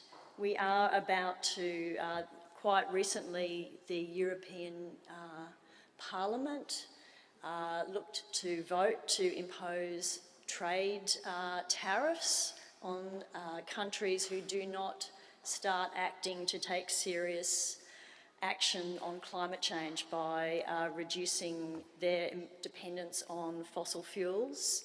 Similar actions may well start coming out of the United States with the change in the administration there. We have an opportunity with the changes in COVID set a new path. We have an opportunity to keep these workers employed, to retrain, to retool into new industries. We have an opportunity to support the aspirations of First Nations communities. I'm sure if companies were coming into our LGA to start constructing fracking wells, that is not something we would support. So it's actually, to me, quite a reasonable motion. It is something we are going to have to transition to. I've also consulted quite extensively with university students. These are the young people who are going to have to live more than others with the consequences of the actions we take today. And organisations such as the UNSW Environment Collective, the UNS and the Australian Students Environment Network did support this. So I hope it is something you will consider supporting. We have a chance to change our economy, to keep our workers employed, to move to what has been shown to be much more efficient ways to produce energy. It is cheaper to produce energy through solar and wind and hydrogen than through burning fossil fuels. So this is the way to go. We can't stay with old technologies forever. Technology changes. We don't have to hang on. So I urge you to support it. Councillor Matson has seconded.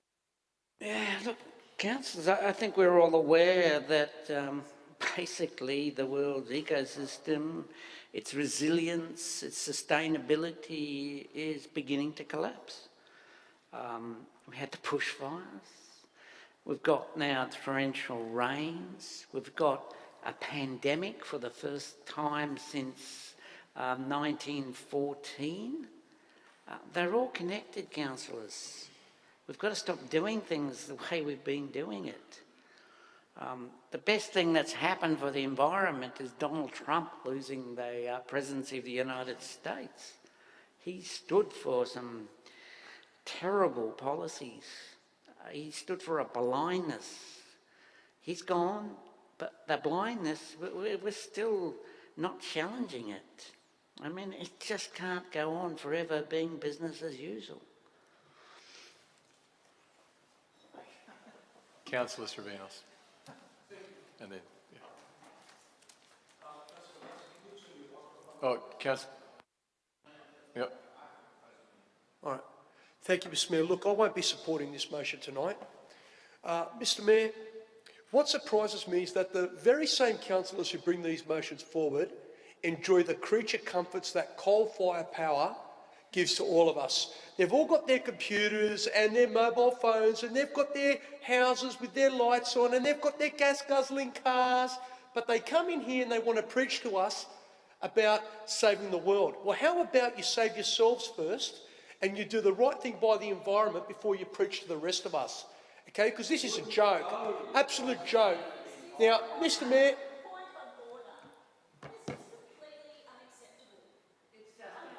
I haven't said it. Wait, no point of order, Mr Mayor. Actually, just Councillor Stravinos, can you just stick to the motion, well, please? Mr Mayor, I'll continue. As hard as... No, it's not outrageous, it's the truth.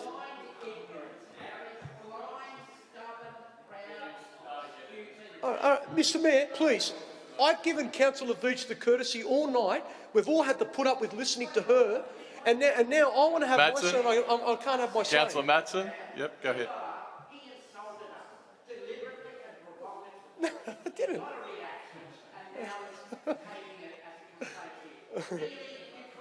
Mr Mayor, please. Can I? I'll call you to... All right, thank you. Oh, look, come on, Mr Mayor. I haven't even started Parker. to say. Councillor Mr. Mayor, Parker. Mr Mayor, is this how you shut down the meetings? Is this No, how no, you chair I'm not meetings? shutting it down. I think Councillor Well, I'll Parker tell you has what, an Mr. amendment, Mayor, and I'd rather just hear the You've amendment. really let me down tonight. I'll be walking. Thank you very much.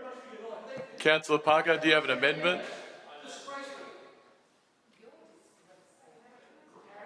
Got an amendment. Go ahead. Councillor Matson. Councillor Parker.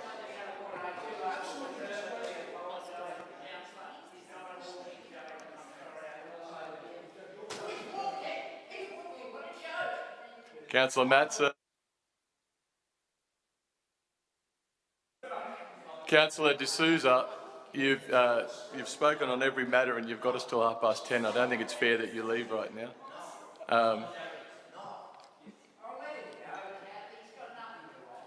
Yeah. No, that's all right. I'll just move the amendment. Look, okay. Look, thank you, Mr. Mayor. I move the proposed amendment. The intention of it is simply to tone down some of the language around it. Point 1 remains the same. So A is slightly different insofar as it removes the explicit mentions from extractive, commodifying industries and global warming. It reads, upholding the sovereignty demands of Aboriginal and Torres Strait Islander people expressing inherent custodial rights to protect land, water, sky, culture and community. B is changed and it removes mention of the phasing out of gas and coal by 2030, and it's substituted with by transitioning to net zero emissions by 2050. Point C remains the same, and point D remains the same, I believe. So in moving this amendment, it simply, in my view, moderates the motion and I think potentially represents something which the entire council, or at least a broad section of the council, can get behind in a way that seriously addresses climate change without delving into the more contentious elements of how we get there. Look, I thank Councillor Parker for putting forward a thoughtful amendment. I personally won't support it, but I accept his decision. So I have Councillor Luxford seconds the amendment. Does anyone wants to speak on the amendment? No, I'll just put it. So those in favour of the amendment, Councillor Parker's raise your right hand. So Councillor Nielsen, Councillor Stravinos, Councillor Luxford, Councillor Parker, Councillor Singh, Councillor Andrews, Councillor Bowen, Councillor De Rocha, Councillor D'Souza and the Mayor. Those against, Councillor Shuri, Councillor Hamilton, Councillor Veach, Councillor Matson, Councillor Roberts. Yeah, so the amendment is carried. I commend... Now becomes the motion. I now commend my motion to the floor. So all those in favour of the motion, please raise your right hand. Councillor Hamilton, Councillor Shuri, Councillor Nielsen, Councillor Luxford, Councillor Parker, Councillor Singh, Councillor Andrews, Councillor Bowen, Councillor Matson, Councillor Roberts, Councillor Rocha, Councillor D'Souza and the Mayor. Declare that. Those against? Councillor Veach. Declare that carried.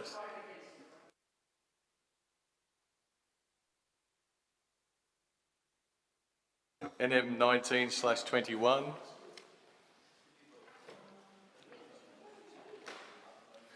Councillor Veach. Thank you, Mr. Mayor. Do you have a seconder? Thank you, Mr. Mayor. And I'm going to put forward a very slight amendment to point F because I've subsequently had further conversations with a number of councillors and to clarify this point. So if I could change point F to provide crisis support for international students impacted by the COVID-19 pandemic. Yeah, councillors, look, we have a big university in our LGA. We have lots of students. We have lots of university staff employed. They have been massively impacted by the pandemic. They've had courses cut. There's been massive job losses. Fees have been increased for some courses. And I think we need to, I mean, this is something I support in principle, but I would urge councillors to consider the huge, the fact that UNSW is a big institution in our LGA. We have lots of students living here, lots of students studying there and staff. Yes, that's right, but it's a local issue being brought forward in a more general way for this conference, and in fact, I put forward pretty much the same motion last year, so I urge you to support it. Thank you. Councillor Parker, a seconder. Yep. Look, thank you. I'm happy to second this in light of the amended point F. crisis support for international students has actually been provided not by the federal government but by several state governments across the country, and has been called for in New South Wales. I think due to the very exceptional circumstances of COVID-19, I think it's more than reasonable, so I commend it to the floor. And can I just mention too that we provided that support through our Community Connect. We've done it twice now to international students. Yeah, I know, but I'm just saying that just to remind councillors that we've done it ourselves. Look, Mr Mayor, I won't be supporting this motion tonight. The motion talks here about fully fund all public university and TAFE courses. As it stands today, the federal government is owed $55 billion in help and other education costs, of which 40% will never ever be recovered. That means that there will be $22 billion in debt that the taxpayer of Australia, myself and everybody in this room, will have to pay for the education of a person or someone who has no intention of ever paying for their education. Mr Mayor, I know people who have been professional students all their life. People who have gone to university and continued on with their courses. They have massive amounts of HECS liability and help liability, and they never intend on working. Now, the problem I have with paying for fully funding public university and TAFE courses is that people who really want to go to university aren't going to have the position available to them because the courses are free. You're going to have people continuing on with their education, irrespective of whether they want to work or not, and you're going to have the legitimate people who really want to study, who really want to go to university and better themselves and get a job and do whatever they can with their life, who aren't going to have those positions available to them because we're going to be paying for their public university and TAFE courses. And I don't even know how the government would even be able to fund something like that. Maybe if we had money trees growing in our backyard, we could afford to do it. But this is a fantasy land. This is la-la land. There is no way that the government could possibly fully fund public university and TAFE courses. The other point I want to raise is that it also mentions here reinstate all courses cut during 2020 and 2021 and reinstate all permanent, casual and contract positions. Well, Mr Mayor, we've had a pandemic over the last 12 to 18 months, and the universities, the way they operate now has completely changed. They've had to change these courses and the way they operate because there's no students. There is no one turning up. Now, I'm not in the business of telling universities how to run their model, their business model. Many of these universities would go broke if they had to implement what Councillor Veitch is implementing here. I'm not a financial advisor to the universities. None of us are financial advisors to the universities, and we shouldn't be telling the universities how to run their model. It's none of our business. That's something that we shouldn't even be interfering with. That's up to the universities to decide whether or not they can afford to keep their staff on and offer those courses that they've had to cut. It's none of our business, councillors. We don't know what they're doing. We don't know how they operate. And then to talk about crisis support for international students impacted by the COVID-19 pandemic, well, we've got Australians, we've got people in this country who have really taken it hard. And why would we be helping international students who pay hundreds of thousands of dollars every year to study in Australia? These people have got the resources, they've got the money to pay to come to Australia to study. Why would I want to support them? I want to support our own before we start supporting people from overseas. This is the most ridiculous thing I've ever read. And here we are now voting on it. You've got to be kidding me. I would urge you all not to support this motion tonight because it's a joke. Thank you. Councillor Roberts. Thanks, Mr Mayor. This motion is a hard green motion. It's an extreme green motion, and I just simply would ask the Labor councillors, the independents, just to remember that and consider what they're voting for here. This would make Gough Whitlam blush. It really would. Yet here we have the Labor councillor for Central Ward seconding it. You know, this is the core problem of the Labor Party, where they're trying to sort of cover off on everything the Greens put up, so they don't lose anything on the left. And they Councillor Roberts, can you stick to the motion? So they just walk away from the rest of the community. So, councillors, it's a free country, thank God, it still is. I think if some Greens got control of this country, it may not be very free at all, but I digress. Councillors, you have a free vote tonight, obviously, but I would ask you to consider your vote, consider the record you'll create by voting here. This is just, this is absolute la-la land, the proposals up here. I don't need to go through dot point by dot point at all to explain what the problems are, because you guys are all intelligent enough to know what those problems are. So I will obviously not be supporting this extreme hard green motion. Thank you. Councillor Hamilton. Thanks, Mr Mayor. What I'd like to say is that putting a motion such as this forward as a Randwick City Council motion is quite embarrassing for us, and it's quite embarrassing for our association with the University of New South Wales. The University of New South Wales has provided crisis support. The University of New South Wales has done everything possible to support, retain and bring back on shore their students. International students made up $37.6 billion for Australia in 2019. It's the largest single-based export that we have, and it results in 240,000 jobs. Now, we would be the dumbest country on the planet if we didn't, as the Australian government, do everything in our power to get that back. So I'm not supportive of a motion that says, oh, Australian government, can you do more for the international students? Because I can tell you right now, they're doing everything they possibly can. Study Australia. You can go on to Study Australia, and I know this because I've worked in L&D for 15 years. I currently work for a vocational provider. Is one business section of an international company, higher education. 99% of our student body, my student body right now across Australia, are international students. So I really am surprised if anybody supports this, because it is utterly embarrassing. Reverse fee increases. And I must say, there's multiple parts to this. There's multiple parts to this that really are deviating away from what should be the core response, and that is looking after international students. You know, funding all public university and TAFE courses, that's a deviation. You know, it's like covering up what the ultimate core motive is, and that is to get free public universities and TAFEs. It's just not going to happen. So take that off. Reverse the increase of arts and other affected degrees. We can't tell these businesses how to run their business. They still have to make a profit because they have to pay for staff. Reinstate all courses cut during 2020 and 2021. We have no idea what courses were cut. We have no idea if the courses that were cut actually didn't even have student population big enough to support the expense.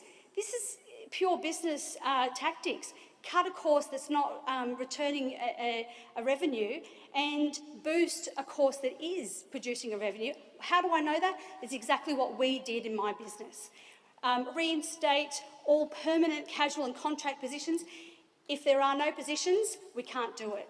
So we can't do, there's no way that the government can just address each of these points on their face value and initiate something to work on these points. What they do right now, studyinaustralia.gov.au, student welfare support, education and provider support, that's who I work for, student health and wellbeing, accommodation and housing, COVID FAQs, you click on that, has everything.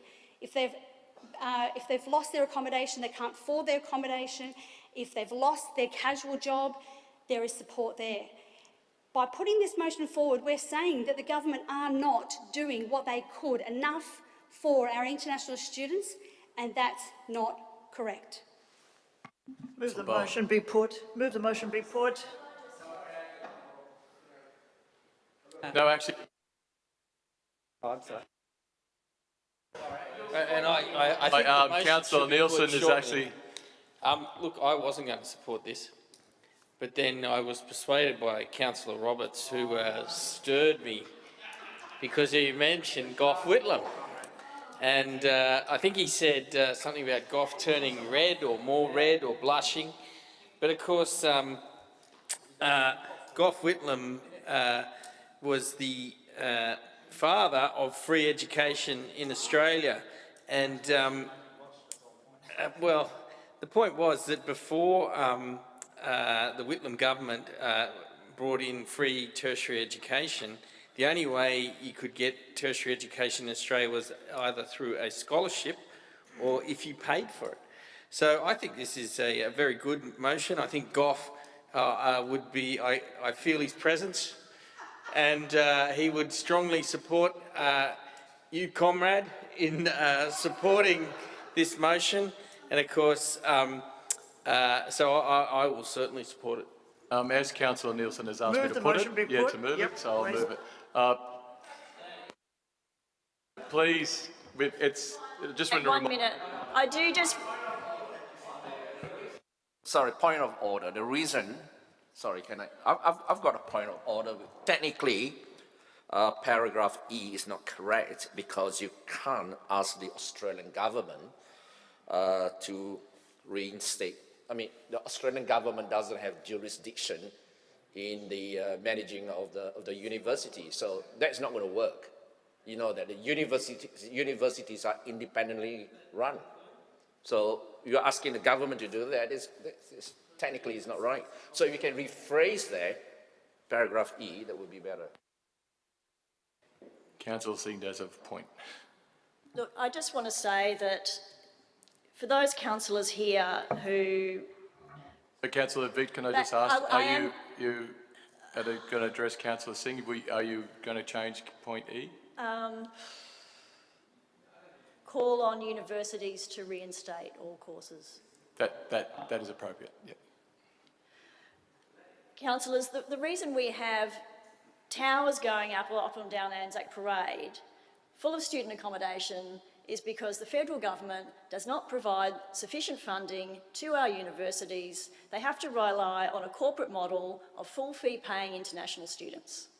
So for those councillors who get up here, and I agree with them, I don't think our Anzac Parade should be lined with towers of student accommodation. But the fact is, the reason it's happening is because there is not sufficient government funding to keep our universities functioning. They rely on a corporate model of bringing in full fee paying international students. So I'm sorry, that's the reason they are there. In terms of publicly funded, yeah, I agree. We need public schools. We need public universities. Who do you think are the people who are developing the COVID-19 vaccines, flying our airplanes, doing all of those things? You have to go and study. Or your plumbers, or your hairdressers, they go to TAFE. We need people with higher education. It's just as important as school, and it should be available to everyone, not just people who can afford to pay. A lot of students are really put off now by the high fees. They're not doing courses. I have friends with kids, and they're saying, I don't want to go to uni because I don't know exactly, So, councillors, I urge you to support this and I'll just say one thing about the international students, and it's not true that they are all supported. I personally know of a young woman who became pregnant. She was a single mum. What I am trying to say is that there are people out there really struggling, and that's why I'm putting this in. Please, just let her finish so we can I'm just trying to say... Just let her finish so we can actually go home at some stage tonight. I'm not. The point of finishing up is to refute some of the crazy things that people say during the debate. Okay. And one of them is the fact that our international students incorrect things. Exactly. Just call it, please. The point of summing up is to address some of the incorrect statements that are made about your motion. Well, give me 1 minute to finish and I'll finish instead of interrupting every 5 seconds.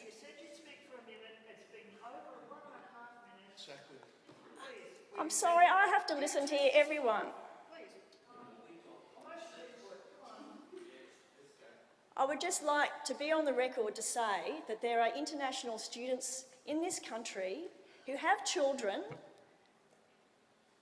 and they have not been able to get a single cent of support. I am sorry, this is a disaster. There are people out there who are in absolute crisis.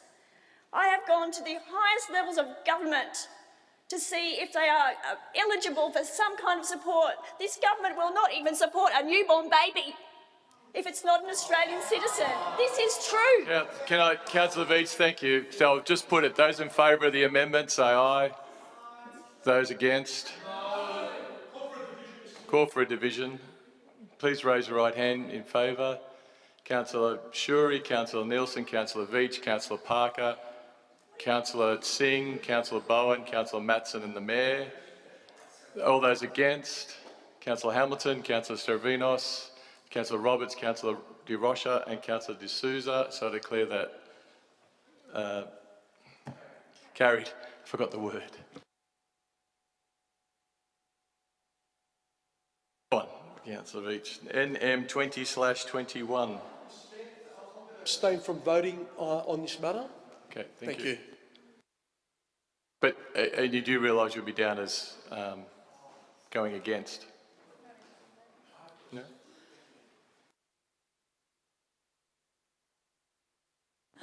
Sorry, councillors, because of the local government motion, the conference, I ended up with a lot of motions tonight. It's not my usual intention to put up 5 motions. I think everyone has read the motion. I'm sure you have. Look, I hope this is something everyone can support. I hope we can increase our support for these events that we do to mark Mardi Gras and International Women's Day. I don't need to go into all the issues that have been in the public discussion in recent weeks, but we still have a long way to go in sort of making our society free from harassment and discrimination. So I hope you can support this. Councillor Parker, a seconder? Yeah, I don't need to speak. Okay, so councillors, I'll put it, no further discussion. All those in favour say aye. Against? Declare that carried. Venos, can you come back in, please?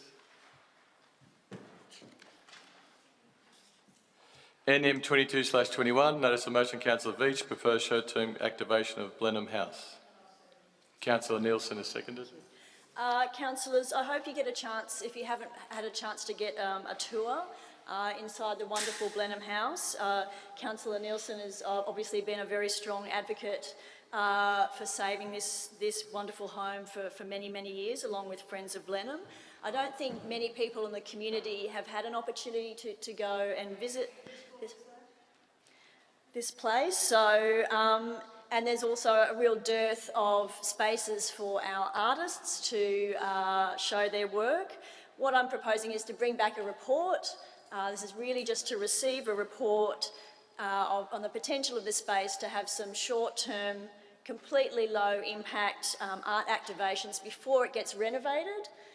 It's a beautiful, interesting, quirky, unusual place with lots of unusual little rooms and staircases and things that are very charming. And this could be a really interesting project, and it would give us a sort of a before and after picture of what this place is like. So I hope it's something you can support. Again, just a call for a report. Thank you.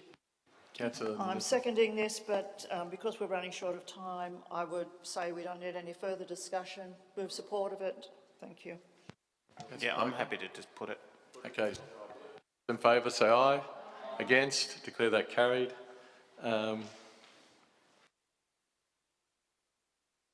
23/21, notice of motion from Councillor Shuri. Seconded by Councillor I'm not going to Nielsen. speak for hours on this. I think my motion basically states the facts. If anybody would like me to talk, I can. I think that I commend this motion to you, please. Councillor Nielsen, I'll just go Councillor Nielsen the seconder and then I'll come round. Councillor just... Oops. Was the second against? Councillor, I just had a question through you, Mr. Mayor, to the Speaker, and I'm sure it may be a rhetorical question. Was she aware of the Pine Gap satellite surveillance base near Alice Springs? And then I'll start. Sorry, you're aware of it then?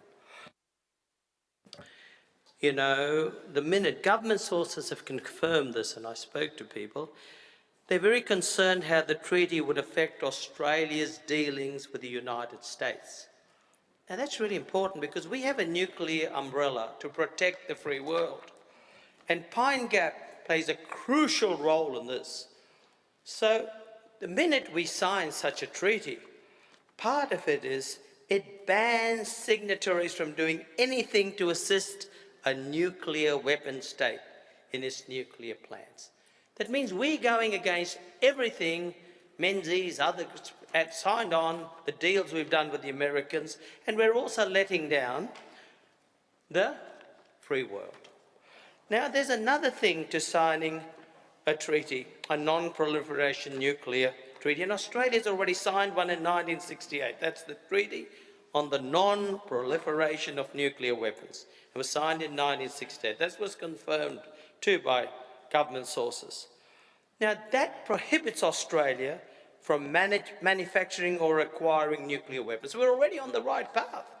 So by doing what this, I share the sentiments. We all don't want nuclear weapons, etc.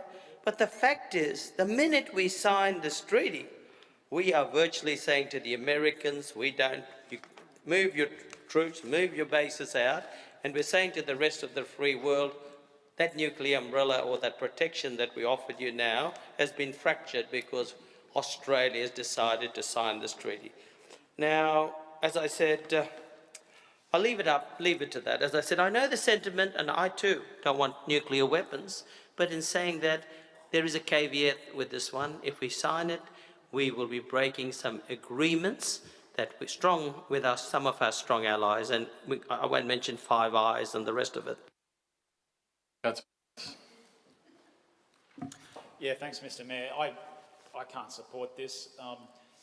The calling on Australia to sign this treaty would stop us from potentially acquiring nuclear weapons in the future in our own defence and securing our sovereignty.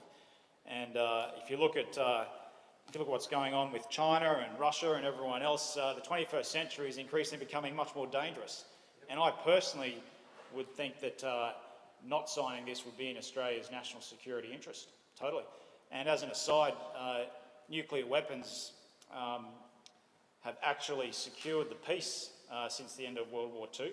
So that's, 75 years of pretty much international peace.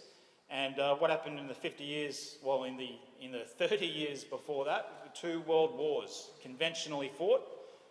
Absolutely horrific. There was genocide. It's just insane, and people's natures haven't changed. There's new rising powers. They're looking to take their place, and potentially at the detriment of other sovereign countries. The US potentially may not be there for us as an umbrella forever. It's incumbent on us that we retain the option of acquiring nuclear weapons if that nuclear umbrella, that thankful nuclear umbrella that the US provides us, may go away. Councillor Strivinos. Mr. Mayor, I won't be supporting this motion tonight.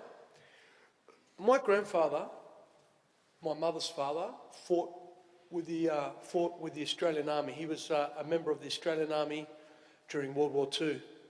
And one thing he used to say to my mum and to her siblings was that nobody quite realises how close Australia was to becoming Japanese during World War II, the occupation by the Japanese. Mr. Mayor, if it wasn't for the atomic bomb being dropped on Nagasaki and Hiroshima, Australia today could have been under Japanese occupation. Councillor Matson, there's absolutely nothing at all offensive about what he just said. Councillor Matson. Now, Mr. Mayor. Councillor Matson, last time, or you're out.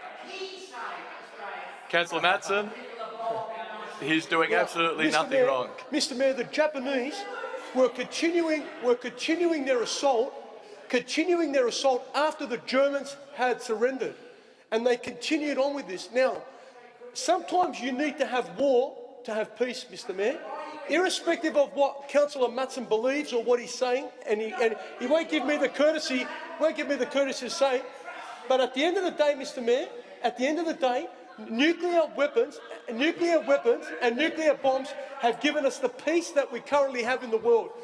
And Councillor Roberts was right when he said that for the last 75 years, we've had no major conflicts in the world because of nuclear weapons. So look, I won't be supporting this motion, and Councillor Matson can rant on all he likes and have his blood pressure tablets at the same time. At the end of the day, I've had my say. Thank you very much, and that's it. So, councillors, I'll put it all those in favour say aye. Sorry, I have a point of order. I don't think Councillor Matson is the person in this chamber who needs blood pressure tablets.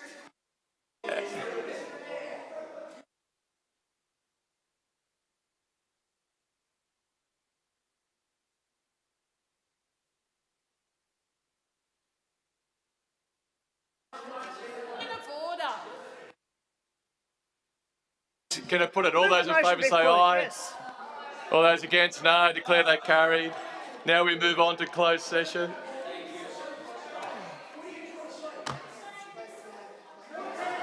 Is it 11:30 or 11? 11:30. Closed session.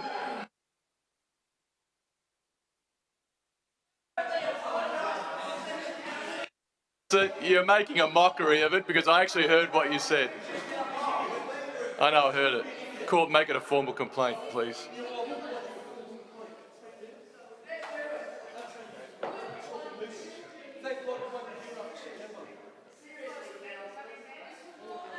Mayor, have you closed the meeting? Mayor? Mayor? He has? Yeah. Pardon? No, it's bloody... Harry, can you sit down so we can do this, please?